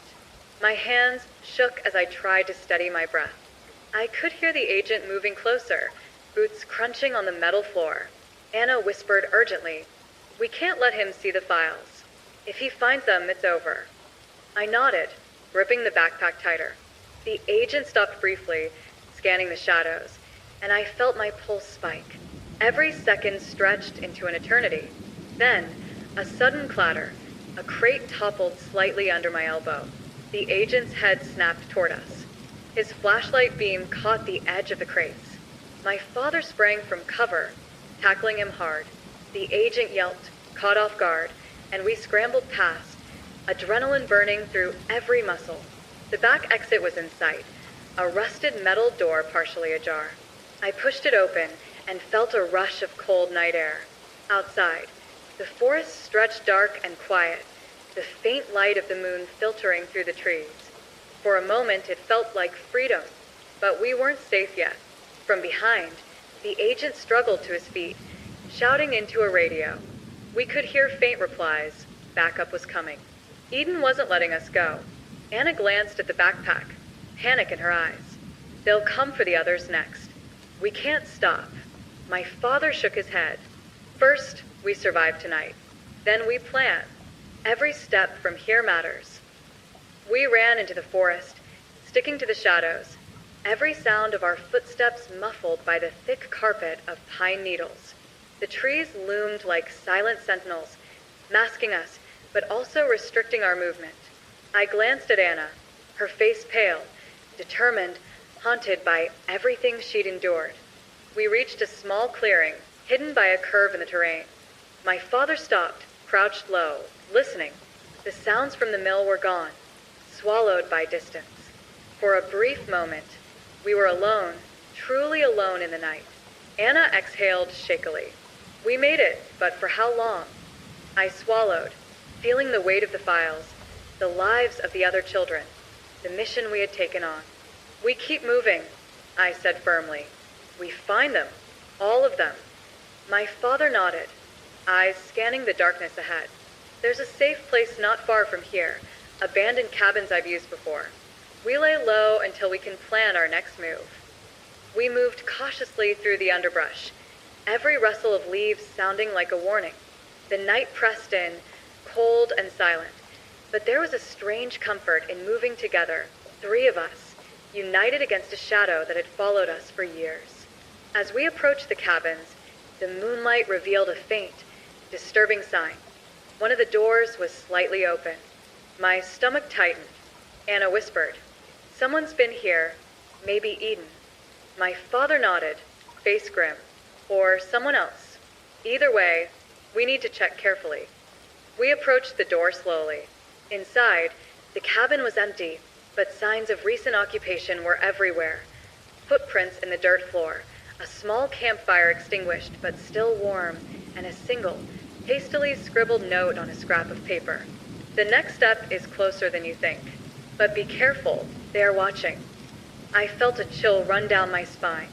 Eden's reach was farther than we had imagined. Every move we made, every step we thought was ours alone, was being observed. Anna looked at me, eyes wide. "We can't stop now. If we do, the others, they'll disappear too." I nodded. "Then we keep going, no matter what." The night stretched on, the forest around us silent and oppressive. Somewhere in the distance, a faint sound, the echo of footsteps, or the rustle of branches, reminded us that Eden was never far away. We huddled together in the cabin, catching our breath, planning our next move. Each moment was a delicate balance between survival and progress, and the weight of the mission pressed heavily on all of us. But even in that darkness, I felt something else: determination. A fierce, unyielding drive to protect the others, to uncover the truth, and to finally confront the shadow that had haunted us for so long. And somewhere out there, Eden was watching. We reached the bottom of the staircase, the shadows swallowing us almost entirely. The mill felt alive, its metal beams groaning and creaking as if it were aware of every movement we made. Dust and the faint scent of oil filled our lungs. Every sound, a dripping pipe, a scuttling rat, the echo of our own breathing, seemed amplified, making the space feel like a trap. Anna led the way, clutching the backpack with the files close to her chest. My father and I followed, flanking her on either side, eyes darting to every shadow. The open floor where Eden had tried to lure us earlier looked even more sinister from the ground, the faintly reflective tape now like a mocking reminder of their control. "Keep low," my father whispered. "Stay near the crates. Move slowly. Don't let them see you until we reach the back exit." We moved cautiously, stepping around scattered machinery and rusted metal. My heart pounded, each beat a drum in my chest. Every step brought the sense that someone or several someones were watching, waiting. And then the faintest click echoed from above. I froze. A shadow dropped from a catwalk, landing silently a few meters ahead of us. A figure in dark clothing, hood pulled low, rifle slung across their back, scanning the area with calculated precision. "Eden!" "Stop right there," the voice rang out, sharp and commanding. My father pressed a finger to his lips and gestured for us to split. Anna and I veered behind a stack of crates while he circled toward another cover point. My hands shook as I tried to steady my breath. I could hear the agent moving closer, boots crunching on the metal floor. Anna whispered urgently, "We can't let him see the files. If he finds them, it's over." I nodded, gripping the backpack tighter. The agent stopped briefly, scanning the shadows, and I felt my pulse spike. Every second stretched into an eternity. Then, a sudden clatter. A crate toppled slightly under my elbow. The agent's head snapped toward us. His flashlight beam caught the edge of the crates. My father sprang from cover, tackling him hard. The agent yelped, caught off guard, and we scrambled past, adrenaline burning through every muscle. The back exit was in sight, a rusted metal door partially ajar. I pushed it open and felt a rush of cold night air. Outside, the forest stretched dark and quiet, the faint light of the moon filtering through the trees. For a moment it felt like freedom, but we weren't safe yet. From behind, the agent struggled to his feet, shouting into a radio. We could hear faint replies. Backup was coming. Eden wasn't letting us go. Anna glanced at the backpack, panic in her eyes. "They'll come for the others next. We can't stop." My father shook his head. "First, we survive tonight. Then we plan. Every step from here matters." We ran into the forest, sticking to the shadows, every sound of our footsteps muffled by the thick carpet of pine needles. The trees loomed like silent sentinels, masking us, but also restricting our movement. I glanced at Anna, her face pale, determined, haunted by everything she'd endured. We reached a small clearing, hidden by a curve in the terrain. My father stopped, crouched low, listening. The sounds from the mill were gone, swallowed by distance. For a brief moment, we were alone, truly alone in the night. Anna exhaled shakily. We made it, but for how long? I swallowed, feeling the weight of the files, the lives of the other children, the mission we had taken on. We keep moving, I said firmly. We find them, all of them. My father nodded, eyes scanning the darkness ahead. There's a safe place not far from here, abandoned cabins I've used before. We lay low until we can plan our next move. We moved cautiously through the underbrush, every rustle of leaves sounding like a warning. The night pressed in, cold and silent, but there was a strange comfort in moving together, three of us, united against a shadow that had followed us for years. As we approached the cabins, the moonlight revealed a faint, disturbing sign. One of the doors was slightly open. My stomach tightened. Anna whispered, "Someone's been here, maybe Eden." My father nodded, face grim. Or someone else. Either way, we need to check carefully. We approached the door slowly. Inside, the cabin was empty, but signs of recent occupation were everywhere. Footprints in the dirt floor, a small campfire extinguished but still warm, and a single, hastily scribbled note on a scrap of paper. The next step is closer than you think. But be careful, they are watching. I felt a chill run down my spine. Eden's reach was farther than we had imagined. Every move we made, every step we thought was ours alone, was being observed. Anna looked at me, eyes wide. We can't stop now. If we do, the others, they'll disappear too. I nodded. Then we keep going, no matter what. The night stretched on, the forest around us silent and oppressive. Somewhere in the distance, a faint sound, the echo of footsteps, or the rustle of branches, reminded us that Eden was never far away. We huddled together in the cabin, catching our breath, planning our next move. Each moment was a delicate balance between survival and progress, and the weight of the mission pressed heavily on all of us. But even in that darkness, I felt something else. Determination. A fierce, unyielding drive to protect the others, to uncover the truth, and to finally confront the shadow that had haunted us for so long. And somewhere out there, Eden was watching. The cabin was quiet, almost too quiet. The crackle of the dying fire was the only sound, yet even that seemed muted under the weight of the night. Outside, the forest pressed in, dark and still, hiding unseen dangers. I watched Anna carefully, her eyes darting to every shadow, her hands gripping the backpack that held the files and photographs, the roadmap to the other children. We needed a plan. Eden wasn't just a threat. Calculating, relentless, and now, more than ever, we had no room for mistakes. Anna reached into the backpack, pulling out a folded piece of paper. "I found this months ago," she said quietly. One of the others, Naomi Wells, left it behind. She couldn't escape, but she knew someone might follow. This is her breadcrumb. I took the paper from her trembling hands. It was a small, faded map, drawn in precise, almost obsessive detail. Paths through forests, symbols marking locations, numbers, dates. One corner had a note in tiny handwriting. Clues lead to miles. Follow carefully. Trust no one. My father frowned. They're tracking him now. Eden will know we're following this map. I know, I said, but we can't stop. If we do, he disappears too. Anna nodded, her face pale but determined. Naomi's note mentions a safe house near the old quarry. It's abandoned, but she hid something there, evidence, something she thought could protect the rest of us. If we reach it, we might find a lead to miles. The forest outside was oppressive, filled with the rustle of leaves and the distant howl of an owl. We moved cautiously, sticking to shadows, following the faintly drawn paths on the map. Every step reminded me of the stakes. Every snap of a twig or rustle of underbrush could be eaten. Hours passed.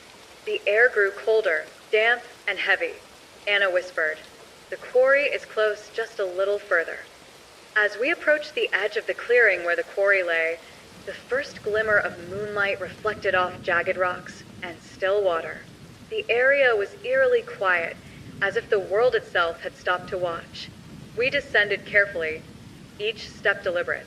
My father led, checking the perimeter, while Anna and I followed behind. Halfway down, we noticed something odd, footprints in the mud, too precise to be animal tracks. They led deeper into the quarry, disappearing into the darkness. "They're here," my father muttered. Eden. "They're watching us now." Anna gripped the backpack tighter. "We have to keep going." Naomi left a marker. "I just need to find it." We crept through the rocks, the silence pressing on us like a weight. Then, just ahead, we saw a small hollow in the quarry wall, a makeshift hiding spot, covered by brush. Inside, a metal box lay partially buried under dirt and leaves. Anna dropped to her knees, brushing debris away. "This is it," she whispered. I helped her lift the box, revealing a stack of photographs, maps, and a small journal. The journal was worn, pages filled with meticulous handwriting. My eyes widened as I read the first page. Detailed notes on surveillance, methods, and locations of the other children. There were references to Eden's agents, safe houses, and cryptic instructions for leaving clues for anyone trying to follow. This could save him," Anna said, her voice trembling. "Miles, he's the next one. If we follow this, we can find him before they do." My father frowned, looking around the quarry nervously. "But Eden is close. They know someone's following Naomi's trail. We have minutes, maybe seconds. We move now." We packed the box into the backpack alongside the files we already carried. Each item felt heavier with the weight of responsibility. The lives of the other children pressed down on us, demanding action. Suddenly, a snapping sound echoed from above. Leaves rustled violently. I froze, my heart lurching. From the shadows, a figure emerged, clad in black, moving silently across the rocks. Eden. "They anticipated us," my father whispered. "Get ready. We might have to fight." The figure raised a flashlight, sweeping the beam across the ground. I ducked instinctively, feeling my pulse spike. Anna crouched beside me, her eyes wide with fear. Then the agent called out, voice calm but menacing. "Leave the items. Step away. You know the consequences." I shook my head, gripping the backpack tighter. "We don't leave anyone behind." Not now. My father stepped forward, placing himself between us and the agent. "You're not taking them," he said firmly. "We move together, or we don't move at all." I nodded, adrenaline surging. "Follow me." Stick to the rocks. Quietly, we sprinted toward a narrow crevice between two large boulders, pressing ourselves low to avoid the flashlight beam. Behind us, the agent shouted, pursuit growing more aggressive. And in that instant, I realized that Eden's reach was deeper than we had imagined, and the next move, the next step in finding Miles, would bring us even closer to the edge. The quarry stretched around us, dark, cold, and full of unseen threats. Every step forward could be the difference between life and death, not just for us, but for every child whose life hung in Eden's shadow. And as we disappeared into the night, I knew one thing for certain. The chase was far from over. The quarry's shadows swallowed us as we pressed deeper into the jagged rocks, the moonlight barely piercing the canopy of trees above. Every footstep was cautious, deliberate, yet the crunch of loose gravel beneath our shoes felt deafening in the oppressive silence. My father led the way, hand on the hilt of his pocket knife, scanning every ridge, every crevice. Anna and I followed closely, the backpack with Naomi's box pressed against my chest, heavy with the weight of evidence and hope. The map in the journal led us through a narrow passage that curved around a steep drop into the quarry. The air was damp, cold, and smelled faintly of wet stone and moss. I glanced over my shoulder. The faint glow of the moon revealed nothing, but I felt the invisible presence of someone watching, waiting. Eden was close. Always close. Keep low, my father whispered. They'll be looking for footprints, disturbances. Move like shadows, not like humans. Anna's eyes scanned the walls of the canyon, searching for the hidden markers Naomi had left. There, she hissed, pointing to a small etched symbol on the side of a rock, a circle with a line through it. It matched the ones in the journal. I ran my fingers over the etching, the cold stone pressing into my palms. This way, I said, feeling a mix of fear and determination. Every mark was a breadcrumb, a clue that could lead us to Miles if we stayed ahead of Eden. As we moved forward, a sudden noise echoed from the cliffs above, a snapping branch, deliberate and sharp. My heart leapt. From the shadowed ledge, a figure emerged, moving with calculated precision. An Eden agent, armed, scanning the quarry floor with trained eyes. They're everywhere, Anna whispered, clutching the backpack tighter. We have to keep moving fast. We ducked behind a boulder, pressing ourselves low to avoid detection. The agent's flashlight beam swept past us, close enough that we could feel the heat of its focus, but we remained hidden. Split, my father whispered. We can flank and distract him. Give Anna a chance to move ahead. I shook my head. No. We stick together. We can't risk losing her or the box. The agent's movements grew more deliberate. Every step seemed measured, calculating, as if he could anticipate our next move. My pulse pounded in my ears. Time stretched, each second a razor edge of tension. Anna pointed to a narrow crevice leading up the rock face. There's a hidden path, she whispered. It's steep, but it could give us a way out without being seen. We scrambled toward it, careful with each foothold. Loose gravel slipped beneath our shoes, sending small rocks tumbling down the cliffside. Below, the agent's flashlight beam caught a glint, and he shouted, moving toward the disturbance. My father grabbed my arm. Go now, he hissed. We ascended quickly, hands and feet gripping the cold stone. The climb was treacherous. One slip could send us tumbling into the quarry's dark depths. Behind us, the agent shouted again, his voice echoing off the canyon walls.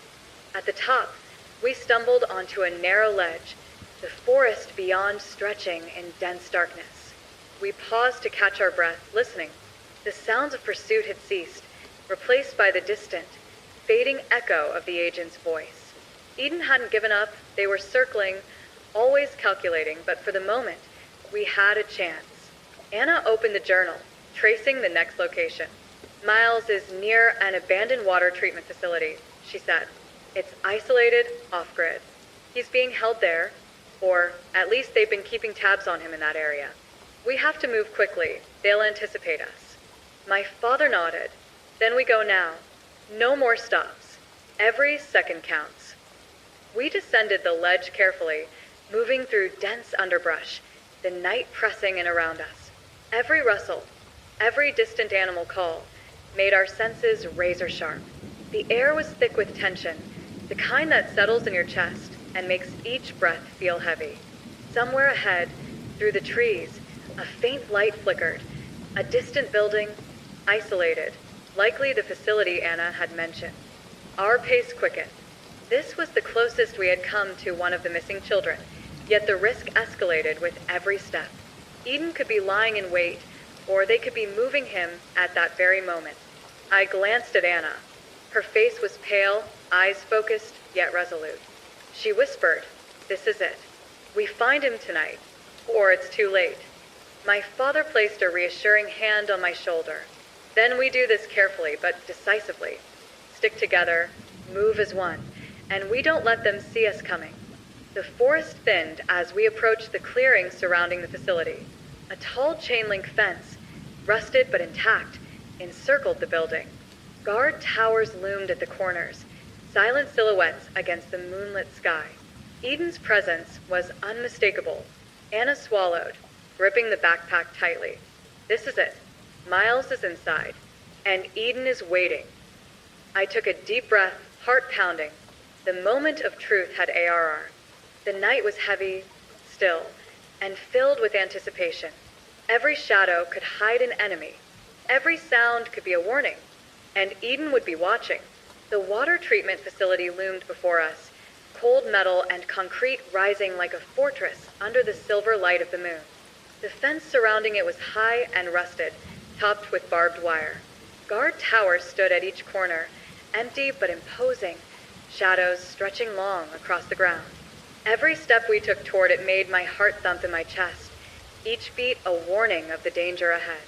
Anna traced her finger along the map, murmuring softly, "The gate has a weak point near the southwest corner. The fence is old, the lock rusty. We can slip through if we're careful." My father nodded. Then we moved quickly. Stick close, stay low, and no mistakes. We approached the southwest corner, feet crunching softly on the gravel. My palms were slick with sweat, and the weight of the backpack felt heavier than ever. Anna reached down, easing the lock open with a small, rusted tool she had pulled from her bag. It clicked softly, a sound that felt deafening in the tense night. We slipped through, pressing ourselves against the shadows of the facility walls. Inside, the air smelled faintly of chemicals and damp concrete.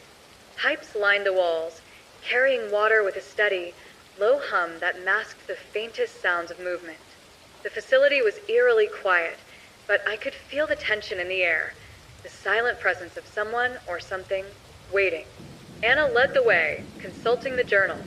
"Miles, he's likely in the lower maintenance area," she whispered. "There's a service corridor that runs beneath the main floor. That's our path." We moved cautiously down narrow hallways, the dim light from overhead bulbs flickering intermittently. Shadows stretched across the walls, making every corner seem like a potential threat. Each step we took echoed softly, reminding us of the silence that could be broken by a single misstep. Suddenly, a faint sound, a shuffle, almost imperceptible, reached my ears. My father froze, signaling us to stop. The faint echo of boots on metal grates came from a corridor ahead. "Eden, they've stationed guards inside," he whispered. "We need to stay hidden and move carefully. One wrong move." Anna led us to a maintenance hatch, small and low to the ground. "This leads underneath the holding area," she said. "If we can get through, we might reach him before they move him." We crawled through the hatch, the cold metal pressing against our skin. The darkness beneath was suffocating, but it gave us cover. Our movements were silent, the hum of the facility above masking our passage. The corridor opened into a larger room, filled with the low gurgle of water and the hiss of pipes. In the corner, a faint light revealed a figure seated on a chair, hands tied, head slumped forward. My heart skipped a beat. "Miles," I whispered. He lifted his head slowly, eyes wide with fear and relief. "Claire?" His voice was hoarse. I thought." Anna hurried forward, kneeling beside him. "It's okay. We're getting you out, but we have to move now." Before we could untie him, the faint echo of footsteps reached the room. Too close, too fast. The shadows moved, and a figure emerged from the doorway. An Eden agent, rifle in hand, trained eyes fixed on us. My father stepped forward, placing himself between the agent and Miles. "We're leaving," he said, voice steady but firm. "No one else gets hurt tonight." The agent's finger hovered near the trigger. "Step away. Leave everything. You know the rules." I shook my head. "We don't follow your rules anymore." A tense standoff. The agent moved closer, deliberate, confident. I could feel the weight of the weapon, the silent authority behind it. Every second stretched, every heartbeat thundered. Then, without warning, Anna grabbed a wrench from the floor and swung it toward the agent. He staggered back, startled, giving us the split second we needed. My father lunged, knocking him off balance. We grabbed Miles and ran, heading back through the maintenance corridor. Pipes dripped, echoing through the space like warnings. Above, we could hear shouts, Eden agents realizing the breach. We burst through the hatch into the hallway, moving swiftly, using shadows as cover. The files, the journal, and the lives they represented were in our hands. Every step was a gamble. Every second counted. As we neared the exterior, The facility loomed like a beast behind us, dark windows reflecting the moonlight. Eden's pursuit was relentless, but for now, we were ahead. Miles was safe, for this moment, and that was enough to drive us forward. We slipped through the fence at the far corner, the night air rushing over us like a promise of freedom. Anna clutched Miles's arm.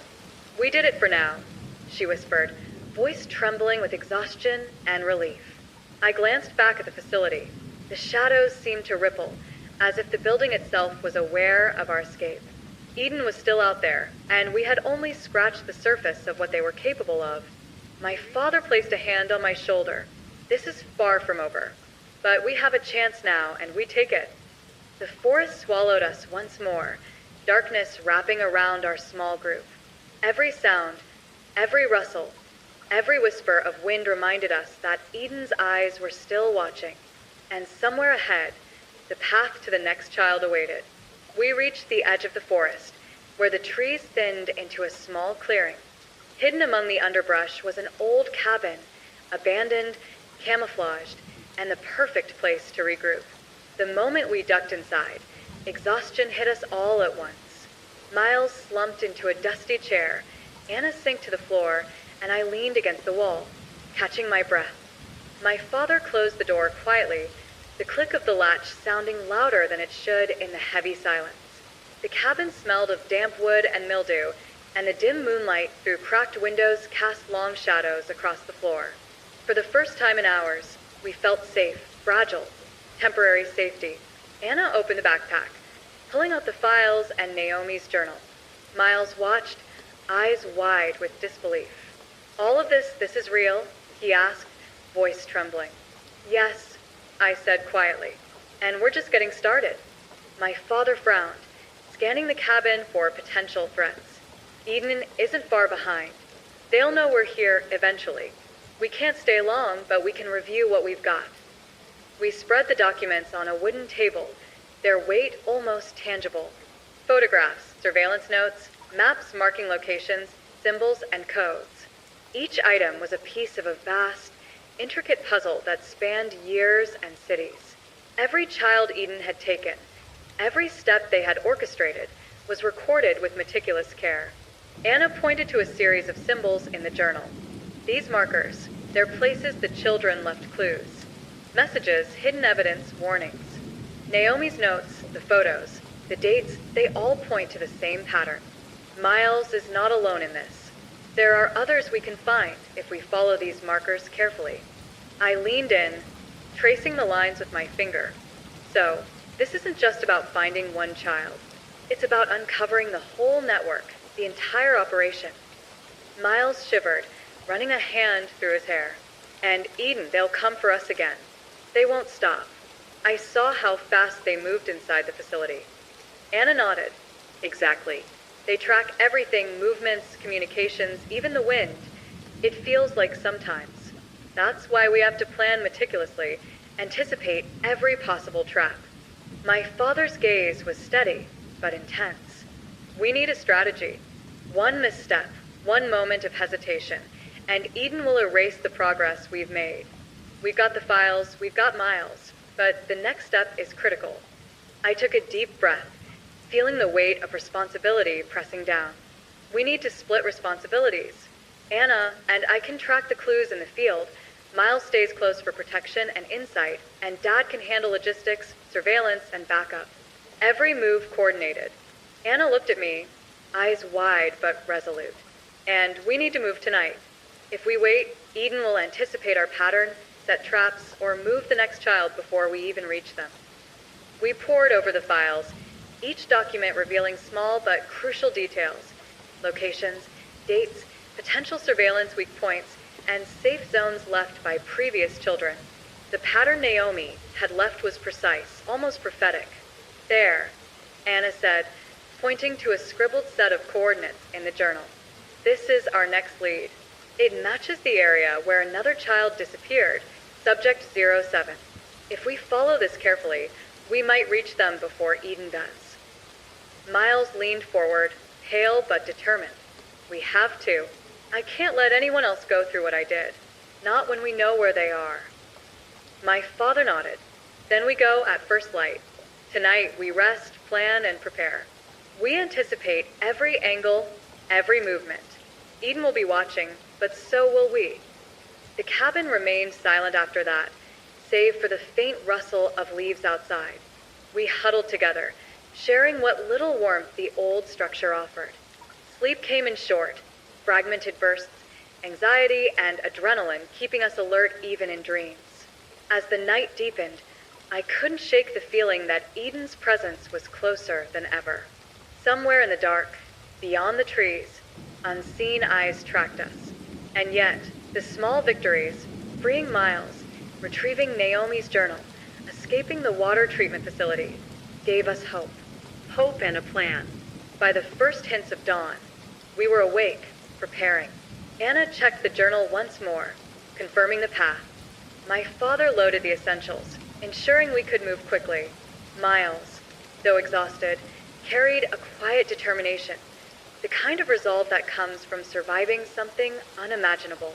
I stood by the window, looking out at the forest, listening to the soft stirrings of the morning. The world felt deceptively calm, but I knew better. Eden would be waiting, and the next move could be the most dangerous yet. But we were ready, and somewhere out there, another child waited for us, counting on our success, counting on our courage. The files, the clues, and the determination of those who survived had led us here. Now, it was time to take the next step. Eden would be watching. We would not stop. By the first light of dawn, the forest was alive with muted sounds, birds stirring, leaves rustling in the wind, and distant water trickling through unseen streams. We moved cautiously, the backpack with Naomi's files secured tightly on Anna's back. Miles kept close to me, glancing nervously at every shadow, while my father scanned our surroundings with precise, deliberate focus. The journal had given us coordinates leading to an abandoned industrial warehouse on the outskirts of the next town, a place long forgotten, where graffiti peeled from the walls and rust spread across every surface. Naomi's notes suggested this was where Subject 07 had been held, and possibly where Eden had left additional evidence. "The path is marked," Anna whispered, tracing the lines in the journal. "We follow the creek, then the old service road. It's isolated, easy to watch, but also easier to anticipate traps." We moved quickly but cautiously, following the winding creek as indicated, keeping our movements silent. Every snap of a twig beneath our feet echoed like a gunshot in my ears. My pulse raced, a constant reminder that Eden could be anywhere, waiting for the smallest misstep. Hours passed. The forest began to thin, giving way to open fields overgrown with weeds and broken fences. The warehouse emerged ahead, skeletal and abandoned, looming like a monument of decay. Its rusted metal siding reflected the weak morning light, and shattered windows stared at us like empty eyes. Anna led the approach, consulting the journal once more. "There's a back entrance," she whispered. "It's partially boarded up, but it's the least obvious path. They might not expect someone to come through there." We moved toward it, slipping between overgrown bushes, careful not to disturb the gravel scattered around the perimeter. The silence was heavy, almost tangible, until a sudden metallic clatter echoed from inside the warehouse, a warning. My father motioned for us to freeze. "Trap," he whispered. "They're expecting us." I felt my stomach knot. Every precaution we had taken suddenly seemed insufficient. How do we get inside without triggering whatever it is? I asked quietly. Anna scanned the perimeter, eyes sharp. There's a small vent near the ground, partially hidden by debris. It leads directly into the storage area. We can use it, but it's tight. Miles looked hesitant. I don't think I can fit through that." I placed a reassuring hand on his shoulder. "You don't have to. Stay here with Dad. We'll go first and check it out." Carefully, Anna and I slipped into the vent, the metal scraping softly against our clothes. Darkness surrounded us, the air thick and musty. Every movement required care. One wrong shift could alert Eden or trigger a trap.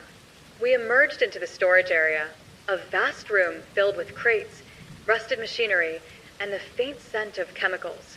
My eyes adjusted slowly, revealing remnants of Eden's surveillance. Cameras mounted high on the walls, thin wires running along the floor, and footprints, fresh ones, leading deeper into the warehouse. "They're close," Anna whispered. "We have minutes to find what we came for before they notice." We followed the footprints carefully, moving toward a partially open crate at the far end of the room. Inside were files and small objects, evidence left by Subject 07, notes about movements, and cryptic warnings. Do not trust the patterns. They see everything. Move fast, or you'll be next. I felt a chill run down my spine.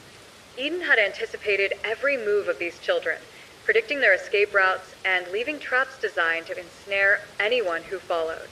Suddenly, a loud metallic clang echoed behind us. My heart leapt. Footsteps, multiple, fast, deliberate, closing in. Eden agents. Anna grabbed my arm. "We have to move. Now." We darted toward a side exit, but the floor gave way under one of the crates, a tripwire. I barely managed to catch myself, but the noise echoed through the warehouse, alerting the agents. Shouts followed immediately. "They're here. Move. Don't let them escape." I glanced at Anna. "We need a diversion." She nodded, grabbing a loose pipe from the floor. Together, we kicked over several crates, sending them crashing across the floor. The clatter drew the agent's attention while we slipped through a narrow doorway on the opposite side. We ran through a maze of storage corridors, the sound of pursuit close behind.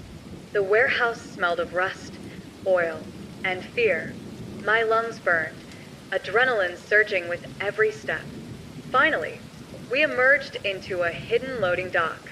The sun glinted weakly off the metal roof, and the world outside felt briefly free. But the sound of Eden's shouts reminded us that freedom was fragile, temporary. Anna turned to me, breathless. "We've got the files, the notes, enough to follow the next clue. But Eden will be back, and they'll know we were here." I nodded, gripping the journal tightly. "Then we move before they can anticipate us.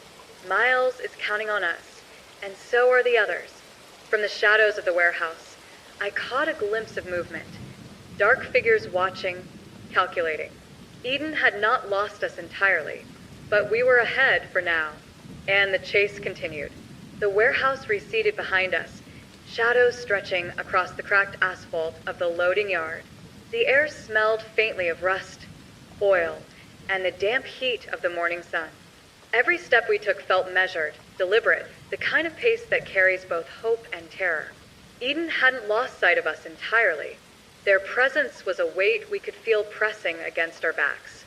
Anna clutched the backpack tightly, her knuckles white. "We need to follow the back roads," she whispered. "No main streets, no predictable paths. Eden will expect that." My father nodded, scanning the perimeter. "There's a series of abandoned service lanes through the old industrial district. They're overgrown but passable. We'll use those. Keep low, stay silent."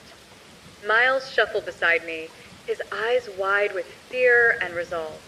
"Do you think they'll catch us?" he asked quietly. I placed a reassuring hand on his shoulder. "Not if we stick to the plan.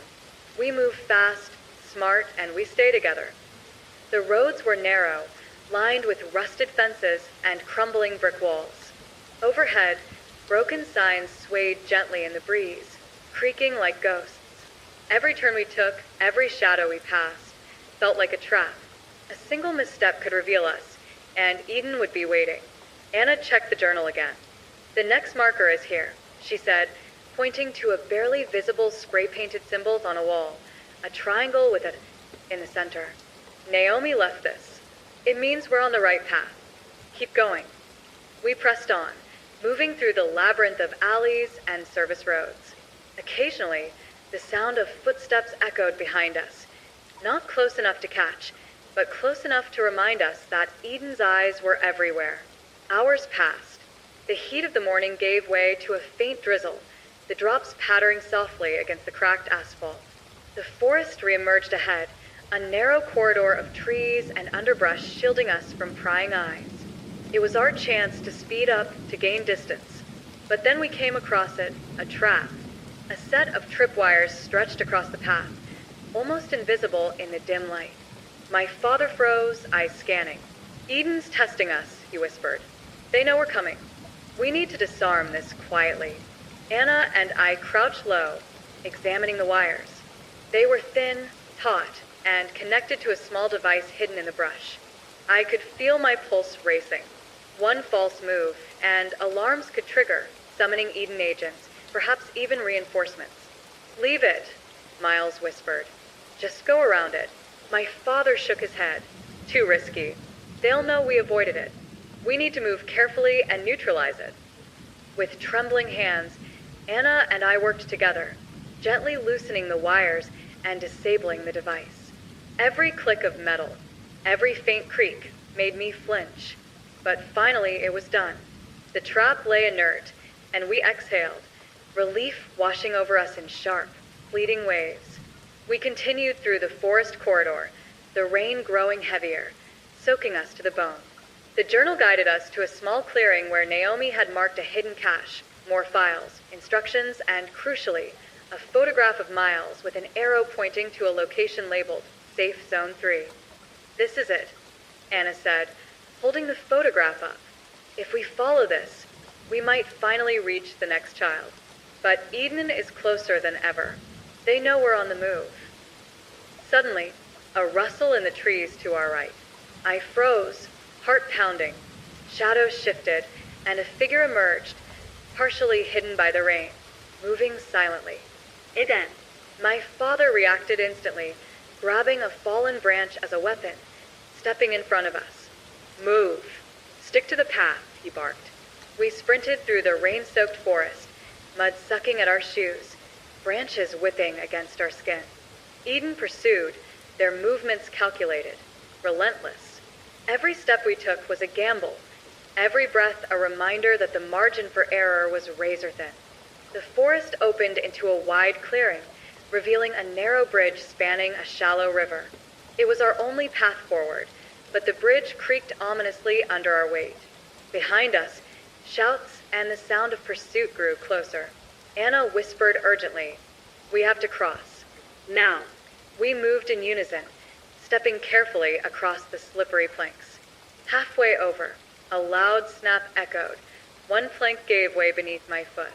I caught myself just in time, heart leaping into my throat. Behind us, Eden agents paused at the edge of the forest, calculating, waiting for us to falter. My father helped me forward, steadying each of us. Finally, we reached the other side, wet, exhausted, but alive. The forest behind us seemed to swallow the pursuing agents. For now, Anna exhaled, shivering. We've made it for the moment, but Eden won't stop. They never stop. I nodded, gripping the backpack. Miles looked at us, eyes wide but resolute. We have to keep going. The next child, we can't fail them. The rain fell harder, masking our trail. The forest ahead was dense, dark, and full of hidden threats. Every step brought us closer to the next child, and deeper into the relentless reach of Eden. We pressed on, soaked, muddy, exhausted, yet determined. The chase was far from over, and Eden's shadow stretched long across the path ahead. But we moved forward, because stopping was not an option. The dense forest finally began to give way, revealing a narrow trail that led to a small, overgrown clearing. Naomi's journal indicated this was Safe Zone 3, a place where another child had been hidden and where clues were left to guide rescuers like us.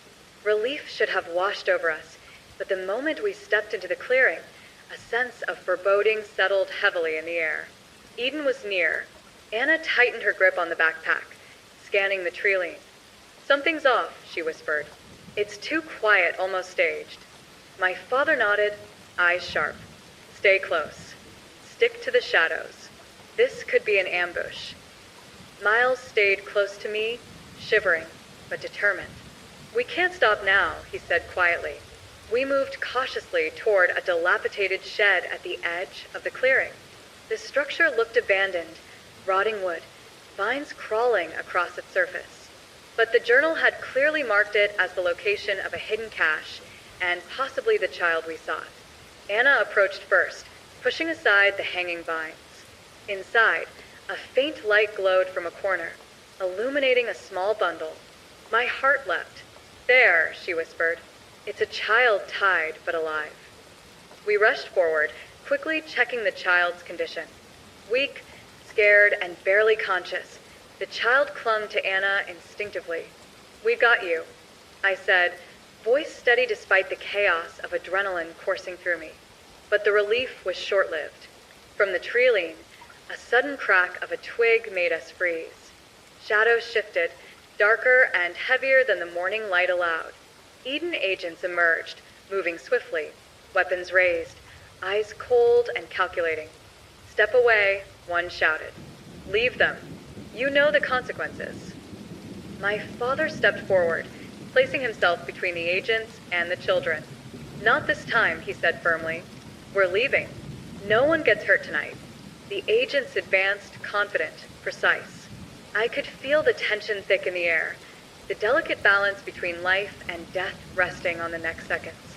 Anna tightened her grip on the backpack and whispered, "We have to move now." Suddenly, one of the agents lunged toward the child. My father reacted instantly, shoving the agent back with all his strength. Chaos erupted. Another agent aimed a weapon. Anna grabbed a loose metal rod from the shed and swung it, striking near the agent to create a diversion. The sound echoed across the clearing, metal clanging against concrete. I grabbed Miles and the rescued child, sprinting toward the opposite edge of the clearing. The wet grass slowed our pace, but adrenaline carried us forward.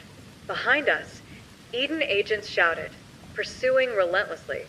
We darted into a narrow ravine at the edge of the clearing, pressed close against the rock walls. The sound of pursuit grew fainter, for now. The child clutched Anna's arm tightly, eyes wide but trusting. My father signaled us to stop. "We need a plan," he said, breathless. "We can't keep running blindly. Eden will anticipate every route if we don't think ahead." Anna spread the journal on a flat rock, pointing to markings we hadn't noticed before. "There's a hidden service road leading out of the forest," she said. "It's narrow, overgrown, and they probably won't expect us to take it. If we move carefully, we can get back to the safe house and regroup." I nodded. "Then we go, but slowly. Every sound counts. Every misstep could cost us." The forest seemed alive as we navigated the narrow path, the branches scraping against our soaked clothes, roots threatening to trip us with every step. The rescued child whispered softly, clinging to Anna, trusting her completely. Miles kept close, alert and ready to react at a moment's notice. Hours passed in tense silence, punctuated only by the distant calls of birds and the faint rustling of leaves. The edge of the forest finally opened to the familiar safe house clearing. Relief washed over us, but the tension did not fully leave.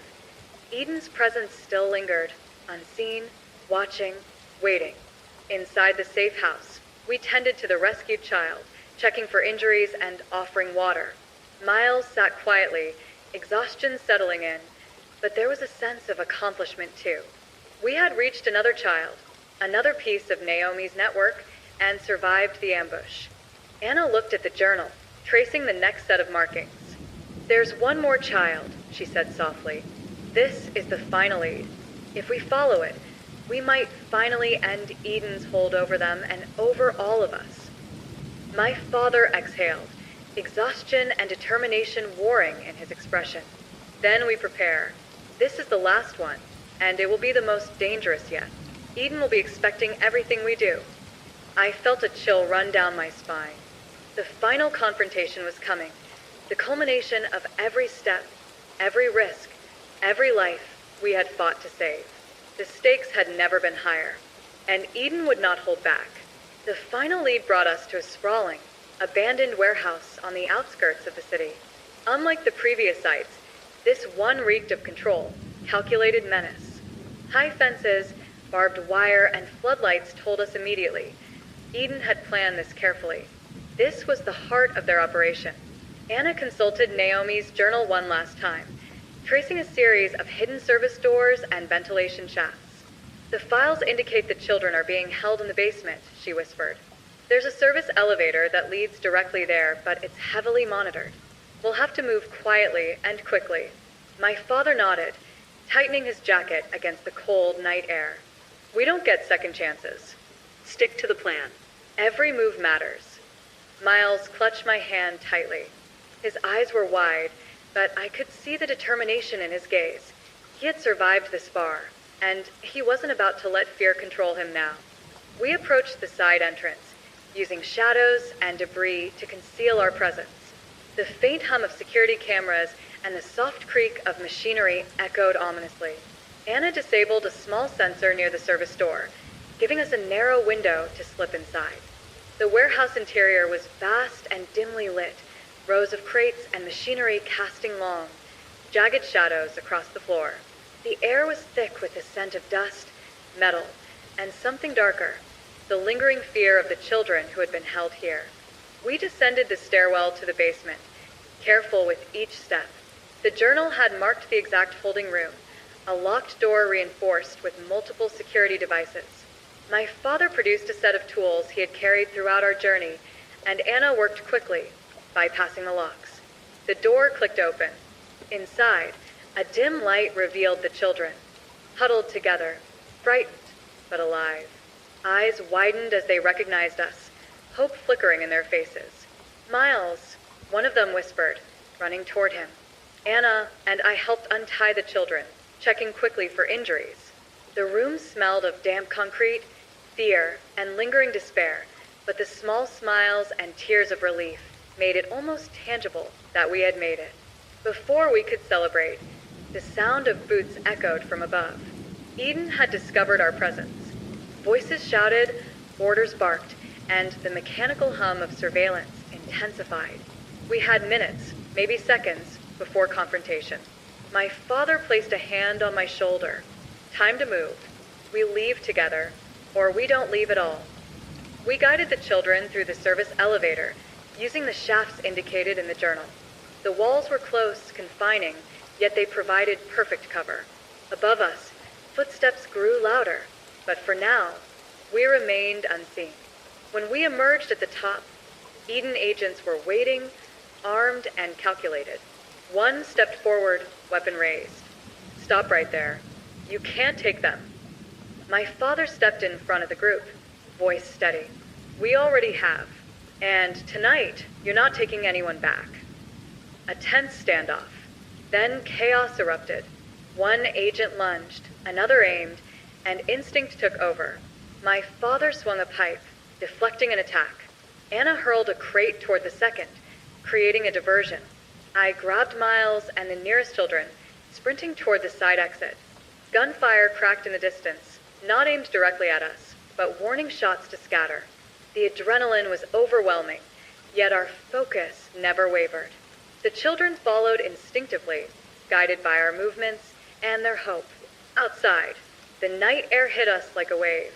The rain had returned, falling softly, washing the grime and fear from our clothes, mingling with the scent of wet earth. We sprinted through the overgrown lot, every shadow a potential threat, every sound a reminder that Eden was still out there. Anna led the group toward a hidden path through the trees, one last escape route outlined in Naomi's journal.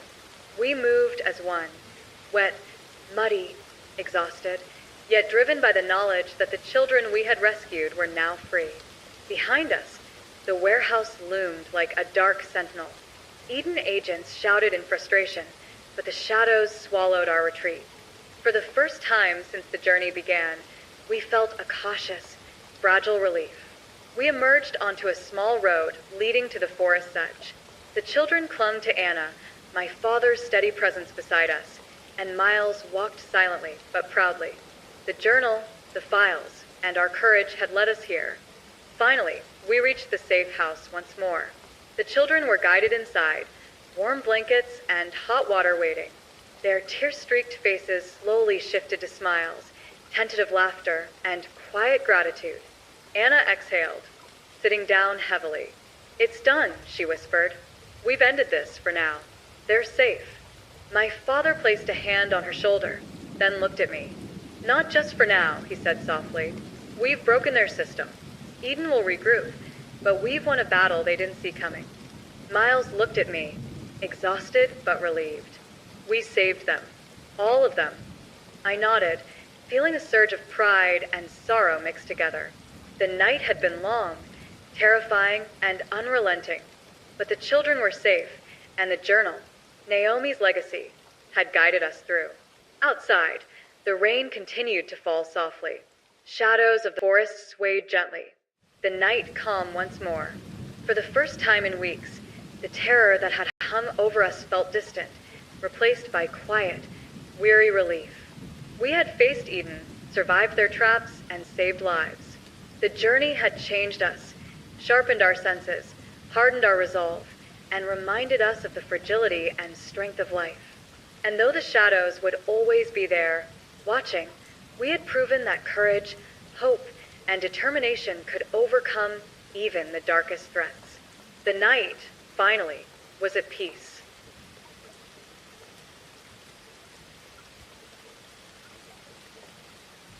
Good evening and welcome back to Midnight Radio True Crime. I'm so glad you're here with us tonight. If you're winding down for the evening, maybe lying in bed with the lights low, I hope the story helps you drift into the calm kind of stillness that only comes at night. The kind where the world feels smaller, quieter, and maybe a little bit more honest. Thank you for choosing to spend this hour with us. Before we begin, let us know in the comments what city you're tuning in from tonight. It's always comforting to see where our late-night listeners are listening from.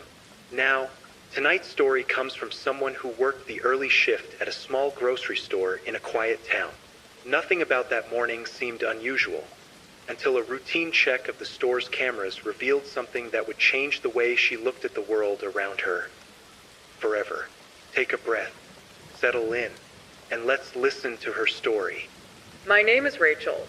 I used to work at a small neighborhood grocery store called Greenfield Market, the kind of place where the floors still smell faintly of old wood and the coffee machine at the counter always sputters like it's on its last day. I started there when I was 19 just to make ends meet, and somehow stayed for 4 years. The pay was terrible, but there was something comforting about the routine. Unlocking the doors before dawn, turning on the lights one aisle at a time, listening to that familiar buzz as the fluorescents flickered awake. That morning, it was a Tuesday, started no different. The air outside was cold and gray, and I remember how my fingers hurt as I turned the key in the back door. Inside, the store felt like a cave, dark, still, and just a little colder than it should have been. I clocked in at 5:46 a.m. By 6:10, I had the register open and the first pot of coffee brewing. Usually our manager, Carl, would arrive around 7. He was one of those old school types who still wore a tie to work even though he stocked milk crates. But that morning, he texted that he'd be late, a family thing, he said. So I was alone. Around 6:30, I heard something, a soft metallic clatter, like a shelf shaking or a pin dropping. I froze for a second. The front door was still locked. I knew that, but that sound, it came from somewhere near aisle 4. When I called out, my voice felt too loud in the empty store. No answer, just the humming of the refrigerators. I checked the aisle, nothing. Maybe it can rolled off a loose edge. I told myself that, but still, something about the air felt strange, heavier somehow, like the quiet was too thick. By 8 a.m., the morning rush started. A couple of regulars grabbing milk, a man buying cigarettes, an old woman who always paid in coins. I forgot about the sound. Mostly, it wasn't until around noon, when Carl finally showed up, that I remembered. He came in through the back, his shirt half untucked, and went straight to the office. After a few minutes, he called me in. "Hey, Rachel," he said, rubbing his eyes. "You opened alone today, right?" Yeah. "Did you see anyone near the back door this morning?" "No, why?" He gestured toward the monitor screen on his desk, the security feed. One of the cameras was paused. The timestamp read 4:12 a.m. He hit play. The footage showed the back entrance, the metal door with the faded, employees only sign. The frame was dark, grainy, the motion sensor light flickering on and off. For a few seconds, nothing moved. Then the doorknob turned. Slowly. Once. Twice. Then stopped. Carl frowned and scrubbed back the footage. "I got a motion alert early this morning," he said quietly. "I thought it was a raccoon or something." He zoomed in. It wasn't an animal. The shape was distinctly human, tall. Broad shoulders had slightly tilted, standing just outside the door. But the weirdest part was the door never opened. The figure just stood there. And then, frame by frame, it stepped closer to the camera, close enough that for a second, the face almost appeared.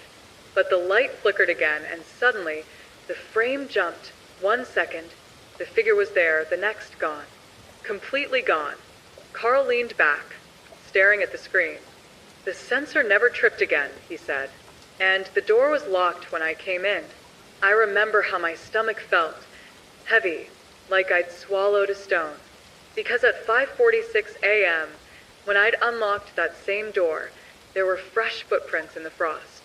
Just one set, leading away from the store. And I hadn't thought about it until now. Carl told me not to worry, said maybe it was a drunk passerby, maybe someone cutting through the alley. But I couldn't shake it. The timing, the silence, the way the sound I'd heard earlier felt too real to ignore. At 1 p.m., when the lunch crowd died down, I decided to check the footage myself. I went back to the office, clicked through the camera feeds, and found something Carl hadn't shown me. Another alert, this time from 3:58 a.m., about 15 minutes earlier than the one he'd watched. Same camera, same door. But when I played it, I noticed something different. Inside the store, right after the motion sensor flicked on, a faint reflection appeared on the metal door, like the shape of a person standing behind it. Inside. I leaned closer, rewinding, pausing, zooming.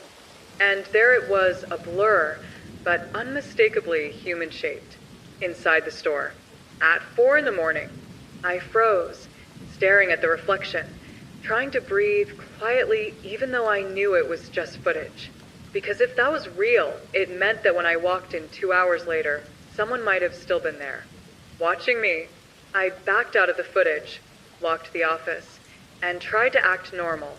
I worked through the afternoon like nothing had happened, ringing up groceries, smiling at customers, making small talk. But I kept glancing at the aisles, at the corners, at the mirrors above the shelves. Every sound felt sharper. Every shadow looked like it was about to move. By 5 p.m., I was counting the minutes until my shift ended. Carl was out front helping a customer when the doorbell rang again, that sharp ding from the entrance. I looked up automatically. A man stood in the doorway, tall, broad shoulders, wearing the same dark jacket I'd seen in the footage. He smiled faintly and walked in like he'd been there before. He smiled faintly and walked in like he'd been there before. I froze. My hands were still resting on the register keys, and for a few seconds, the only sound in the store was the quiet buzz of the ceiling lights. He wasn't carrying anything, no basket, no bag, just his hands in his pockets. He walked past the first aisle, slow, like he was browsing, but his eyes weren't on the shelves. They were on me. Something about his expression, calm, almost polite, made my stomach twist. It wasn't anger or menace. It was familiarity, like he knew me. I tried to act normal. "Good evening," I said, my voice softer than I meant it to be. He didn't answer, just nodded, still watching. Then, slowly, he turned into aisle 4, the same aisle where I'd heard that metallic sound earlier that morning. I glanced toward the back office, half thinking of calling Carl, but he was still helping the old woman count change at the counter. I didn't want to make a scene over nothing. So I waited. A minute passed. Then another. The man never came back out. I stepped out from behind the counter, pretending to straighten a display of gum. The store felt suddenly too quiet, the kind of quiet where every sound makes you jump. I walked halfway down aisle 3, peeking toward the next one. Empty, but the air smelled faintly of something. Dust? Or maybe old smoke? I turned back to the counter and nearly dropped the box in my hand, because the man was standing there again, at the front, waiting. He hadn't walked past me. I didn't hear him move. But somehow he was already there, standing perfectly still, eyes fixed on the small security monitor that showed the camera feeds from the store. Carl finally looked up. "Hey, bud, you need help with something?" The man didn't respond. He just smiled again, that same faint, unreadable smile, and said, "I used to work here." Carl blinked. "You did." The man's eyes didn't move from the monitor. "Long time ago." Then he looked directly at me. "You shouldn't be here alone in the mornings." Before either of us could say anything, he turned and walked out the door. No groceries. No small talk. Just gone. The bell jingled softly behind him. Carl frowned. "Do you know that guy?" I shook my head. My throat felt dry. No. But he looked familiar. Carl sighed, rubbing his temples. Probably some old employee. Still, that's weird. He shrugged it off and went back to paperwork, but I couldn't focus. The man's words kept echoing. "You shouldn't be here alone in the mornings." At closing time, after everyone left, I went back into the office again. I don't even know why. Curiosity, fear, maybe both. I replayed the footage from that afternoon. The man entered the store, walked toward aisle 4, and then the feed glitched. Just for half a second, a static flash, then he was standing by the counter again. Same position, same calm expression. No in-between frames. Like the space between his entrance and exit had been erased. I scrolled backward, frame by frame. There was something else. In the moment the static appeared, barely visible, a reflection in the freezer door near aisle 4. Another face. Not his. Mine. I was in the reflection, behind him, but I hadn't been there. I was at the counter. The timestamp confirmed it. 2 versions of me. One at the register, one frozen behind the man in the jacket. I stared at the screen until the image burned into my mind. Then I heard something faint, almost imperceptible. The back door. The soft click of a lock turning. Carl had already gone home. I stood completely still, the office door half open. The sound came again, slower this time, deliberate. Someone was testing the handle. I reached for my phone, hands shaking, and turned off the monitor to cut the light. The office sank into darkness. The handle moved once more, then stopped. Silence. For a long time, I just stood there, barely breathing, staring at the faint glow of the power light on the desk. Then, from the front of the store, I heard it, the sound that started everything. That same metallic clatter. From aisle 4. I waited another minute before stepping out, my phone flashlight trembling in my hand. The aisles were empty, the air still. But at the end of aisle 4, something caught the light, a single object on the floor. A gray windbreaker, folded neatly, as if waiting. The windbreaker was neatly folded on the floor, right at the end of aisle 4. No dust, no wrinkles, as if someone had just placed it there seconds ago. I didn't touch it. Something about it felt wrong, like it didn't belong to anyone anymore. I backed up slowly, eyes darting to the mirrors above the aisles.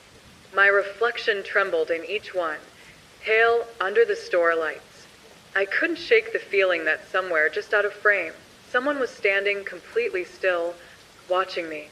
The clock above the register said 9:47 p.m. We closed at 10. I told myself I'd lock up, leave the jacket, and tell Carl in the morning. But then my phone buzzed. Unknown number. A text. Check the night tape. I froze. No name, no emojis, just those 4 words. I looked around, empty aisles, humming refrigerators, the faint flicker of fluorescent light. Then another message came in. 3:47 a.m. That timestamp again. The same time from the camera alert Carl showed me earlier, when someone had stood at the back door. My heart hammered so hard I could barely breathe. I ran to the office, locked the door, and scrolled through the footage manually. 3:47 a.m., camera 2, back entrance. The feed was grainy, nearly black. The motion sensor flicked on, and I saw the faint outline of that same figure again, tall, unmoving. But this time, something new. Behind the figure, through the narrow slit of the half-open door, there was another faint light, the pale glow of the inside hallway camera, meaning the door was open. I leaned closer. My throat went dry. For 2 seconds, the camera caught both sides, the outer frame of the door and the inside. And in that inside frame, there was movement. Not the man. Something behind me. It was just a blur, but it looked like someone walking between aisles, fast, low to the ground. I rewound. Played again. The blur was gone. My hands shook as I switched feeds, checking each camera one by one. Aisle 1 clear. Aisle 2 clear. Aisle 3 there. A flicker. Half a shadow crossing the end of the aisle. So quick it barely registered. The system almost missed it, but the motion light caught a fraction of movement. Frame by frame, I advanced. Something, or someone, moved between the shelves, crouched low, head tilted upward toward the camera. And just before the frame cut out, the face turned. Not fully visible, just a mouth. A faint, unmistakable smile. I jerked back in my chair. My pulse was racing. And then my phone buzzed again. You shouldn't stay after closing. I stared at the message until it blurred. My hands were trembling so hard I dropped the phone. The sound it made hitting the floor echoed too loud in the tiny office. When I bent to pick it up, something shifted behind the thin metal door. A dull creak, like someone stepping on the linoleum just outside. I turned off the monitor. Darkness. The faint strip of light under the office door dimmed suddenly, as if someone was standing right there, blocking it. For maybe 20 seconds, I didn't move. I didn't even breathe. Then, silence. No footsteps. No crack. Just the soft ticking of the wall clock. I thought maybe I imagined it, that my mind was creating shapes in the dark.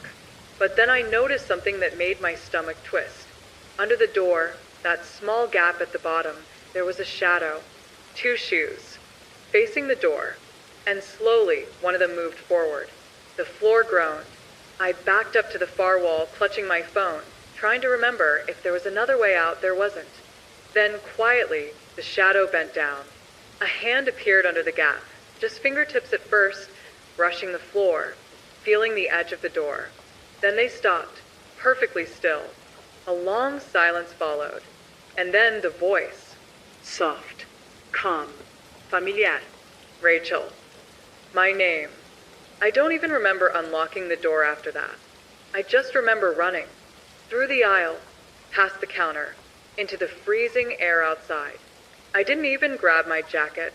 I called Carl from the parking lot, crying, barely able to speak. He said he'd call the police. He told me to wait by the gas station across the street. They arrived 15 minutes later. When they went inside, they found the back door unlocked, the office untouched. And right where I said I'd seen the shadow, the security camera caught one last thing. A man stepping out of frame, slowly pulling on a gray windbreaker. The police searched the store for almost an hour that night. 2 officers, flashlights sweeping every corner, every back room, even the dumpster out back. Nothing. No sign of forced entry. No broken locks. No one hiding anywhere. They asked me to describe the man. I told them everything. Tall, dark jacket, calm voice. The way he smiled like he knew me. One of the officers, a younger guy named Lewis, frowned and said quietly, "Sounds a lot like someone we picked up in this area a few years ago. Guy used to work night stock at a grocery chain before he disappeared." Disappeared? I asked. Lewis nodded. Quit one night. Walked off mid-shift. They found his car. Thank you for choosing Midnight Radio True Crime. Tonight, we take you to the quiet plains of Kansas, to a small town few maps even show, Harvest Creek. It's a place where cornfields whisper in the wind, porch lights glow softly, and time seems to slow, until the night of October 3rd, 1986, when an entire family vanished without a trace. Take a deep breath and get comfortable. Dim your lights, let the day drift away, and allow this story to carry you gently into the night. We're glad you're here, and we hope tonight's tale leaves you both intrigued and calm. Sleep well, relax, and let the story of the Harvest Creek incident unfold around you. Harvest Creek was the kind of town where everyone waved at each other, even strangers. Dirt roads lined with modest homes, weathered fences, and scattered barns marked the landscape. The air carried the smell of fresh hay, damp soil, and the occasional whiff of smoke from a neighbor's fireplace. It was quiet in a way that felt alive, the kind of calm that makes even the slightest disturbance stand out. The Millers lived just off County Road 12, in a farmhouse surrounded by cornfields stretching beyond the eye could see. John Miller ran the local grain store. Caroline, his wife, tended to the home and the children. Sarah, 16, spent her afternoons sketching the edges of the cornfields, while Luke, 12, cared for the family dog and chickens. To anyone passing by, they were the perfect family. Routine, predictable, ordinary. On the evening of October 2nd, neighbors noticed nothing unusual. Lights glowed from the Miller farmhouse. The dog barked at passing cars, and the faint smell of supper drifted into the night.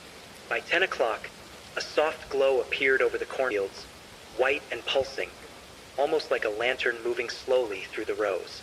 Ellen Carter, a neighbor who lived a few houses down, swore she saw the lights and thought it was a storm, though the sky was clear. The glow vanished as suddenly as it appeared, leaving the fields in darkness and the night unervingly still. The next morning, Deputy Howard Clark arrived at the farm. The truck was halfway up the driveway, engine cold, driver's door open. Inside, the radio played softly. Breakfast lay waiting on the table, untouched, for chairs pulled out slightly, for plates set, for people gone. The first hours of the search were methodical. Neighbors lined the fields, walking shoulder to shoulder, calling the families' names into the wind. The barns were empty, the irrigation canal dry, and the cornfields rustled like they were hiding something. By midday, the Miller's dog was found locked in the barn, alone and hungry. Muddy paw prints led from the barn door into the fields, but no human footprints accompanied them. Search parties expanded, including neighbors, county deputies, and even volunteers from neighboring towns. Planes flew overhead, shining spotlights across the fields. Dogs sniffed every barn and shed. Yet after days of searching, no trace of the family was found. Then came the diary.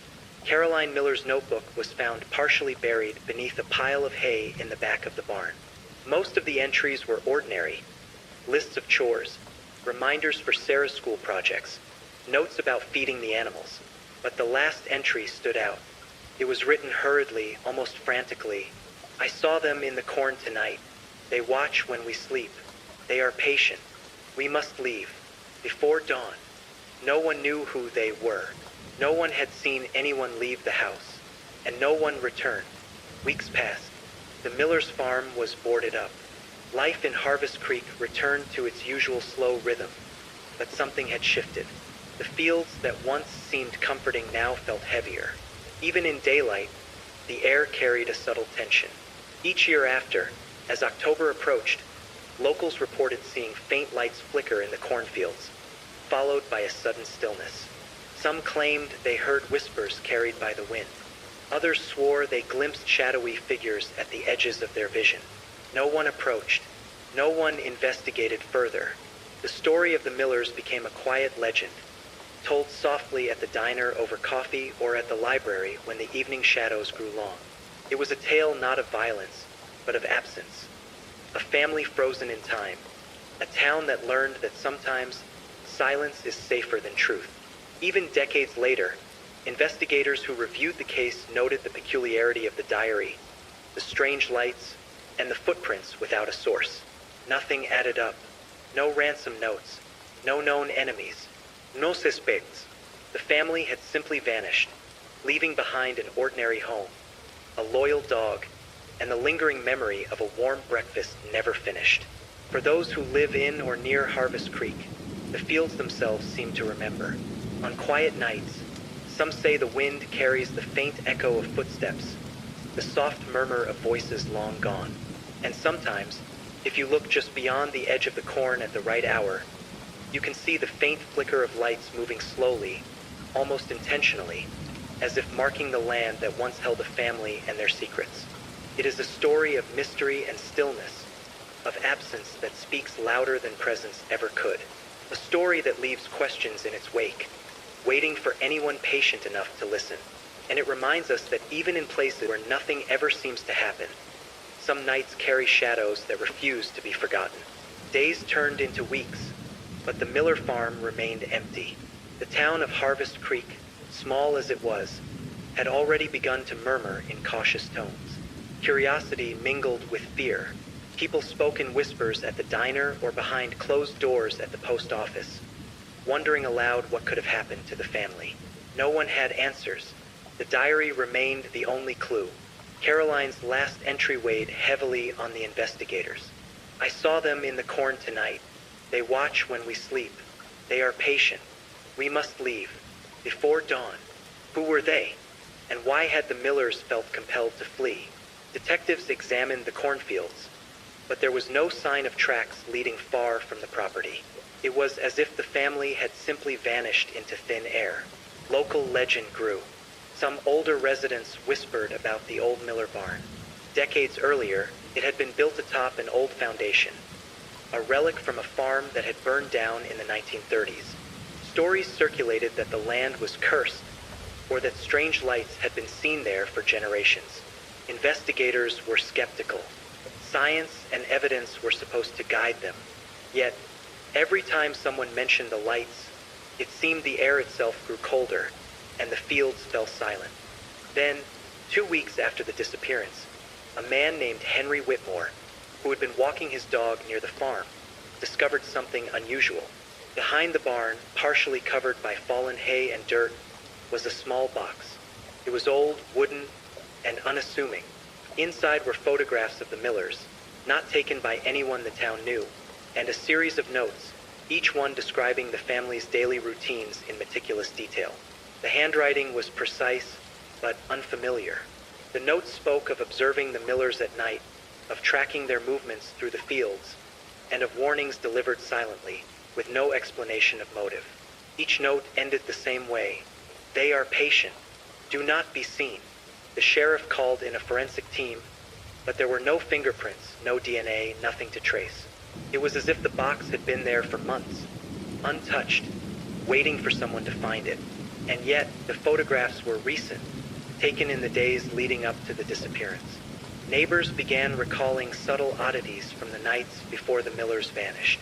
A car that had been parked near the edge of the cornfields, its headlights dimmed, only seen from the corner of one's eye.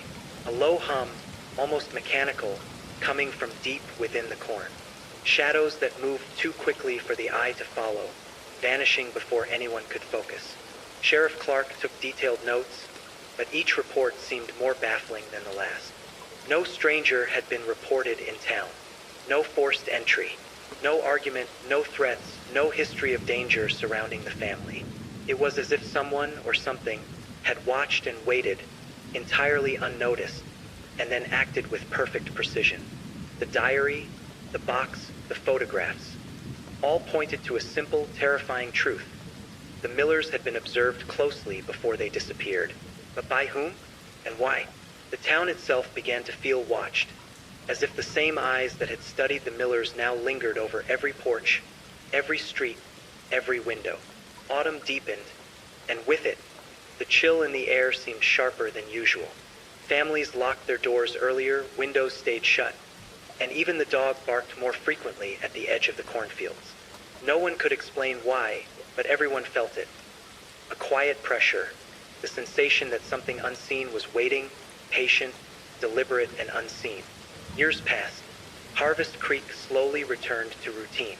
The farm stood abandoned, slowly succumbing to time. Corn grew wild where once it had been neatly cultivated. Birds nested in the empty barn, but the lights, they never truly left. Locals still reported faint glimmers among the stalks, always distant, always flickering, always gone before you could reach them. The mystery of the Millers became a part of the town's identity. A cold case no one solved, a story told softly to children at the edge of the fireplace, never fully explained. Law enforcement eventually archived the case, listing it as unsolved. Yet, in the files, the diary and the box remained. Relics of the night the ordinary became extraordinary, and the world of Harvest Creek shifted forever. Some claim that if you walk the edge of the cornfields on an October night, you can still see the faint shadows of a family walking among the stalks, moving carefully, as though retracing a path they can never leave. The air carries a whisper, almost like a warning, and in the quietest moments, if you listen closely, you can hear the wind itself murmuring. They are patient. No one knows what truly happened to John, Caroline, Sarah, and Luke Miller. Some believe the lights, the box, and the diary were signs of a presence beyond understanding. Others think the explanation is simpler, darker, human, but hidden beyond reach. Harvest Creek remembers the family, not for their daily routines or their warmth, but for their absence. Presence defined by disappearance. And so the story lingers, a quiet, unsettling tale told in the shadows, in the wind, and in the flicker of the cornfields. A story not of horror, but of mystery. A story that reminds us, sometimes, the calmest towns hold the deepest secrets, and that some questions, no matter how long they wait, may never be answered.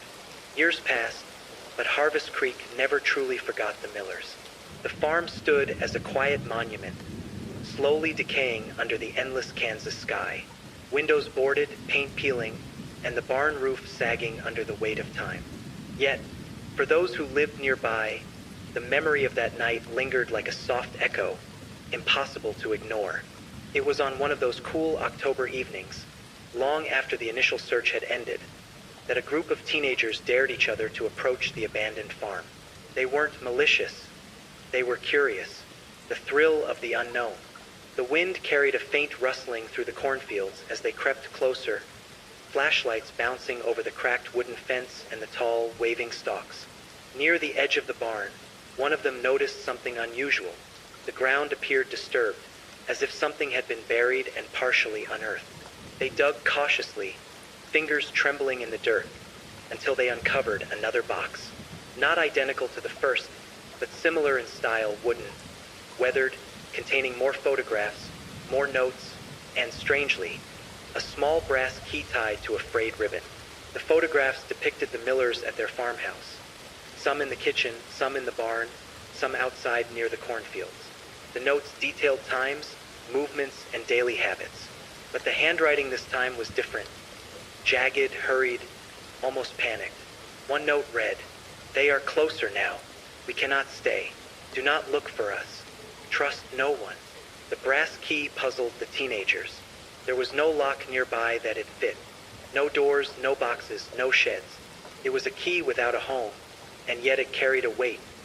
A silent implication that something was hidden, something waiting to be discovered at the right time.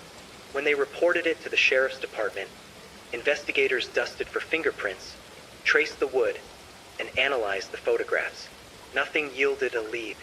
No human traces, no prints, no discernible dates beyond the diary entries. It was as if the Millers had been observed by someone who moved unseen, someone meticulous, calculating, and patient. But the discovery sparked a renewed interest in the cold case. Journalists began to revisit the story. Some locals were reluctant to speak, claiming the town had its reasons for silence. Others whispered that the land itself seemed to resist investigation. The wind shifting, shadows lengthening, fields suddenly quiet when strangers approached. The diary, the boxes, the key, all suggested a sequence of events that no one could piece together. The Millers' disappearance was no accident. It was deliberate, and someone or something had been watching, waiting, and documenting every move. One autumn night, decades later, a retired sheriff recounted a story from the early investigation. He said that he and his deputy had camped near the edge of the cornfields, hoping to observe any unusual activity. Hours passed. The moon hung high and silver, and then faint lights appeared, hovering over the fields, moving in patterns that seemed deliberate, almost intelligent. He swore he saw shadows among the stalks, shapes that moved too fluidly for humans, too purposeful for wind. By dawn, they vanished, leaving nothing behind but flattened corn and a lingering unease. Harvest Creek grew older. Families moved away, tired of the whispers and the cold chill that seemed to linger in the fields. New families arrived, unaware of the history, only to feel the weight of the story as the seasons turned. The farmhouse decayed further, and the barns grew quiet. Yet every October, the town remembers. They speak weekly, share glimpses of old newspaper clippings, and warn their children not to wander near the cornfields at night. The boxes and the diary were eventually stored in a small archive, cataloged and labeled Miller Disappearance Evidence. Yet no one could explain the handwriting differences, the key, or the faint glow that appeared over the fields on certain nights. Some believed it was human intervention, someone obsessed with the Millers. Others thought the story touched something far stranger, something beyond comprehension. Even today, locals insist that the Millers took, who survived the initial dismay intently into the darkness, growling softly at shapes that no one else could see. The Harvest Creek incident remains unsolved. No arrest, no bodies, no definitive explanation. Only the diary, the boxes, key, and the memories of a family frozen in time. A family that vanished, leaving behind the ordinary trappings of daily life. Breakfast plates, a running truck, and a dog that waited faithfully for its owners. For those who walk the cornfields now, the story carries a weight. A gentle unease, a quiet tension that creeps in at dusk. The air is colder than it should be. The wind carries faint whispers. And sometimes, just sometimes, a flicker of light moves among the stalks, distant, deliberate, and impossible to reach. The Millers are gone, yet they remain. In the whispers of the corn, in the old farmhouse, in the boxes and the diary that no one can fully interpret. The town remembers because it must, and the story lingers because it cannot be forgotten. Harvest Creek holds its secrets close, patient, deliberate, and silent. And for those who know the tale, one lesson remains clear. Some mysteries are not meant to be solved. Some disappearances are not meant to be explained. And some nights are best spent quietly, listening, and wondering if the lights among the corn will appear again. Patient as ever, waiting for someone to notice. Years went by, and Harvest Creek became quieter, almost as if the town itself had settled into a permanent hush, waiting for the past to resurface. The farmhouse remained abandoned, cornfields wild and unkempt, barns sagging under the weight of neglect. Yet for the residents who remembered, the story of the Millers never faded. It lingered in conversations held in hushed tones, in glances toward the fields when the wind carried a strange whisper, in the flicker of light glimpsed at dusk. Investigators who returned to the case decades later found something curious in town records. Property maps, older than most residents could recall, showed that the Miller farm had been built over land with a history of strange disappearances, dating back to the early 1900s. Several families had lived there before the Millers, only to leave suddenly, with no explanations recorded in any official documents. Each of these previous occupants had noted odd occurrences: lights, sounds, shadows in the fields, and a persistent feeling of being watched. The new investigators pored over these details carefully, compiling reports and cross-referencing with old police files. Patterns emerged, subtle, almost imperceptible. Disappearing families, unexplained lights in the fields, cryptic warnings, and animals behaving strangely. The timeline spanned decades. No arrests, no suspects, no human explanation that made sense. Some researchers suggested that the Millers' disappearance wasn't random. The diary, the boxes, the key, all indicated a slow, deliberate observation of the family. Whoever or whatever had been monitoring them seemed patient, meticulous, waiting for the perfect moment to act. And the warning, written in Caroline's last diary entry, hinted at awareness, fear that they had been seen, that something or someone was waiting in the cornfields, watching, planning, silent and deliberate. Locals continued to share stories. Ellen Carter, now elderly, remembered the lights vividly, describing them as a soft, pulsing glow that moved slowly, almost like they were studying the farm. She said the air grew heavy when the lights appeared, and the quiet that followed was almost unbearable, as if the world itself had paused. No one had ever explained it, and no one tried to investigate it further. In Harvest Creek, silence had become the safer path. Even the children who had dared to explore the abandoned farm in the years following the disappearance reported strange experiences. Some claimed to feel an unseen presence, a gentle pressure on their shoulders, as if someone or something was watching them. The brass key discovered behind the barn remained a mystery. No lock, no door, no box in the house seemed to match it. Yet the sensation lingered that it was meant to be used at a time yet unknown. The dog, who had survived the disappearance, lived out its days on the property's edge. Neighbors said it would often sit facing the cornfields, growling softly at shapes that no human could see. Even when the family was long gone, the dog seemed to recognize the presence that had taken them. Animals, it seemed, remembered in ways that humans did not. Researchers who visited Harvest Creek decades later noted one more pattern: the lights. Every October, without fail, there were reports of soft, pulsing lights in the cornfields, moving deliberately, hovering just above the stalks. No one could predict their appearance. No one could explain their origin. And yet, the pattern persisted, aligning eerily with the dates of the Millers' disappearance and the dates of past unexplained vanishings on the same property. Historians and criminologists called it a cold case of extraordinary circumstance. No fingerprints, no evidence, no suspect.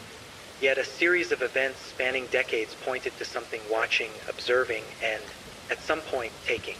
Some speculated it was human, a recluse with an obsession, a calculated predator. Others quietly whispered of something far stranger, something beyond explanation, beyond reason, beyond understanding.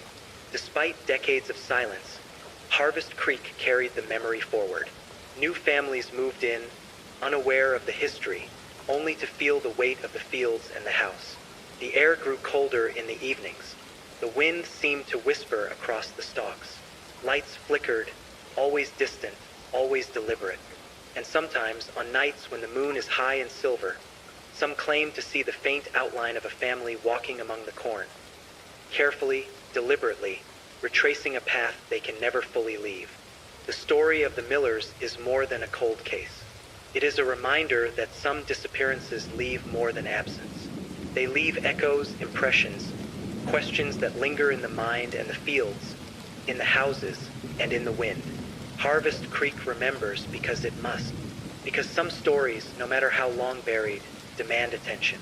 And the Millers, though gone, remain present in every whisper of the corn, in every flicker of light, in every uneasy pause that seems just slightly too long, just slightly too deliberate. The diary, the boxes, the key, the flickering lights, all remain, pieces of a puzzle no one can complete. And those who dare to step into the fields on an October evening may feel it. That patient, deliberate presence, waiting, watching, silent, and unyielding. Some mysteries are never solved. Some disappearances are never explained. And some nights, even in the quietest, calmest towns, carry shadows that cannot be ignored. The Harvest Creek incident is one of those nights. It lingers in the fields, in the wind, and in the hearts of those who remember, patient, deliberate, silent, and unsolved. By now, Harvest Creek had settled into a rhythm of cautious silence. The town's residents rarely spoke aloud about the Millers, but the story was always there, hovering in conversations, in sidelong glances toward the fields, in the uneasy pause when someone mentioned October. Even newcomers, unaware of the history, would sometimes feel the subtle tension in the air, the weight of a story that refused to be forgotten. The diary, the boxes, and the brass key had been cataloged and archived, but curiosity persisted. Some of the older locals remembered small details that never made it into the official reports. Odd sounds at night, shapes moving at the edge of vision, shadows that seemed to shift when unobserved. The lights in the cornfields returned, always faint, always distant, always deliberately avoiding discovery. It became clear that the Millers' disappearance was not an isolated event, but part of a pattern, something the town had learned to sense but never fully understand. Investigators reviewing the case decades later discovered additional, unsettling details. Old property records showed that, for more than half a century, unexplained vanishings occurred on or near the same farmland. Previous families had left abruptly, their reasons undocumented. Some neighbors had recalled strange lights and noises, reports dismissed as superstition or misperception. Patterns emerged, strange lights, mysterious disappearances, untraceable observation, and a lingering sense of being watched. The brass key found behind the barn remained a puzzle. No door, chest, or lock seemed to match it. Yet, every so often, it would appear slightly moved, as if touched by someone or something unseen. The photographs in the boxes were meticulous, showing the Millers in mundane moments, but always framed with care, capturing movement, routine, and behavior. The implication was clear. Someone had been watching, studying, recording, patient, and precise. Locals recalled that the Millers had been careful, observant, and yet, despite their awareness, they vanished. The diary's warnings, "They are patient, do not be seen, trust no one," suggested an understanding of the presence that had been tracking them, but no action could prevent it. And that presence, whoever or whatever it was, remained unseen, deliberately patient, and meticulously silent. Decades later, a researcher visiting Harvest Creek spoke with Ellen Carter, the neighbor who first reported the lights. She described a night when she and a friend had walked near the cornfields, hoping to see some explanation. The lights returned, soft, pulsing, moving deliberately across the field. They tried to follow, but each time they approached, the lights would retreat just out of reach, as if teasing, testing, or marking territory. The air grew colder, heavier, almost tactile, pressing against them with a quiet intensity. The researcher noted that the phenomenon was consistent with reports spanning generations. Each disappearance, each sighting, each note left behind in diaries or boxes seemed to point to an intelligence behind the events. Not random, not chaotic, but patient, observing, and deliberate. No human explanation fit all the pieces. And yet, human explanations were all that the official reports considered. Even the animals on the property seemed to respond. Neighbors reported that the Miller's dog, long after the family's disappearance, would sit at the edge of the cornfields, growling softly at empty air. Birds and other animals behaved unusually as well, avoiding certain areas, hesitating at edges of fields, refusing to cross specific lines in the dirt. For anyone attuned to subtle patterns, the land itself seemed aware. The townspeople adapted to the tension. Farmers checked their fields more often. Children were warned not to wander near the edges of the cornfields after dark. Visitors often remarked on the heaviness in the air, the way the wind seemed to carry whispers, and the sense that unseen eyes were observing every movement. The diary entries, the photographs, and the notes continued to circulate among researchers, each document pointing to meticulous observation and a methodical understanding of the Millers' routines. There were references to watchers and patient observers, phrases repeated in the handwriting that shifted from Caroline's flowing script to the jagged, hurried notes discovered later. The implication was clear. Someone or something had been waiting, studying, and planning for weeks, if not months, before the family vanished. Yet no trace of this observer was ever found. No footprints, no vehicles, no DNA, no signs of entry or exit. It was as if the Millers had simply been lifted from the land, leaving behind only the objects that marked their daily lives. The breakfast plates, the running truck, the dog waiting faithfully, and the diary warning of danger. Over time, Harvest Creek learned to live with the story. The farmhouse continued to decay. The cornfields grew wild, and the barns leaned under the weight of time. The lights returned every October, their purpose unknown, their pattern deliberate. Some townsfolk insisted they saw faint figures walking among the stalks, glimpses of a family moving carefully, deliberately, retracing a path they could never leave. The presence remained patient, silent, and unyielding. The Harvest Creek incident is a story of absence. A family vanished, leaving no clear explanation, no bodies, no suspects. Only diaries, boxes, a brass key, faint lights, and a town that remembers. It is a reminder that some mysteries are not meant to be solved. Some disappearances are not meant to be explained, And some nights, even in the quietest, calmest towns, carry shadows that will wait patiently, silently, and deliberately for anyone who dares to notice. And for those who walk the cornfields in October, the story persists. The air carries faint whispers, the wind hums through the stalks, and the lights, always distant, always deliberate, remind anyone watching that the Millers are gone, but their presence lingers. A story frozen in time, observed by eyes unseen, and a town that will never forget. Harvest Creek had long settled into its quiet rhythm, yet the memory of the Millers lingered like a shadow over the town. Even decades later, the fields seemed different from those surrounding other farms. The wind carried a subtle, almost deliberate pattern of whispers. The corn swayed not only with the breeze, but in a way that suggested an unseen presence, patient, observant, waiting. New researchers and historians revisited the archives, poring over every diary entry, every note, every photograph. They discovered that the Millers were not the first to vanish from that plot of land. Older property records revealed multiple disappearances dating back to the early 1900s. Families would leave suddenly, sometimes after reporting strange noises, odd lights, or the sensation of being watched. The pattern was unmistakable, yet no human perpetrator was ever found. The brass key, still in the archive, remained an enigma.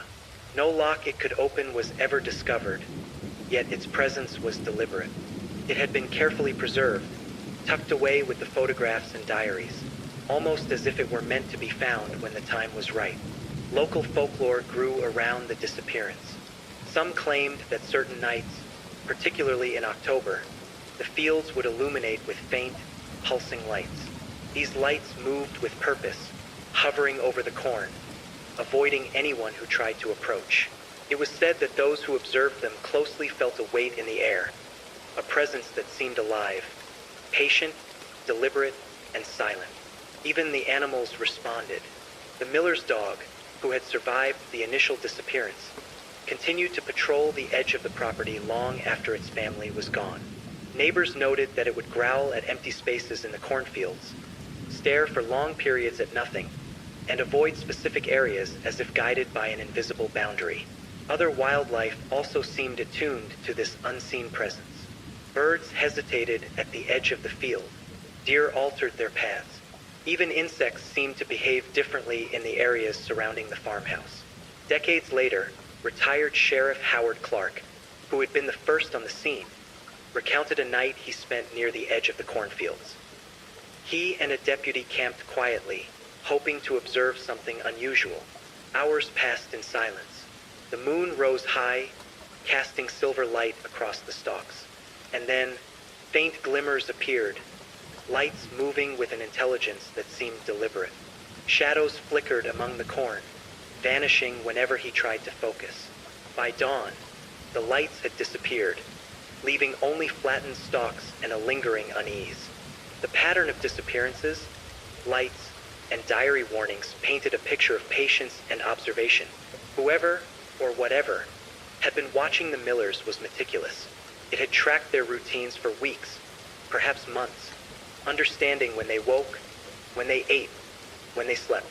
And when the time was right, it removed them from the land, leaving only the objects of their daily lives as silent testimony.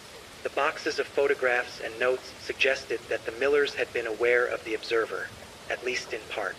Caroline's final diary entry warned of their presence. They are patient. We must leave, before dawn. But no evidence suggested that the Millers managed to act on this warning. They vanished quietly, without struggle, leaving behind breakfast plates, a running truck, and a loyal dog. As the years passed, Harvest Creek became accustomed to its legacy. The farm stood abandoned, slowly decaying, while cornfields grew wild. Stories circulated quietly, faint lights, shadowy figures, unexplained movements. The presence remained patient, deliberate, and unseen. New families, unaware of the history, would sometimes feel it, sensing eyes in the stalks, hearing whispers that carried in the wind. Even the locals, those who had lived through the disappearance, spoke carefully, using hushed tones, reluctant to draw attention to what they could not explain. The Harvest Creek incident became more than a cold case. It was a legend of observation, patience, and disappearance. The diary, the boxes, the brass key, and the lights all pointed to an unseen presence that moved deliberately, avoiding capture or detection. No fingerprints, no DNA, no suspects, only the meticulous documentation of a family's life before its sudden absence. Investigators theorized. Some believed it was a human perpetrator, a recluse, someone obsessed with the Millers, capable of precise planning and execution. Others suggested something far stranger, beyond human comprehension, an entity patient enough to observe generations and vanish without trace. No theory fully explained the diary, the boxes, the photographs, the brass key, or the recurring lights. The evidence existed, yet no conclusion could ever satisfy the pattern of deliberate observation. Even today, Harvest Creek bears its quiet weight. The farmhouse remains abandoned, the barns sag under years of neglect, and the fields sway endlessly under the wind. October brings a subtle tension, the memory of the Millers lingering in the air. Those who wander near the cornfields at dusk sometimes glimpse faint lights, moving deliberately, or hear whispers carried across the stalks, soft and fleeting. The past presence remains patient, deliberate, and silent, watching, waiting, leaving only traces for those who pay attention. The Millers' disappearance is a story of absence, observation, and enduring mystery.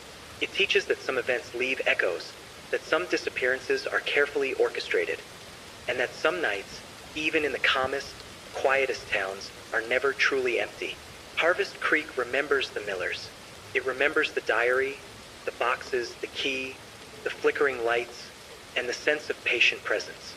And it waits, as the air shifts through the cornfields, for someone who will notice. Some mysteries remain unsolved. Some disappearances cannot be explained, and some nights hold shadows, deliberate and patient, that watch and wait, silently, enduringly, indefinitely. Harvest Creek remained a quiet town, the kind of place where the wind carried stories between houses and down dirt roads, and where everyone remembered the night the Millers vanished. For decades, the farmhouse stood abandoned, the barns sagging, and the cornfields growing wild. Yet the air around the property never felt ordinary. There was a weight to it, a subtle tension that settled over anyone who wandered too close after sunset. Researchers, intrigued by the unsolved disappearance, began to examine the diaries and boxes in more detail. They noticed that Caroline Miller's diary, when read carefully, seemed to contain subtle patterns beyond simple words of warning. Repeated phrases, subtle variations in handwriting, and even punctuation suggested a hidden rhythm, almost like a code. Lines like, "They are patient, do not be seen, trust no one," and "We must leave," before dawn carried a precision that went beyond fear, almost like instructions embedded within the panic. The new generation of investigators focused on these patterns, examining the photographs as well. Each picture was carefully framed, capturing the family in ordinary activities, but the placement of objects, the orientation of shadows, and the sequence of events in the images hinted at a meticulous observer's presence. The observer had not just watched. They had cataloged every movement, every habit, every detail of the Millers' lives. The brass key, still unassigned to any lock, became central to the emerging theory. Researchers speculated that it might open something hidden on the property, something not discovered by investigators over the decades. It seemed to symbolize the idea of a secret waiting to be uncovered, a puzzle piece left intentionally in the world for someone patient enough to notice. And yet, the key's purpose remained elusive, as if teasing discovery while remaining just out of reach. Locals continued to recount unusual experiences. Elderly residents remembered seeing lights flicker among the stalks in October, soft, deliberate pulses that avoided capture. Some reported hearing whispers that carried through the wind, impossible to decipher, yet somehow urgent and purposeful. Others noticed animals behaving strangely, responding to presences invisible to human eyes. Even the dog who survived the Millers' disappearance continued to patrol the edge of the property for years, growling at empty spaces in the cornfields, attentive to a pattern only it could perceive. Researchers also uncovered Old Town records that had gone unnoticed. Several previous occupants of the land had filed reports of strange phenomena. Lights, shadows, noises. But the records were dismissed at the time as superstition or exaggeration. When compared to the diary and boxes from the Millers, a thread of continuity emerged. The property had a history of observation, of patient monitoring, of families vanishing without trace. It was no longer a single event. It was a pattern spanning decades. One afternoon, a historian retraced the Millers' daily routines using the photographs and diary notes. She found that the family's movements had been precisely predictable. Times they woke, meals they ate, chores completed, and even leisure activities were meticulously cataloged in the observer's notes. It was clear that the person or entity monitoring them was deliberate, patient, and capable of long-term planning. Theories began to emerge, but none fully satisfied the evidence. Some suggested a human stalker, someone who had studied the family for weeks, carefully orchestrating their disappearance. Others proposed a more unusual explanation, a presence beyond ordinary human understanding, capable of observing without detection, patient enough to record every detail, and deliberate enough to remove the family without leaving trace. Local townsfolk reported that the phenomena never fully ended. Every October, faint lights appeared in the fields, moving deliberately across the corn, always eluding direct observation. Shadows flickered at the edges of the fields, always present, always careful to avoid being identified. The air itself seemed heavier, almost alive, as if the land had absorbed the events and carried them forward through time. Despite decades of study, the diary, boxes, and key offered only fragments of answers. The pattern was undeniable, but the cause remained unknown. The Millers' disappearance was no longer a single event. It had become a lens through which the town, and those who examined it, could glimpse a deeper mystery, one that spanned generations, defied explanation, and persisted with deliberate patience. Even today, visitors to Harvest Creek sometimes feel the presence.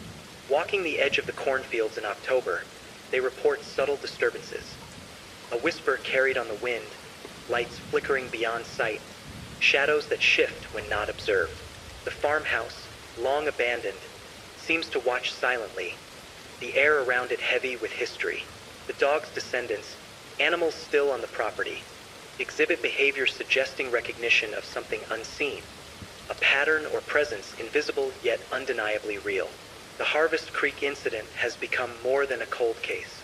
It is a story of observation, patience, and disappearance, a reminder that absence can carry more weight than presence. The diary, boxes, photographs, and key all suggest meticulous planning, deliberate patience, and an intelligence capable of moving unseen. No trace, no suspect, no human explanation fits the complete picture. The story of the Millers continues to linger, patient as the wind over the cornfields. It reminds us that some events leave more than absence. They leave traces, impressions, patterns that endure across decades, waiting for someone attentive enough to notice. And in Harvest Creek, those who remember remain watchful, quietly observing, attuned to the flickering lights, the subtle shadows, and the patient, deliberate presence that has endured for generations. Some mysteries are unsolved. Some disappearances are never explained. And some nights, even in quiet, sleepy towns, carry shadows that watch, wait, and endure, silent and unyielding, patient, deliberate, and unbroken by time. Harvest Creek remained quiet, almost suspended in time, yet the story of the Millers never truly left the town. The farmhouse and barns continued their slow decay, and the cornfields grew wild and tangled, but the memory of that October night lingered in the wind, the shadows, and the flickering lights that appeared year after year. Researchers studying the case returned to the diaries and boxes, focusing on Caroline Miller's handwriting. They noticed subtle variations, loops, spacing, and punctuation that suggested a deliberate attempt to encode messages. It was as if she had been aware not only of the presence observing them, but also of the need to leave instructions, hidden clues, for someone who might eventually investigate. Some notes contained repeated phrases, "They are patient," and "Do not be seen," But there were others, hidden in plain sight, sequences of letters that seemed random at first, only to form patterns when viewed alongside dates, photographs, and movements recorded in the diary. One researcher discovered that certain words aligned with specific locations on the property: the barn, the edge of the cornfield, the old well, and a cluster of oak trees near the back fence. Each location seemed to mark an area of significance, though no human explanation tied them together. The brass key became more intriguing. Though it had no visible lock on the property, some theorized it could fit a hidden compartment, perhaps in the barn's foundation or under the floorboards of the farmhouse. Yet repeated searches revealed nothing. The key remained a symbol of the unknown, patient in its silence, as if waiting for someone perceptive enough to discover its purpose at the right time. The photographs continued to raise questions. Each image captured mundane, everyday moments: meals, chores, walks through the fields. Yet the angles, framing, and timing hinted at meticulous observation. Shadows in the photographs fell in unusual directions. Objects appeared subtly shifted between images. It was as if the observer had been recording not just the Millers' lives, but patterns within the property itself. Patterns that, when pieced together, might reveal the reason for the family's disappearance. Locals recalled additional oddities. Elderly residents spoke of faint voices carried by the wind, whispers that could not be traced to any human source. They mentioned the lights in the fields, pulsing with purpose, retreating whenever approached, always distant, deliberate. Even animals behaved strangely. The Miller's dog, and later its descendants, patrolled the edges of the property, growling or hesitating at areas invisible to the eye, responding to an intelligence that no one could confirm. Old Town records revealed a pattern spanning generations. Families who once lived on or near the property reported unexplained events: missing objects, strange sounds at night, unusual shadows, and abrupt departures. Disappearing families, unexplained lights, and diary entries like Caroline's suggested a presence that observed, waited, and acted with patient precision. Researchers also uncovered a series of coincidences connecting the Millers' disappearance to other odd events in the region. Similar diary entries from other families who had left the area decades before mentioned watching lights and shadows, strange sensations of being followed, and subtle disturbances in the environment. The pattern was unmistakable, yet no rational explanation tied all the events together. Human or not, the observer remained deliberate, patient, and undetectable. One October evening, a historian retraced the Millers' daily routines using photographs and diary notes. She observed that the family's habits had been predictable: every meal, every chore, every evening walk through the fields. The diaries and boxes suggested someone or something had been monitoring them continuously, waiting for a moment when the family's routine could be interrupted without resistance. And that moment had come, leaving behind only the diary, the boxes, and the brass key as evidence of a careful, deliberate plan. The town itself seemed aware of the presence. Even generations later, locals spoke in hushed tones about the property, the lights, the whispers, and the shadows. Some who visited reported a tangible weight in the air, subtle shifts in temperature, and the uncanny sensation of being observed. It was as if the land remembered, carrying the echoes of the Millers' lives and their disappearance forward through time. The diary, photographs, boxes, and key all suggest that the Millers' disappearance was not an accident, nor a random act. It was the result of meticulous observation and careful planning, carried out by an intelligence patient enough to wait, deliberate enough to act, and invisible enough to leave no trace. Even today, the property retains a subtle tension. Walking near the edge of the cornfields at dusk, one might notice shadows that flicker at the corner of the eye, lights that pulse and retreat deliberately, and whispers that carry in the wind. The farmhouse, barns, and fields all hold the memory of the Millers, a presence frozen in time, observed and recorded, patient and deliberate, silent and unyielding. The Harvest Creek incident is more than a disappearance. It is a story of observation, patience, and enduring mystery. It teaches that absence can carry more weight than presence, that traces may endure long after those who created them are gone, and that some nights, even in the calmest towns, hold shadows that watch, wait, and endure, silent, deliberate, and impossible to fully understand. Harvest Creek remembers the Millers. It remembers the diary, the photographs, the boxes, the brass key, and the flickering lights. And it waits, patient, deliberate, and silent, for someone who notices, for someone who questions, for someone who observes. Yet no such compartment ever appeared. It was a key with a purpose, deliberately hidden or left as a tease.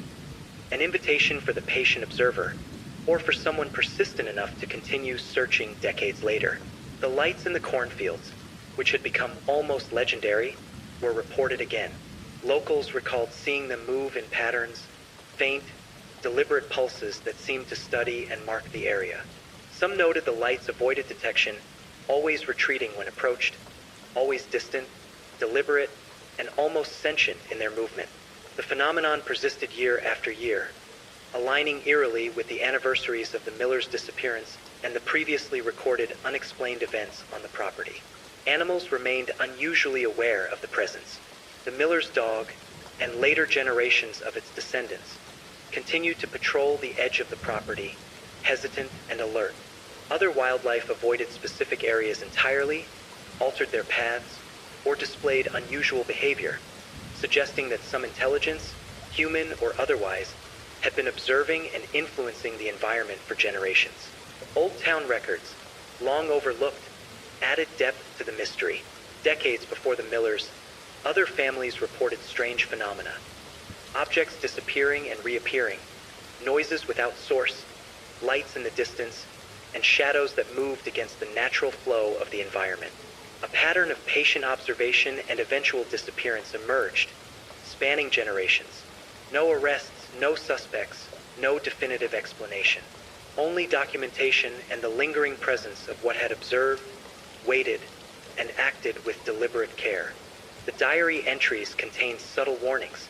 Lines such as, "They are patient, do not be seen, trust no 1 inch and leave before dawn," before they notice, were repeated with variations, almost like signals embedded for someone attentive. The observer had tracked every movement, every habit, and possibly predicted the family's actions. The careful documentation in the photographs, boxes, and diary implied that someone, or something, had planned the disappearance with precision. Visitors to the property still report feelings of unease. Walking the edge of the cornfields in October, they feel shadows at the periphery of vision, hear whispers carried by the wind, and glimpse faint lights flickering among the stalks. The farmhouse, though abandoned, seems alive with memory. The barns lean under time, yet the land itself feels watched, deliberate, and aware. Researchers examining the Millers' diary noticed that certain words aligned with the brass key's presumed locations. Though no physical lock was ever found, it seemed that the key symbolized understanding or unlocking the sequence of events, perhaps meant for someone perceptive enough to interpret the diary's hidden patterns. It was a challenge left behind, patient and deliberate, waiting for decades to be noticed. Even now, the pattern endures. The diary, boxes, photographs, brass key, flickering lights, and strange animal behavior collectively suggest a meticulous, patient, and unseen presence. The Millers' disappearance was no accident. It was calculated, deliberate, and executed with precision, leaving traces that continue to intrigue, unsettle, and mystify. Harvest Creek remains quiet, but those who know the story remain watchful. The cornfields sway gently in the wind, shadows flicker, and lights pulse in ways that cannot be explained. The diary, boxes, and key are reminders of careful observation and the deliberate removal of the family.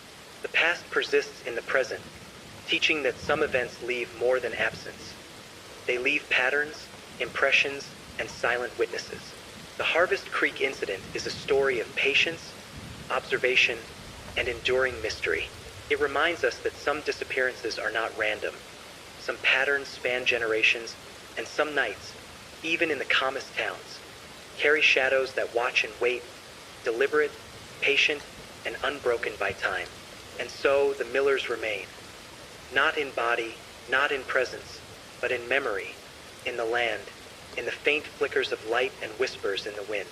A patient, deliberate presence endures, marking time across decades, reminding those who notice that some mysteries never end, some disappearances are never explained, and some shadows wait, silently, unyielding, and eternal. Harvest Creek's quiet streets had long been accustomed to their own shadows, yet the events of that fateful October lingered in the town's memory like a soft, persistent hum. The miller's farmhouse stood abandoned, the barns sagging, and the cornfields grew wild, yet the land itself seemed to carry the weight of the past. Even the wind seemed deliberate, whispering through the stalks as though carrying fragments of stories that could not be forgotten. Researchers revisiting the miller's diaries and boxes discovered that Caroline's entries contained more than warnings. Certain passages repeated in sequences, with subtle shifts in phrasing, punctuation, and line breaks. It was as if she had embedded a code within her panic, leaving behind instructions for anyone patient and observant enough to decipher them. Lines like, "They are patient, do not be seen, trust no 1 inch and follow the shadows." Before dawn, before they notice, were repeated, their emphasis subtly different in each instance. Cross-referencing the diary with photographs and property layouts revealed a deliberate pattern. Certain words aligned with locations around the farmhouse. The old barn, the edge of the cornfield, a cluster of oak trees, and the long-abandoned well. It suggested that the observer had mapped the property meticulously, cataloging movements, shadows, and routines. The observer had watched every meal, every chore, every walk through the fields, noting patterns in behavior and subtle environmental cues. How the wind shifted, how the light fell, how animals responded. The brass key became central to the emerging theory. Though no visible lock existed on the property, some speculated it might fit a hidden compartment, perhaps beneath floorboards, inside the barn's foundation, or even buried beneath the earth. Repeated searches yielded nothing, yet its presence seemed intentional, waiting for someone persistent enough to uncover its purpose. The key became a symbol of the unseen observer, a reminder that some mysteries are designed to remain just beyond reach. The lights in the cornfields persisted. Locals reported them moving with deliberate intention, pulsing softly, always distant, always retreating when approached. Some suggested that the lights themselves were a message, a marker of boundaries, a way to observe without exposure. Their appearance aligned with anniversaries of the miller's disappearance and other unexplained events, suggesting a continuity of observation that spanned decades. Animals on the property remained attuned to something invisible. The miller's dog, and later generations of its descendants, patrolled the property cautiously, growling at empty spaces and avoiding certain areas. Other wildlife exhibited subtle changes in behavior, avoiding sections of the fields or altering their patterns, hinting at an intelligence present long before humans noticed it. Historical records revealed additional connections. Generations of families who had previously lived on or near the land reported similar experiences. Missing objects, untraceable noises, shadows that moved independently, and faint lights at night. A pattern emerged. Families observed, patterns recorded, disappearances executed with precision, no evidence left behind. No arrests, no suspects, only traces of deliberate, patient observation, repeated over decades. The diary entries hinted at a broader understanding of the miller's observer. Caroline's handwriting shifted from flowing to jagged, her notes almost instructional. Mark the light, follow the shadows, do not be seen, wait for the path. The observer had anticipated the family's movements, cataloging them carefully, waiting for the precise moment to act. And when that moment came, the family vanished without struggle, leaving only the diary, boxes, and brass key as evidence of their final days. Visitors to Harvest Creek still experience subtle, inexplicable phenomena. Walking near the edge of the cornfields in October, one might feel a weight in the air, sense shadows moving just beyond sight, or glimpse faint, pulsing lights among the stalks. The farmhouse, though long abandoned, seems alive with memory, the air heavy with the impression of past observation. Even the wind carries whispers that cannot be traced to any human source, as if the land itself remembers. Despite decades of study, no theory fully explains the events. Some suggest a human observer, patient and meticulous, capable of planning and executing the disappearance with precision. Others whisper of something beyond human comprehension, an entity or intelligence that observes, waits, and acts with patience across generations. The diary, photographs, boxes, and key all support the idea of deliberate monitoring and execution. Yet no definitive explanation satisfies every piece of evidence. The Millers' disappearance remains unsolved, yet their story endures in patterns, in shadows, in whispers, and in the flickering lights that appear every October. The town itself seems to remember, carrying the weight of the event forward in subtle, almost imperceptible ways. Harvest Creek, its residents, and the land itself are bound together by the memory of that night, by the deliberate and patient presence that orchestrated the family's disappearance. The Harvest Creek incident is more than a story of absence. It is a story of observation, patience, and enduring mystery. It reminds us that some disappearances leave more than emptiness. They leave traces, impressions, and a presence that persists beyond time, patient and deliberate, silent and unyielding.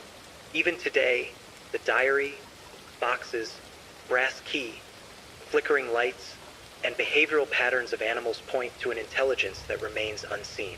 Some nights, those who enter the cornfields report glimpses of movement, shadows flickering at the periphery, and a sense of deliberate observation that refuses to be ignored. The Millers themselves may be gone, but the presence that orchestrated their disappearance endures, patient, deliberate, and eternal. Harvest Creek remembers.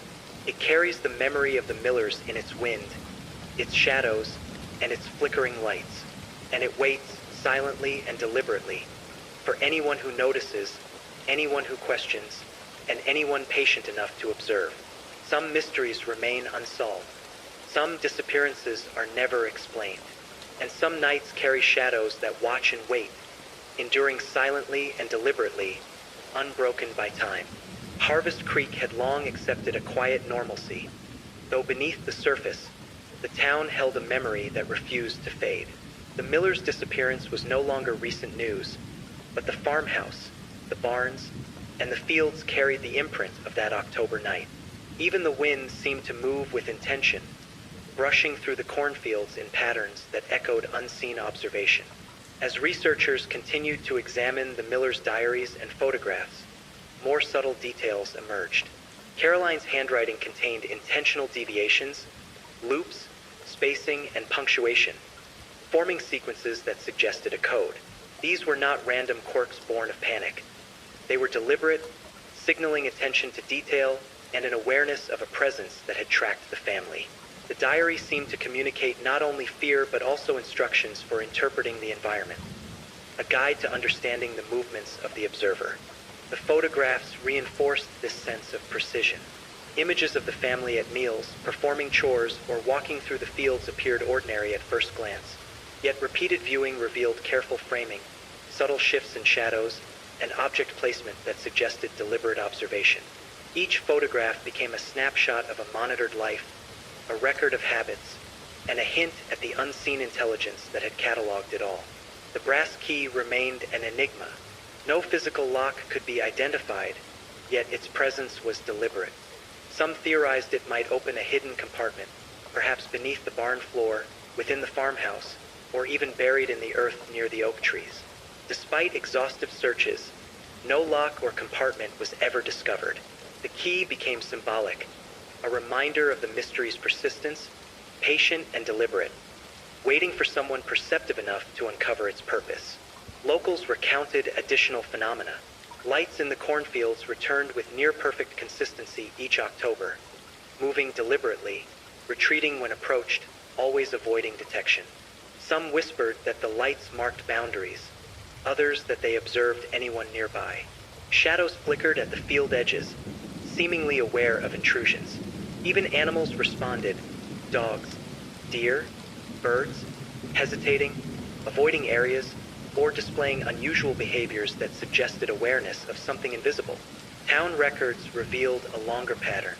Generations before the Millers, Families who lived on or near the property reported similar incidents. Noises without source, objects displaced, unexplained shadows, and distant lights at night. Families moved away suddenly, without clear reason, and investigators at the time recorded no evidence of criminal activity. The consistent pattern across decades pointed to something deliberate, patient, and invisible. The diary contained repeated warnings and subtle instructions. They are patient. Do not be seen. Follow the shadows. Before dawn. Cross-referencing these phrases with photographs and property layouts suggested that Caroline had cataloged the Millers' movements carefully, leaving clues for someone who might attempt to understand what had occurred. The observer had anticipated every routine, every behavior, and had acted with meticulous timing. Visitors to the property still sensed the lingering presence. Walking along the cornfield edges in October, many reported a subtle tension in the air, flickering lights that avoided direct gaze, and the impression of being observed. The farmhouse, barns, and fields carried memories. The diary, photographs, and boxes remained the only tangible evidence of the family's final days. Even the animals seemed aware of patterns invisible to humans, their behavior hinting at the intelligence that orchestrated the disappearance. The brass key's symbolism became clearer in context with the diary's cryptic patterns. Though no physical compartment was ever found, the key seemed intended as a conceptual tool, a representation of understanding the sequence of events, of noticing the hidden patterns, of decoding the meticulous observation that had led to the Millers' disappearance. It was patient, deliberate, and silent, much like the presence that orchestrated the events themselves. Despite decades of investigation, no definitive explanation emerged. Some theorized a human observer, obsessive and methodical, capable of tracking and removing the family without leaving trace. Others speculated about something beyond ordinary comprehension, an entity or intelligence capable of long-term observation, precise timing, and undetectable action. Whatever the case, the evidence suggested a deliberate intelligence behind the events, patient across time, observing with care, and moving without detection. The town of Harvest Creek adapted to the lingering tension. Residents spoke in hushed tones of the farmhouse, the barns, the fields, and the lights. Visitors often sensed the same subtle unease, the impression of being watched, and the strange calm that preceded a quiet disturbance in the cornfields. The memory of the Millers persisted in land, shadow, and whisper. Even today, the diary, photographs, boxes, and brass key act as traces of observation. Flickering lights, subtle shadows, and unusual animal behavior continue to mark the land as a site of enduring mystery. The Millers' disappearance was deliberate, executed with precision, and recorded meticulously, leaving only the traces of planning and observation for those willing to notice. The Harvest Creek incident is more than a disappearance. It is a story of observation, patience, and enduring mystery. It reminds us that absence can leave impressions, patterns can span generations, and some nights, even in the calmest towns, are never truly empty. The Millers remain, not in body, not in presence, but in memory, in the land, in the diary, boxes, and brass key, in the faint flickers of light and whispers in the wind. A patient, deliberate presence endures, marking time across decades, reminding anyone who observes that some mysteries never end, some disappearances are never explained, and some shadows wait, silently, unyielding, and eternal. Harvest Creek's nights remained still, yet the memory of that October evening lingered in ways both subtle and unnerving. The farmhouse and barns sagged under decades of neglect. The cornfields grew tall and wild, and the wind carried stories that no one could fully hear or understand.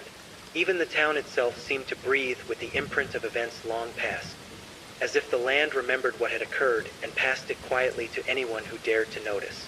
Researchers returned once more to the Millers' diaries, photographs, and the enigmatic brass key. The diary contained passages that repeated across pages, subtle variations in wording and punctuation suggesting deliberate coding. Caroline Miller had embedded instructions, warnings, and perhaps even an attempt to leave a trail for those who might investigate years later. Lines like, "They are patient," "Watch the shadows," "Never be seen," "Before dawn" appeared over and over, almost ritualistic in nature. Cross-referencing these passages with property layouts and photographs revealed a meticulous mapping of the Millers' routines. Meals, chores, evening walks, and even leisure activities were documented with careful precision, as if someone or something had been observing and recording them over weeks or months. Shadows in photographs, placement of objects, and timing of events all suggested an intelligence behind the observation, one capable of predicting behavior and acting with deliberate patience. The brass key, still unassigned to any lock, had become an enduring symbol. Some theorized it could fit a hidden compartment in the barn, under the farmhouse floorboards, or even buried beneath the earth. Repeated searches yielded nothing, yet the key remained, patient in its silence, waiting for someone perceptive enough to understand its purpose. It became a symbol not just of access, but of understanding, of noticing the subtle and the deliberate, of following the patterns left behind. Local reports continued to intrigue investigators. Lights in the cornfields appeared with almost perfect consistency each October, moving deliberately, retreating when approached, and flickering as though observing anyone who ventured too close. Shadows shifted in the field edges, subtle but deliberate, always careful to avoid detection. Animals, too, seemed aware. Dogs hesitated at invisible boundaries, deer avoided specific areas, birds altered their flight paths. The land itself seemed conscious of something unseen, patient, deliberate, and enduring. Old town records revealed similar patterns. Families who had lived on or near the property before the Millers reported unusual phenomena. Objects disappearing and reappearing, noises without source, lights in the distance, and abrupt departures. No evidence ever suggested a human culprit. Yet across decades, these patterns persisted. Observation, careful monitoring, disappearance, absence, and the lingering impression of something deliberate and patient. The diary hinted at a broader, almost philosophical understanding of the observer. Caroline's final entries emphasized caution, awareness, and the need to follow subtle cues. Watch for the light. Follow the shadows. Do not be seen. They are patient. These instructions aligned with photographs, boxes, and even the landscape itself, suggesting the Millers had known, at least in part, of the presence that stalked them, yet were powerless to act. Visitors to the property often report similar sensations even decades later. Walking along the edge of the cornfields in October, they feel the weight of unseen eyes, hear faint whispers carried on the wind, and glimpse lights flickering just beyond reach. The farmhouse, barns, and fields all bear memory. The diary, photographs, and boxes serve as the only tangible reminders of what occurred. Animals continue to react to patterns invisible to humans, hinting at intelligence that remains undetected but undeniably present. The brass key symbolism becomes clearer in the context of these findings. It is not simply a physical object. It represents perception, attention, and understanding. It symbolizes the act of noticing, of following the subtle patterns left behind, and perhaps of acknowledging the meticulous intelligence that orchestrated the Millers' disappearance. It is patient, deliberate, and silent, much like the entity or individual that removed the family from the land. Despite decades of investigation, no conclusive explanation exists. Some suggest a human observer, capable of extreme patience and meticulous planning. Others propose something beyond human comprehension, an intelligence, patient and deliberate, operating across generations, observing without exposure, acting without trace. Whatever the truth, the evidence points to deliberate, patient observation, culminating in the removal of the family and leaving only carefully documented traces. Harvest Creek itself seems attuned to this memory. Residents speak quietly of the farmhouse, the barns, the cornfields, and the persistent lights. Visitors sometimes feel subtle unease, shadows flickering at the periphery, whispers in the wind, and the impression of being watched. The land remembers, carrying the events of that October forward through time. The Harvest Creek incident is more than a disappearance.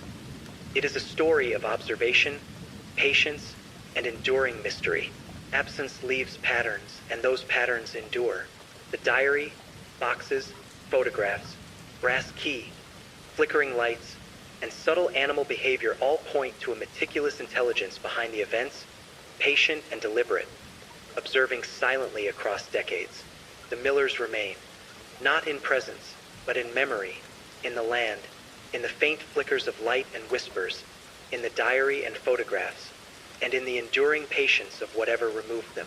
The town, the land, and the property hold the story, waiting for anyone who will notice, anyone who questions, and anyone willing to follow the patterns left behind. Some mysteries are never solved. Some disappearances are never explained. Some nights carry shadows that watch and wait, silently, deliberately, and enduringly, unbroken by time. Harvest Creek remembers. It waits, and it observes. Harvest Creek's nights carried a quiet tension, almost imperceptible to the untrained eye, but unmistakable for those familiar with the Miller's story. The farmhouse and barns sagged under decades of neglect.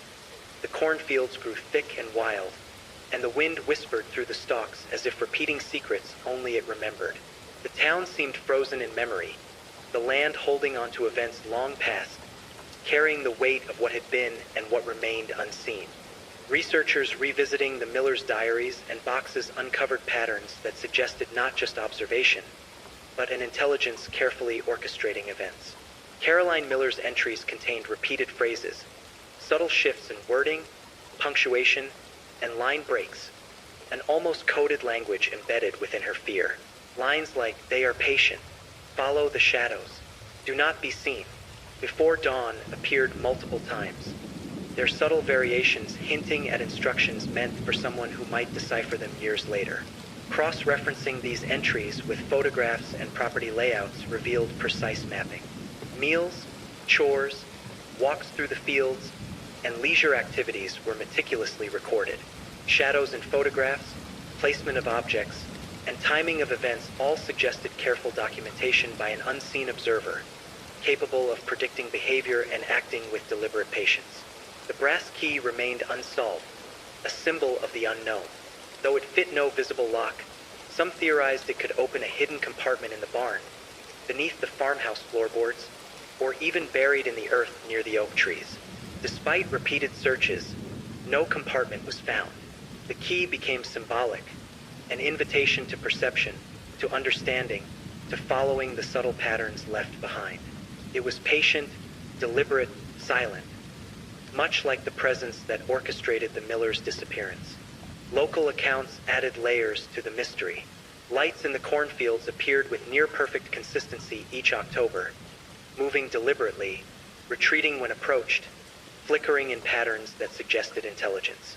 Shadows shifted at the edges of the fields, subtle but deliberate, always avoiding detection. Animals reacted too. Dogs hesitated at invisible boundaries, deer avoided specific areas, and birds altered flight paths. The land itself seemed aware of something unseen, patient, deliberate, and enduring. Old Town records revealed similar phenomena spanning generations. Families who had lived on or near the property reported missing objects, unexplained noises, lights in the distance, and abrupt departures. The consistent pattern, observation, monitoring, disappearance, and lingering traces suggested a deliberate, patient presence acting across decades. The diary contains subtle warnings, instructions, and hints of understanding. Watch for the light. Follow the shadows. Do not be seen. They are patient. Cross-referencing these phrases with property layouts, photographs, and the brass key suggested Caroline had left a roadmap for understanding the events. The observer had tracked every routine, predicted behavior, and acted with precision. And when the Millers disappeared, only their diaries, boxes, and the brass key remained to mark the carefully orchestrated removal. Visitors today often report feelings of unease along the property's edge. Walking through the cornfields in October, they sense shadows at the periphery, faint pulsing lights, and whispers in the wind.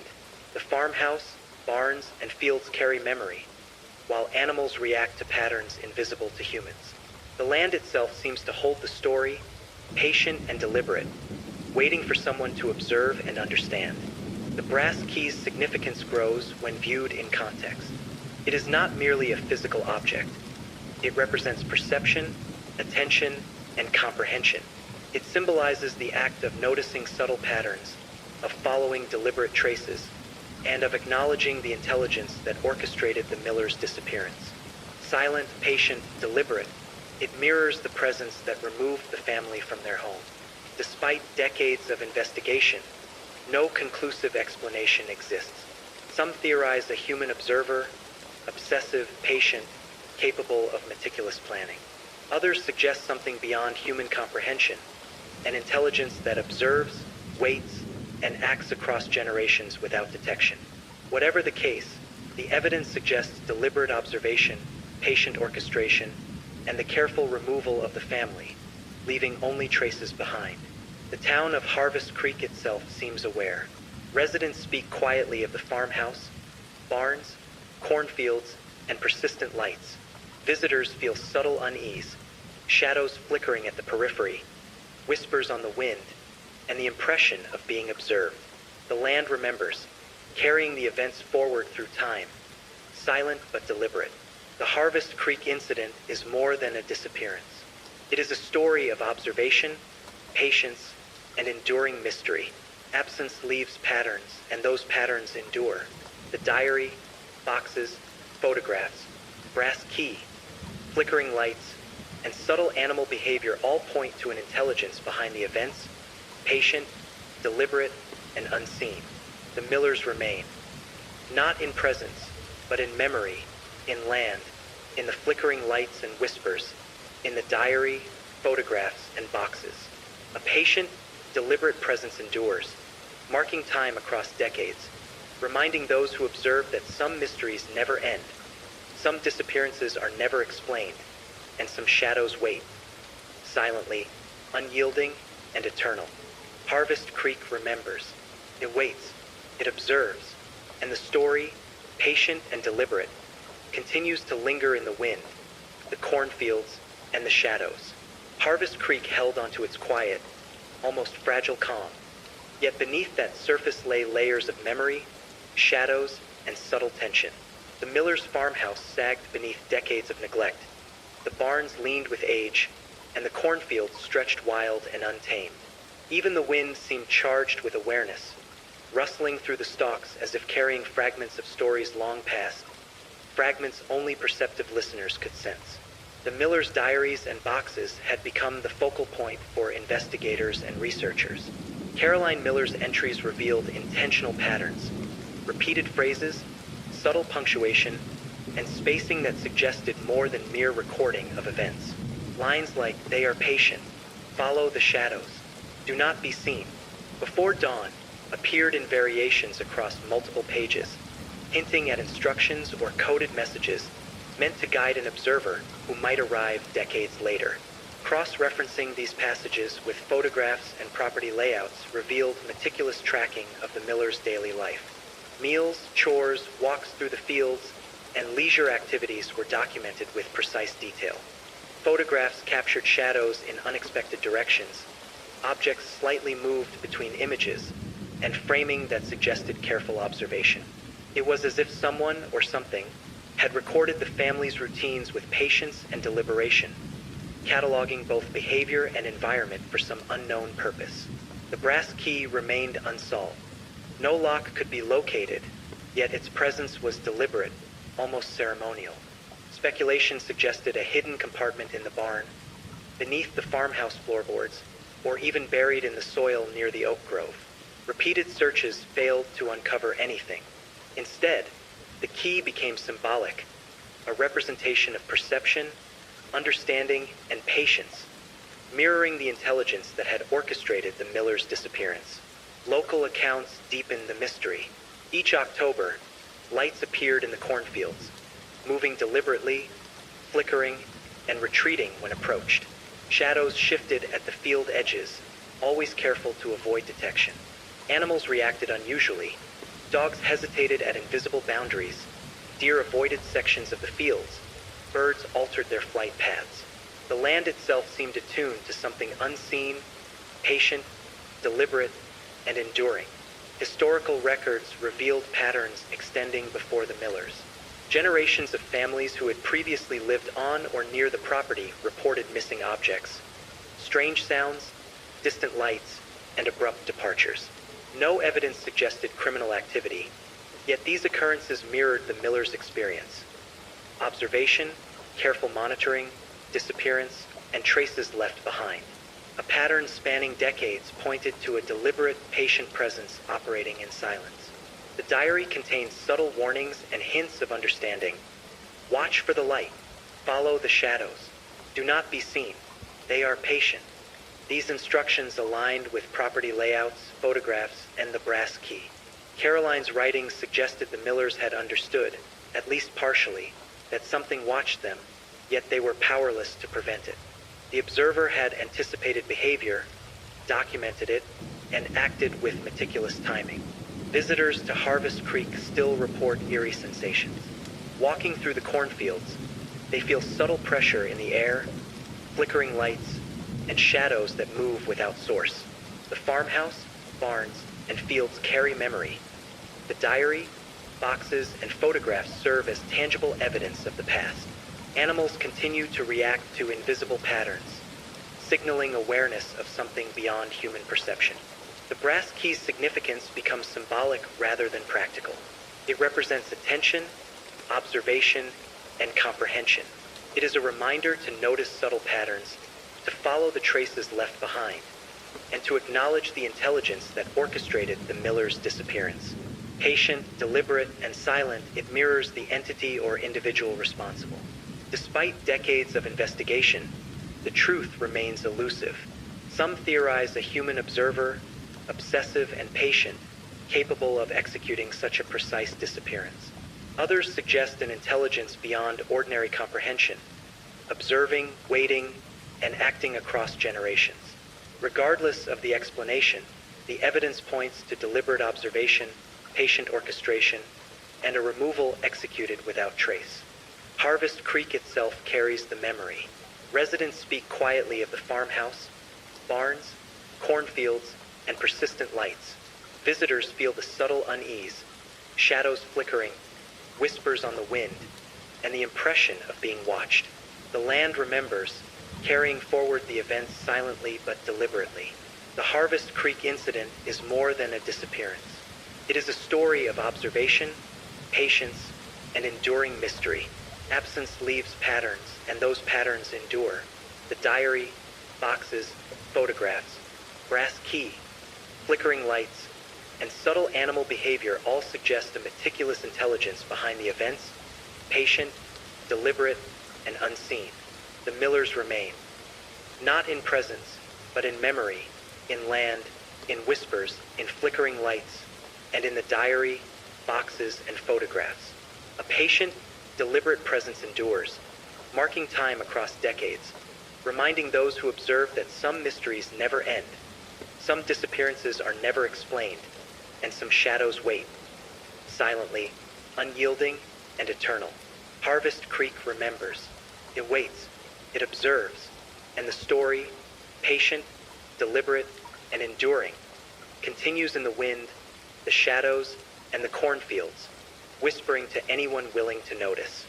Harvest Creek's nights remained undisturbed in their surface calm, yet beneath the quiet lay a persistent, almost imperceptible tension. The farmhouse sagged, its paint peeling, barns leaned with the weight of decades, and the cornfields grew dense and untamed. Even the wind carried stories, rustling the stalks as if whispering fragments of events long past, audible only to those patient enough to notice.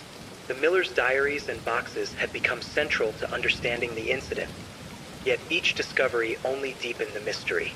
Caroline Miller's entries revealed carefully constructed sequences, repeated phrases, subtle punctuation shifts, and spacing that suggested deliberate coding.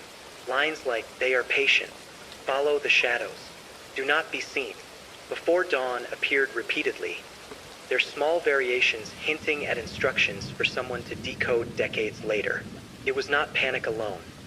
There was intent, precision, and a desire to leave traces for those who could perceive them. Cross-referencing diary entries with photographs and property layouts revealed meticulous monitoring of the Millers' routines. Daily meals, chores, walks through the fields, and moments of leisure were documented in uncanny detail. Photographs revealed shadows in unexpected places, objects slightly altered between shots, and framing that suggested observation from hidden positions. It was as if a patient intelligence had cataloged not only behavior but also the environment itself, anticipating every routine and movement. The brass key remained a central puzzle. No lock could be identified, yet the key's presence was deliberate, almost ceremonial. Some speculated it might fit a hidden compartment in the barn, under the farmhouse floorboards, or even buried near the oak grove. Repeated searches yielded nothing. The key became symbolic, a representation of perception, understanding, and patient observation, echoing the presence that orchestrated the Millers' disappearance. Local accounts added chilling layers. Each October, lights appeared in the cornfields, moving deliberately, flickering, and retreating whenever approached. Shadows shifted at the edges of the fields, careful to avoid direct detection. Animals reacted strangely. Dogs hesitated at invisible boundaries, deer avoided certain areas, and birds altered their flight paths. The land itself seemed attuned to an unseen intelligence, patient, deliberate, and enduring. Historical records revealed a long-standing pattern. Families who had lived on or near the property before the Millers reported missing objects, unexplainable noises, distant lights, and abrupt departures. No evidence suggested human culpability, yet the pattern of observation, monitoring, disappearance, and residual traces persisted across decades. It suggested a deliberate, patient presence, operating quietly and without exposure. The diary hinted at the observer's broader understanding of human behavior and environment. Caroline's final entries emphasized vigilance, awareness, and careful observation. Watch for the light. Follow the shadows. Do not be seen. They are patient. These aligned with photographs, the brass key, and property layouts. Caroline seemed aware that she was being observed, yet powerless to act. The intelligence behind the events anticipated actions, documented them, and executed its plans with clinical precision. Visitors today report lingering unease. Walking along the cornfield edges, they sense shadows at the periphery, flickering lights that evade direct sight, and whispers carried by the wind. The farmhouse, barns, and fields carry memory. The diary, boxes, and photographs provide tangible proof of what occurred. Animals continue to respond to patterns invisible to humans, hinting at the ongoing presence of the orchestrator. The brass key's symbolism grows more profound when seen in context. It represents perception, attention, and understanding. It is a reminder to notice subtle patterns, to follow the deliberate traces left behind, and to acknowledge the intelligence responsible for the Millers' disappearance. Silent, patient, and deliberate, it mirrors the presence that removed the family. Despite decades of investigation, no conclusive explanation exists. Some theorize a human observer, meticulous and patient, capable of executing a disappearance without trace. Others suggest something beyond human comprehension, an intelligence that observes, waits, and acts across generations. Whatever the truth, evidence points to deliberate observation, patient orchestration, and removal executed without leaving a trace. The town of Harvest Creek itself seems aware. Residents speak quietly of the farmhouse, barns, cornfields, and the persistent lights. Visitors often sense subtle unease, shadows flickering, whispers on the wind, and the impression of being watched. The land remembers, carrying the events forward in time, silently but deliberately. The Harvest Creek incident is more than a disappearance. It is a story of observation, patience, and enduring mystery. Absence leaves patterns, and those patterns endure. The diary, boxes, photographs, brass key, flickering lights, and subtle animal behavior all point to a meticulous intelligence behind the events. Patient, deliberate, and unseen, the Millers remain. Not in presence, but in memory, in land, in whispers, in flickering lights, in the diary, boxes, and photographs. A patient, deliberate presence endures, marking time across decades, reminding anyone who observes that some mysteries never end, some disappearances are never explained, and some shadows wait, silently unyielding and eternal. Harvest Creek remembers. It waits. It observes. The story continues in the wind, the shadows, and the cornfields, patient, deliberate, and enduring, leaving anyone who notices with a quiet, unsettling awareness that some mysteries remain unresolved forever. Harvest Creek had long been a town of quiet facades, its streets empty in the evening, the barns and farmhouse standing as mute witnesses to decades of history. Yet beneath the calm, the land carried memory, the weight of events that refused to fade, shadows that lingered longer than natural, and whispers that moved with the wind through the cornfields. Even the faintest movements, the sway of the stalks, the rustle of dry leaves, the distant call of an owl, seemed purposeful, deliberate, as if the land itself remembered every detail. The Miller's diaries had become almost sacred to investigators. Caroline Miller's entries revealed patterns of observation embedded within fear. Repeated phrases, small punctuation changes, and intentional spacing. Lines like, "They are patient," "Follow the shadows," "Do not be seen," "Before dawn" appeared over and over, sometimes in fragments, sometimes complete, hinting at instructions or warnings designed for someone who might arrive decades later. It was more than a record of panic. It was a map of awareness, a guide to understanding the silent force that had orchestrated their disappearance. Photographs aligned with the diaries, revealing subtle, almost imperceptible cues. Shadows fell in unnatural directions, objects shifted slightly between frames, and sequences suggested observation from hidden locations. Every photograph became a piece of evidence pointing to patient, deliberate monitoring, cataloging not only human behavior but the environment itself, light, wind, and even the way animals moved across the land. It was as if someone or something had waited decades to record every detail necessary to understand the family and their routines. The brass key remained an unresolved enigma. No lock could be identified, yet it was intentionally left among the diaries and photographs. Some theorized it could fit a hidden compartment beneath the barn or the farmhouse floorboards, or perhaps be buried in the soil near the oak grove. No searches ever uncovered a match. The key became symbolic, a representation of perception, understanding, and attention to detail. It mirrored the patience and deliberation of the entity that had removed the family from their home. Local reports continued to intrigue researchers. Lights in the cornfields appeared consistently each October, moving deliberately, pulsing faintly, retreating when approached. Shadows flickered at the edges, avoiding direct sight, and animals reacted in unnatural ways. Dogs hesitated at invisible boundaries, deer altered their paths, and birds took unusual flight paths. The land itself seemed aware, observant, patient, and deliberate. Historical accounts revealed a similar pattern long before the Millers arrived. Families who had previously lived on or near the property described missing objects, unexplained noises, distant lights, and sudden departures. There was no evidence of human involvement, yet the sequence of observation, disappearance, and lingering traces repeated across decades.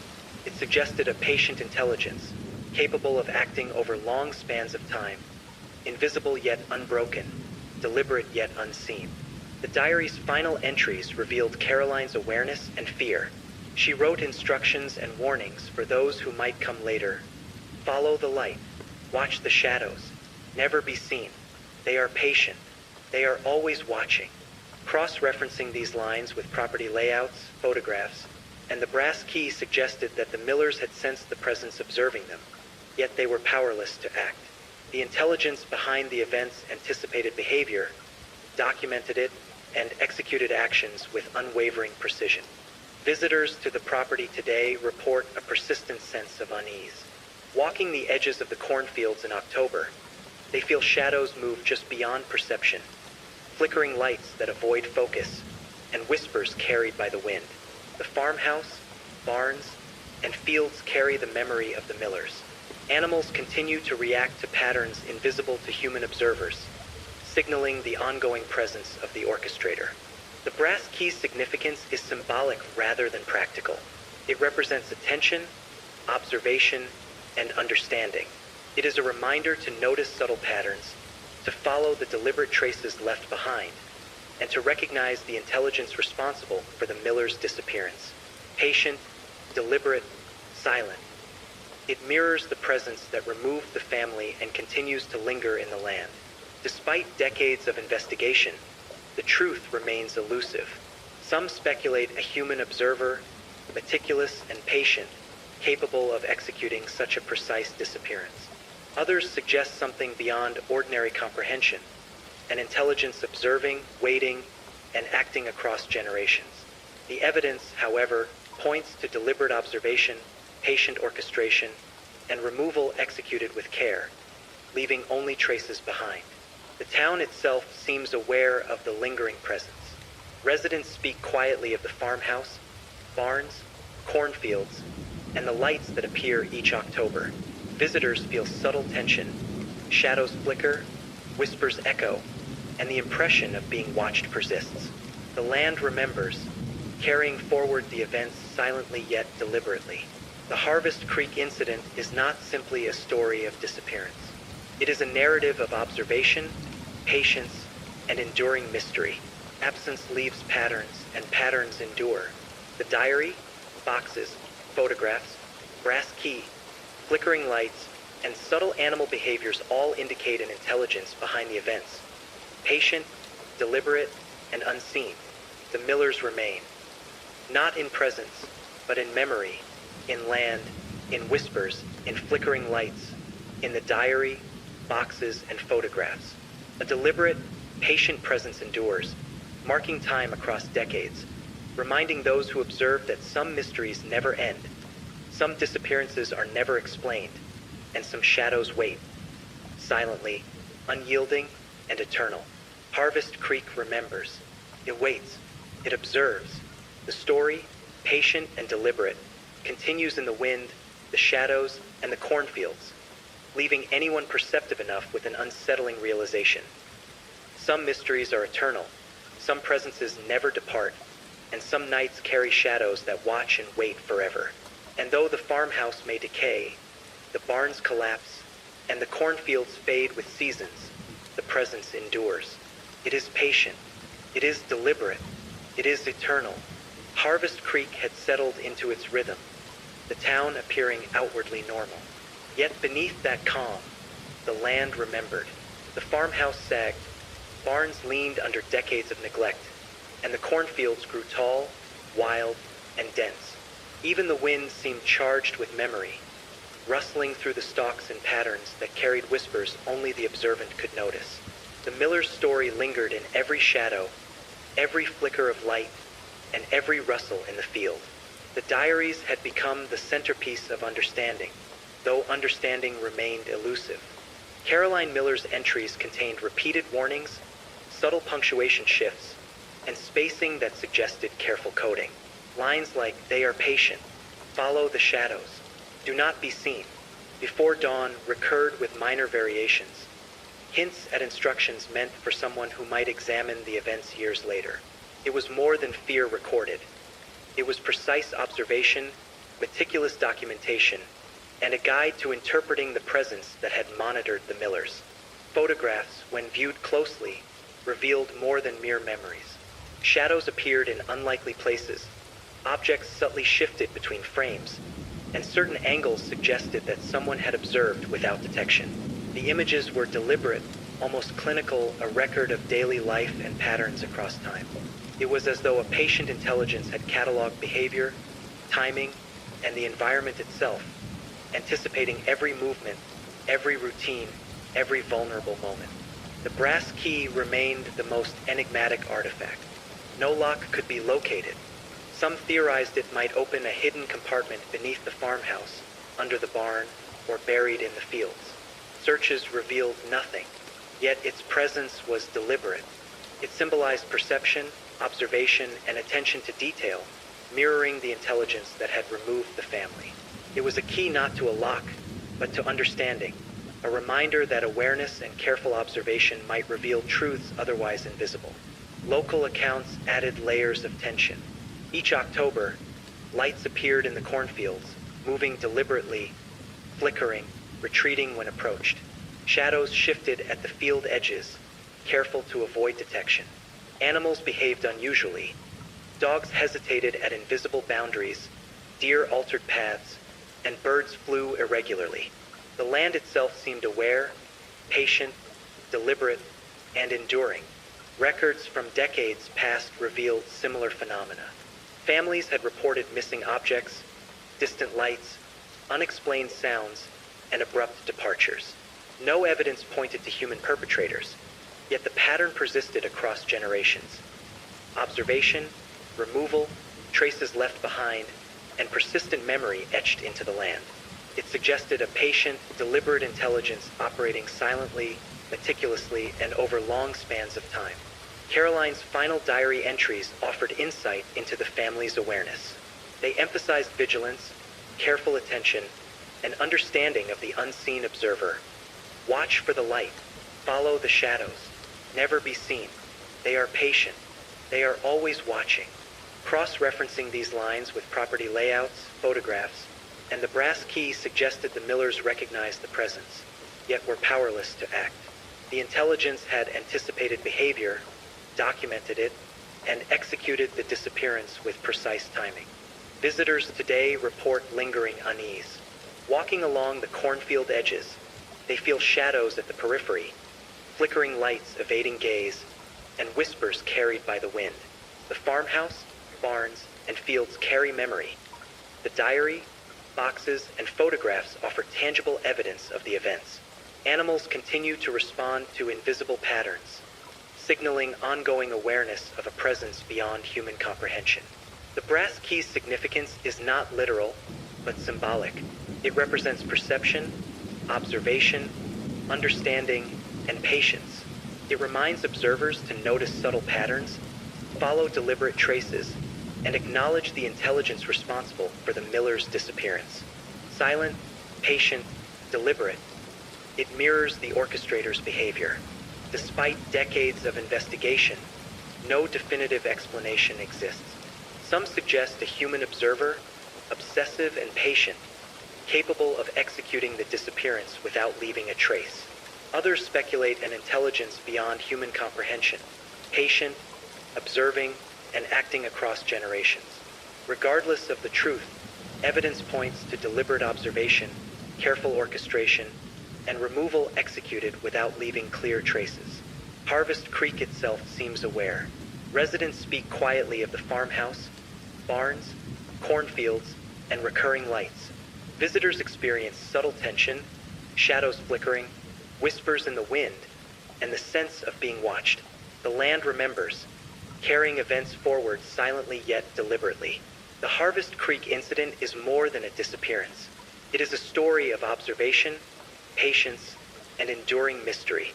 Absence leaves patterns, and patterns endure.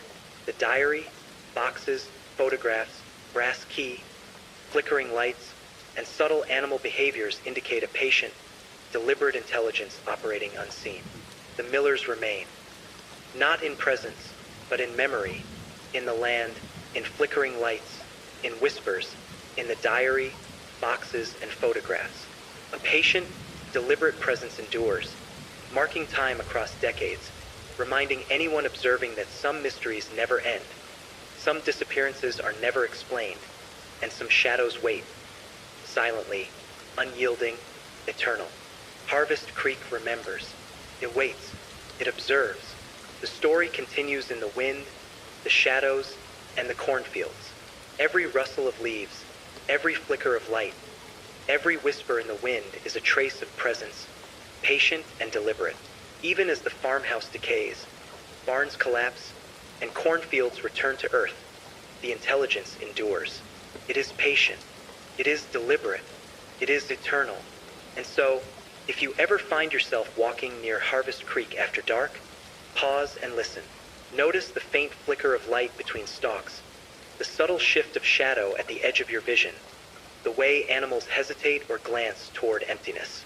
You may not see it, you may not hear it clearly, but it is there, patient, deliberate, watching, and it has been for longer than anyone will ever truly know.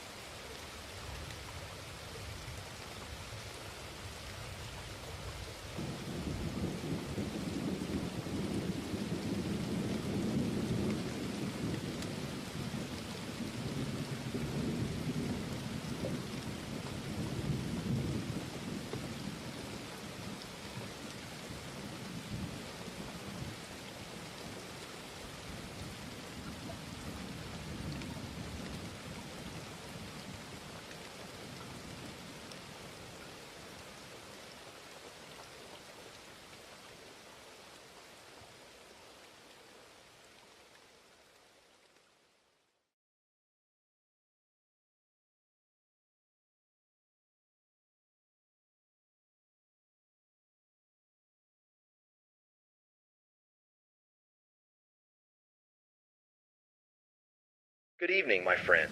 I hope your night has been calm, peaceful, and kind to you. You've made it back to Midnight Radio True Crime, where the rain falls softly outside your window, and every story is told just for you. So take a deep breath, let the world slow down, and thank you for choosing this moment to rest with me tonight. Because tonight's story might make you think twice about who lives right across the hall. This is the man in apartment 3B. Now, get comfortable, pull your blanket close, and listen carefully, because not every neighbor is who they seem. When I first moved into the building on Pine Avenue, I didn't expect much. It was old, slightly leaning to one side, with paint peeling off the stair rails and a faint smell of dust and old coffee lingering in the hallways. But the rent was cheap, and the view from the third floor caught the morning light perfectly. I needed a quiet place to start over. My new apartment was 3A, and right next door was 3B. The first time I saw him, I was carrying boxes up the narrow stairwell. He appeared from the shadows of the hallway, tall, with a button-up shirt tucked neatly into worn jeans, glasses reflecting the light so I couldn't quite see his eyes. "New tenant?" he asked, voice low, almost polite. "Yeah," I said. "Just moved in today." He nodded once, too slowly. "Welcome to the building." Then he smiled, just with his mouth, not his eyes, and slipped back into his apartment. The door closed softly, almost noiselessly. At first, I thought he was just another quiet neighbor, but that was before the nights got strange. The first week was uneventful. I unpacked, met the elderly woman downstairs, got used to the sound of the elevator that always groaned halfway up. But on my fifth night there, I woke up at 2:17 a.m. to tapping, soft, deliberate tapping, coming from the wall behind my bed, the one that bordered his apartment. First, I thought it was pipes, but it wasn't random. It was rhythmic. Top, top, top. Pause. Top, top. I waited, listening. Then it stopped. The second I leaned closer, the silence deepened, like whoever was doing it knew I was awake. The next morning, I ran into Mr. Clark in the hallway. He was locking his door, wearing the same shirt as before, perfectly ironed. "Morning," I said. He smiled faintly. "You should keep your windows locked at night," he said. I blinked. "Oh yeah, sure." He didn't explain, just adjusted his glasses and walked away. That night, I checked my windows twice. Over the next few weeks, I started noticing little things missing around the building. A doormat, potted plant, someone's laundry basket, small, harmless things that didn't make sense to steal. Then it was something of mine. A small cactus that sat by my door. Gone. I told myself maybe the janitor moved it, but that night I heard it again. The tapping. I sat up in bed, heart pounding. Top, top, top, top, top, top. It sounded closer this time, like whoever was doing it wasn't just behind the wall but inside it. I whispered, "Hello." It stopped instantly. For almost a full minute, nothing. Just the sound of my own breathing. Then faintly a whisper, low, male, too close to be real. It said, "I see you." I froze. My body refused to move. Every sound in the apartment disappeared. I barely slept that night. The next morning, I told myself it was a dream, stress, imagination. But when I left for work, I found something wedged under my doormat. Polaroid photo. It was blurry, grainy, but it was me, sitting on my couch. I felt sick. I looked up and down the hall, but everything was quiet. I went to the building manager, but he just sighed. "Probably a prank," he said. "Kids around here get bored." That night, I pushed my dresser against the door and left all the lights on. At 3:12 a.m., I woke up again. This time, not from tapping, but from the sound of a camera shutter. Came from behind the wall. The following morning, I saw the building manager standing outside 3B. He looked pale. "Something's wrong," he said. "Smell's been coming from here for days." He knocked. No answer. Used his spare key. When the door opened, I'll never forget that smell. It hit like rot and chemicals and something worse, something human. The police came. They sealed the floor. I watched through the stairwell railing as they carried out bag after bag of evidence. One officer came up to me later, You live next door? He asked. Yeah. Is he okay? He didn't answer that. Just asked, did you ever notice anything strange? I told him about the tapping, the whisper, the photo. He nodded slowly. Then he showed me something they'd found. A wall covered with Polaroids, dozens of them. Every tenant in the building, all taken through windows. And in the middle of the wall, my photo. Right above it, written in marker, were 5 words. Soon, she'll know the truth. That night, when the police left, I sat alone in my apartment. The building was quiet again. Too quiet. I walked into my bedroom, staring at the wall that connected to his. The plaster looked untouched. Smooth. Ordinary. But when I turned off the lights, the moonlight caught something. A small circular mark above my bed, barely visible. I leaned closer. It was a hole, and inside it, something shimmered. A lens. Rain fades in softly. Thank you for spending your night with Midnight Radio True Crime. If your heart's still racing, that's okay, you're safe now. But before you fall asleep tonight, maybe take a look at your walls. Sleep well, my friend, and I'll see you tomorrow night. I didn't sleep that night. Every time I closed my eyes, I saw that Polaroid again, me, sitting at my desk, unaware someone was watching. Morning came with its usual pale light, but nothing felt normal. The hallway was quiet, too quiet. Even the old woman downstairs didn't call out hello when I left my apartment. The elevator groaned like it always did, but it sounded hollow, echoing too long. I made coffee, but I couldn't drink it. My hands shook too badly. I kept staring at that wall, the one separating me from apartment 3B. The wall that now had a small, perfectly round hole just above my bed. I had to see it up close. I grabbed my phone, flashlight on, and held it to the hole. The lens was still there, tiny, smooth, shiny, almost innocent looking if you didn't know what it was. I poked it lightly with a pen. It moved slightly. Then, with a faint click, it dislodged. I dropped it onto the carpet. It was a miniature camera, one of those old-fashioned cylinder ones, not digital. I picked it up carefully, breathing shallowly. My mind raced. How long had it been there? Days? Weeks? Months? I put it in a plastic bag and took it down to the police. They frowned, asked questions, then called another officer to check the camera. While they inspected it, I glanced toward the open door of 3B. The smell hit me immediately, sharp, chemical, metallic. Inside, I could see glimpses of the room. A mattress without sheets, stacks of boxes, Polaroids taped on every wall. One wall had letters written in black marker. Truth must be seen. I felt like I was staring into the mind of a man who had no boundaries, no fear, no remorse. Later that afternoon, I went back upstairs. I couldn't stop thinking about the wall, the hole, that camera, the Polaroid. I started checking every inch of my apartment. Behind paintings, under the sink, in the vents, behind the wardrobe. And then I found another hole larger this time, behind the wardrobe.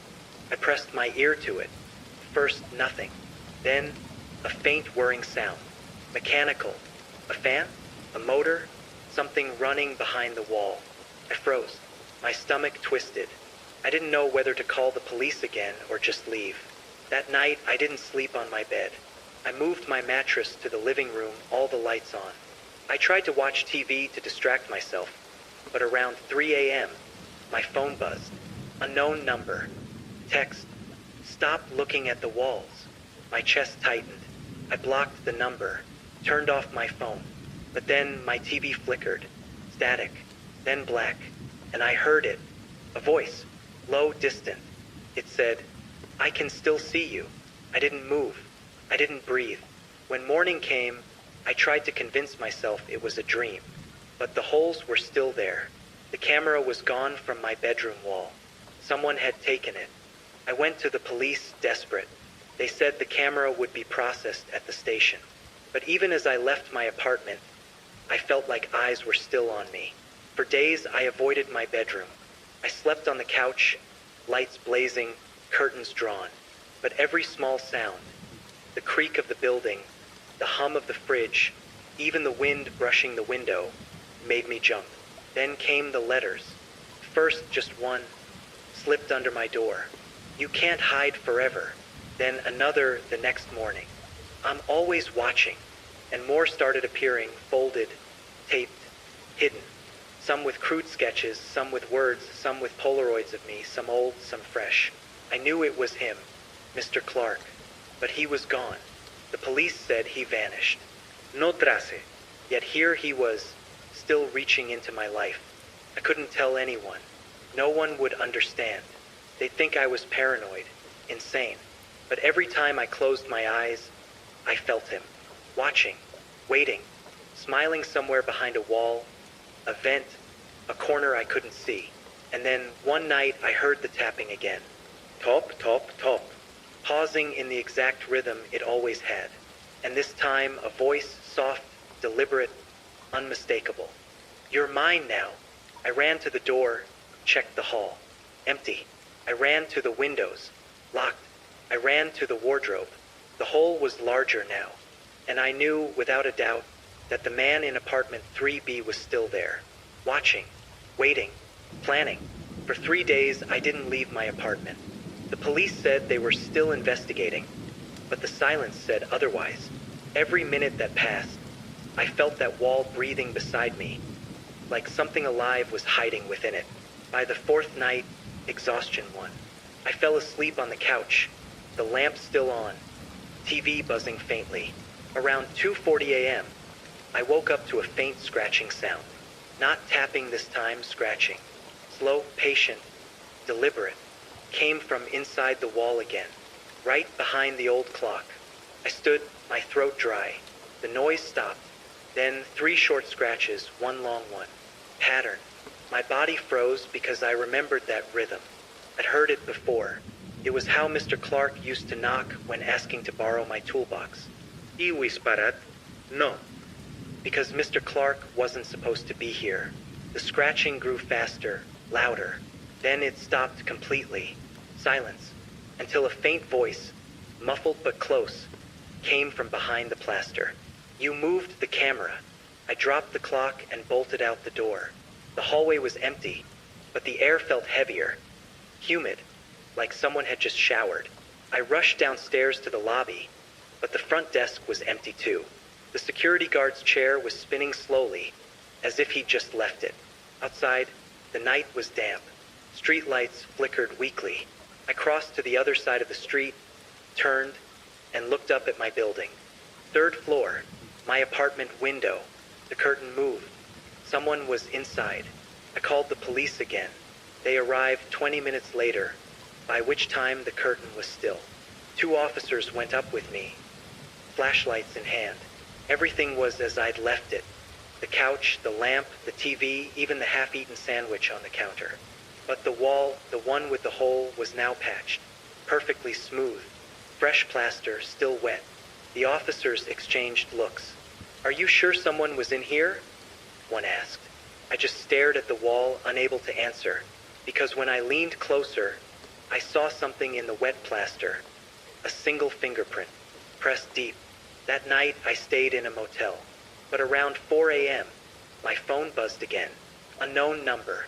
Picture. It was the motel room door. From the hallway, taken minutes earlier. My chest locked up. I jumped up, grabbed my things, and threw open the door. The hallway was empty, silent except for the faint hum of a vending machine. At the far end of the hall, a door slowly closed. Room 117. I called the police again. They searched it. Empty. No one had checked in there in weeks. But there was something in the bathroom sink. Vetplaster. White dust. And a Polaroid photo face down. The officer picked it up with a glove. When he turned it over, I almost vomited. It was me, sleeping on my motel bed. I packed everything the next morning and went back home, stupidly thinking I'd feel safer where I knew the layout. The moment I stepped inside, I smelled it again, that metallic chemical odor from 3B. And there, taped to the inside of my front door, was a note written in thick black marker. Welcome home. Below it, a single Polaroid of the hole in my wall, the same hole I'd seen days ago. But this time, the photo showed an eye staring through it. Why, smiling, alive. I should have left. I should have moved out of that building entirely. Every rational part of me screamed it, but something kept me there. A mixture of fear, obsession, and the impossible need to know what Mr. Clark had left behind. I spent the morning packing small things, trying to pretend I wasn't terrified. But the apartment didn't feel empty. Every corner, every shadow seemed alive. The faint chemical smell lingered in the air, and the walls, white and innocent, felt like prison bars. I decided to check the bedroom wall again. The hole above my bed had been patched, but I could still feel its presence. A line in the plaster, a subtle unevenness my fingers traced. Something told me there was more. I dragged the wardrobe away from the other side of the room, the corner where I had first discovered the larger hole. The wood scraped against the floorboards. My heart thumped in my chest. Behind the wardrobe, the wall looked untouched, perfect, unbroken, but my instincts screamed otherwise. I pressed my ear to the plaster. First silence, then the faintest scratching. Top, scratch, top. I jerked back. It wasn't coming from inside the wall. It was coming from beneath it, the floorboards. I leaned down, pressing my ear to the hardwood, and there it was again, slow, deliberate, methodical, like someone was moving under the floor, just beneath me. I took a deep breath and tried to rationalize it. Old buildings make noises, pipes shift, rats crawl. But then came the sound of something sliding, not tiny, heavy, something scraping along the wood, slow and controlled. I froze. I realized then that my entire apartment was compromised. Every wall, every floor, every vent. A surveillance grid meticulously installed by someone who had spent months learning this building. Someone who had anticipated my every movement. I called the police immediately. They came quickly this time, flashlights in hand, and started inspecting the floorboards in my bedroom. First, they found nothing. Then, under the far corner of the room, a floorboard creaked differently when stepped on. The officer pried it up with a crowbar. Beneath it, a shallow cavity, lined with black tape and wires. My stomach turned. Inside the cavity were dozens of miniature cameras, cylindrical, old-fashioned, mechanical types, each positioned to capture a specific angle of my room. The bed, the desk, the doorway. The officer shook his head. How long do you think someone's been doing this? I swallowed hard. Since I moved in, and then I noticed it. A single Polaroid, wedged carefully under the wires, facing upwards. I picked it up. It was me, sitting at my desk, laptop open, headphones on. My expression was neutral, normal, but something about the eyes in the photo made my blood run cold. Someone had taken it just moments ago. I realized then that Mr. Clark had never left. Not really. Somewhere in the building, in the walls, in the pipes, he was watching, planning, waiting. The police tried to assure me they would search the entire building. They'd send in K-9 units. Detectives would sweep the walls, the vents, the attic. They even considered pulling up the floorboards throughout the third floor. But they warned me, with old buildings, it's nearly impossible to find someone hiding that way. I was left with a decision. Stay in my apartment and risk being monitored, or leave everything behind. I couldn't leave. Not yet. I had to know what he wanted. That night, I lay on the couch, lights on, curtains drawn. I didn't sleep. Around 1:30 a.m., a faint scratching started again. Not from the walls, not from the floor. Came from the vent above my bed. I froze. My breath caught in my chest. Slowly, I crawled toward it. The vent cover was loose, the screws unscrewed, carefully removed and replaced by someone with knowledge of the building's interior. I lifted the vent cover. Inside, wires snaked through the ductwork, connecting to a small black box. The camera lens stared back at me, red light blinking faintly, and next to it, a small note taped carefully to the ductwork. I see everything, even when you sleep. I felt bile rise in my throat. My apartment, my sanctuary, had been invaded in every conceivable way. Every wall, floorboard, and vent had eyes and ears. And then came the sound I'd feared most. A whisper, soft, almost indistinguishable. You can't hide from me. It was so close it sounded like it was coming from inside my skull rather than the vent. I screamed. I grabbed my phone and called the police, but the line went dead mid-sentence. My apartment lights flickered. The air grew cold, icy. Something was in there with me, not just watching, present, waiting. Hours passed. I didn't move. I didn't eat. I didn't breathe properly. Just listened. By dawn, everything was silent. The vent was empty. The cameras were gone. The note was gone. But my hands shook uncontrollably, my chest tight, and my entire being knew one undeniable truth. Mr. Clark was not gone. He never would be. Somewhere in the building, behind walls, under floors, inside vents, he waited, watching, planning, and I knew the next move would be his. The next few days were a blur. Couldn't sleep. I barely ate. Every sound, the drip of the sink, the hum of the refrigerator, the creak of the floorboards, felt amplified, malicious. The building that had once seemed quaint and old now felt like a labyrinth designed to trap me. I tried to rationalize it. Maybe the cameras were old, removed, inactive. Maybe the notes and Polaroids had been left behind, not part of some ongoing plan. But my instincts told me otherwise. Every time I walked past the walls, every glance at the vents, every shadow on the floor, screamed that he was still here, watching, waiting.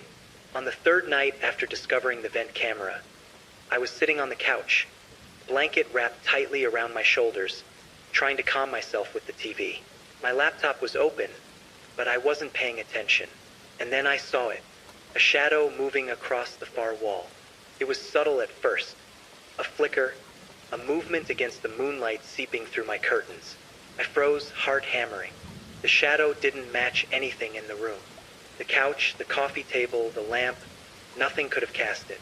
I gripped my phone and pointed the flashlight toward the wall. Nothing. The shadow vanished. And then I heard it, a whisper, right behind me. Don't turn around. My stomach twisted. My breath caught in my throat. Ispunaniwai. The room was empty. The floor was bare. No one. No sign of anyone. I ran to the window and looked down. Empty street. Empty alley. Only the faint hum of distant traffic. I felt safe for a moment, foolish as it was. But when I turned back inside, the shadow had returned. Closer, bigger, and it moved with purpose. I grabbed a chair and held it in front of me, trembling. The shadow paused, shifted, stretched, and then I realized it was attached to the wall. Not a shadow, a figure, tall, thin, looming.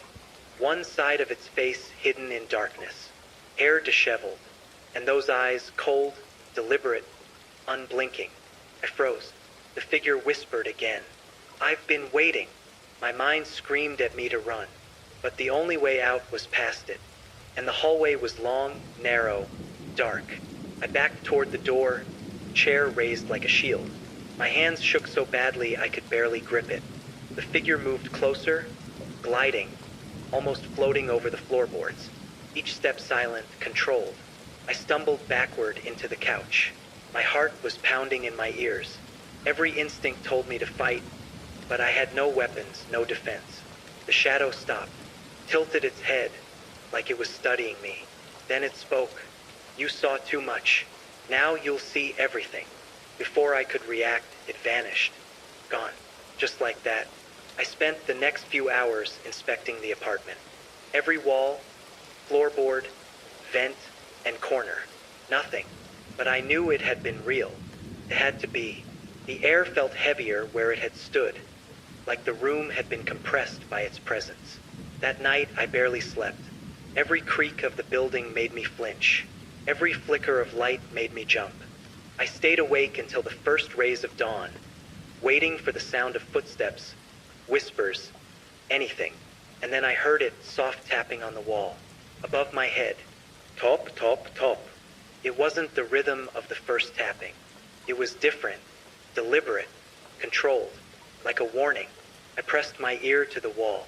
You can't hide from me. The voice was deeper this time, older, confident, certain. I stumbled back, trembling. My fingers brushed the hole that had been patched weeks ago. My stomach churned. The plaster was warm, not room temperature, warm. I realized then he had never left. Mr. Clark had been inside my walls, watching, moving, listening, planning. The next morning, I called the building manager. "Something's wrong," I said. "I think someone is inside my apartment, in the walls." He laughed, nervously. "That's impossible. We've had inspections. The apartment is sealed. No one can be in the walls." I wanted to scream, but I knew better, because the night had proved otherwise. That evening, I tried to leave, packed a bag, intended to stay with a friend. But when I reached the door, the knob wouldn't turn. Not stuck, locked, and taped to the inside of my door in thick black marker. "You don't get to leave." I ripped it off, tried the knob again. Still locked. I ran to the window, considered jumping. But the third floor was too high, the street too far. And then I heard it coming from the vent above me.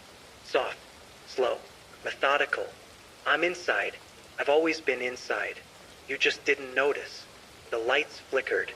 The TV static buzzed. My phone vibrated in my hand. Unknown number. Picture. It was the interior of my apartment. From the ceiling, my bed, the couch, the kitchenette, and in the corner a figure. Watching, waiting, smiling. I dropped the phone. My legs buckled. I sat on the floor, shaking uncontrollably. Somewhere inside those walls, Mr. Clark was alive. He had never left. And now I realized with terror, there was nowhere to hide. I didn't sleep that night. Not really. My body was exhausted, my eyes heavy, but my mind wouldn't allow it. Every creak of the floorboards, every distant hum of the refrigerator, every gust of wind rattling the window made me flinch. The apartment had transformed from a home into a trap. Prison. I sat on the floor, leaning against the couch, trying to make sense of what had happened. The messages, the photos, the shadow, the taps, the vent. It was all one thing. One person. One terrifying mind that had carefully infiltrated my life. And then it started. First, faint, soft, almost imperceptible. Top, top, top. The rhythm was deliberate, not random, not the same as the tapping I'd heard weeks before, but purposeful. I pressed my ear to the wall, the one that separated me from apartment 3B. "Hello," I whispered. Silence, and then a voice, low, controlled, clear, direct. "You know why I'm here." I jolted back, my heart hammering. I hadn't expected words, not like this, not audible from the wall. But the voice was unmistakable, calm, confident, patient. "You saw my cameras. You saw too much. I'm just finishing what I started." I felt bile rise in my throat. I could feel the floorboards beneath me shiver slightly, as if he were pacing somewhere below or behind them. I wanted to run. My bag was in the corner, packed. My phone silent. Every line of escape cut off. "I've been in your walls longer than you think. You walk, you sleep, you eat. I'm always here." I pressed my ear harder, trembling. The voice was coming from everywhere at once, the walls, the vent, maybe even the floor. My body wanted to bolt, but my brain forced me to listen. I needed to understand. "Do you know how easy it was to watch you? To know your habits? I learned your routines in days. Your favorite chair, your favorite mug, when you shower, when you sleep. I know where you are at all times." The words weren't just terrifying. They were precise, clinical. He had studied me, followed me, prepared this meticulously. I asked, my voice shaking, "What do you want?" Silence. Then the voice again. "I want what you can't give me. I want you to see me, to understand what I see, to feel what it's like to be watched." I swallowed hard. The fear had a texture now, like it had weight pressing against my chest. Every muscle tensed. I made a decision. I had to try to confront him, maybe reason with him, maybe scare him, anything. I grabbed a flashlight, creeping toward the bedroom wall. The patched hole was there, unassuming. My hands shook as I pressed the light into it. Nothing, just plaster. Then I remembered the vent above my bed. I pulled it down, carefully, quietly. My fingers brushed wires. and then movement, a pair of mechanical eyes, a tiny camera, just as before, swiveled in my direction. The red recording light wasn't on, but I knew it was there, watching. He was watching. I ripped the camera free, yanking wires from the ductwork. Then I pressed my ear to the vent. "You can't remove them all," the voice said calmly. My stomach sank. I've built this building like a cage, like a spider web. I know every corner, every line, every hollow space. You'll never be alone again. I stepped back. My hands shook. My heart hammered so violently I could hear it in my ears. Then a new sound, faint scratching at the baseboards near the closet. I approached cautiously. Floorboards creaked. Dust fell. And then a small square of the floor moved slightly, as if it had been loosened. I knelt and lifted it. Inside more cameras, hidden lenses, and a small pile of photographs. Flipping through them, my blood ran cold. Each photo was taken during moments I thought I was alone. Making coffee, brushing my teeth, lying on the couch, looking at my phone. And at the bottom of the pile, a single Polaroid of my front door, from the outside with my bag packed and ready to leave. "You'll never leave," the voice whispered from somewhere behind me. I jumped, heart in my throat. My flashlight swung. Nothing. Just shadows. Just walls. I realized something. He didn't need to be seen. He didn't need to appear. His control came from knowing, from watching, from anticipating. And he had. Every movement, every decision, every plan. Hours passed like this. I sat, huddled on the floor, flashlight in hand, watching every corner, every shadow, every vent, listening, waiting. I thought about escaping through the window, through the hallway, through the roof. But every exit had been monitored, every escape route anticipated. And that's when I understood the full horror. He wasn't just in apartment 3B. He was in the walls. He was in the vents. He was in the floors. He was in the building itself. He had built a network, a surveillance network, and I was the target. The only way to survive, I realized, was to play by his rules. To move when he expected me to move, to hide when he wanted me to hide, to pretend ignorance when he demanded attention. And even then, there was no guarantee. The night stretched endlessly. The tapping, the scratches, the whispers continued in sporadic bursts. I didn't sleep. I didn't eat. I didn't leave the floor. I barely breathed.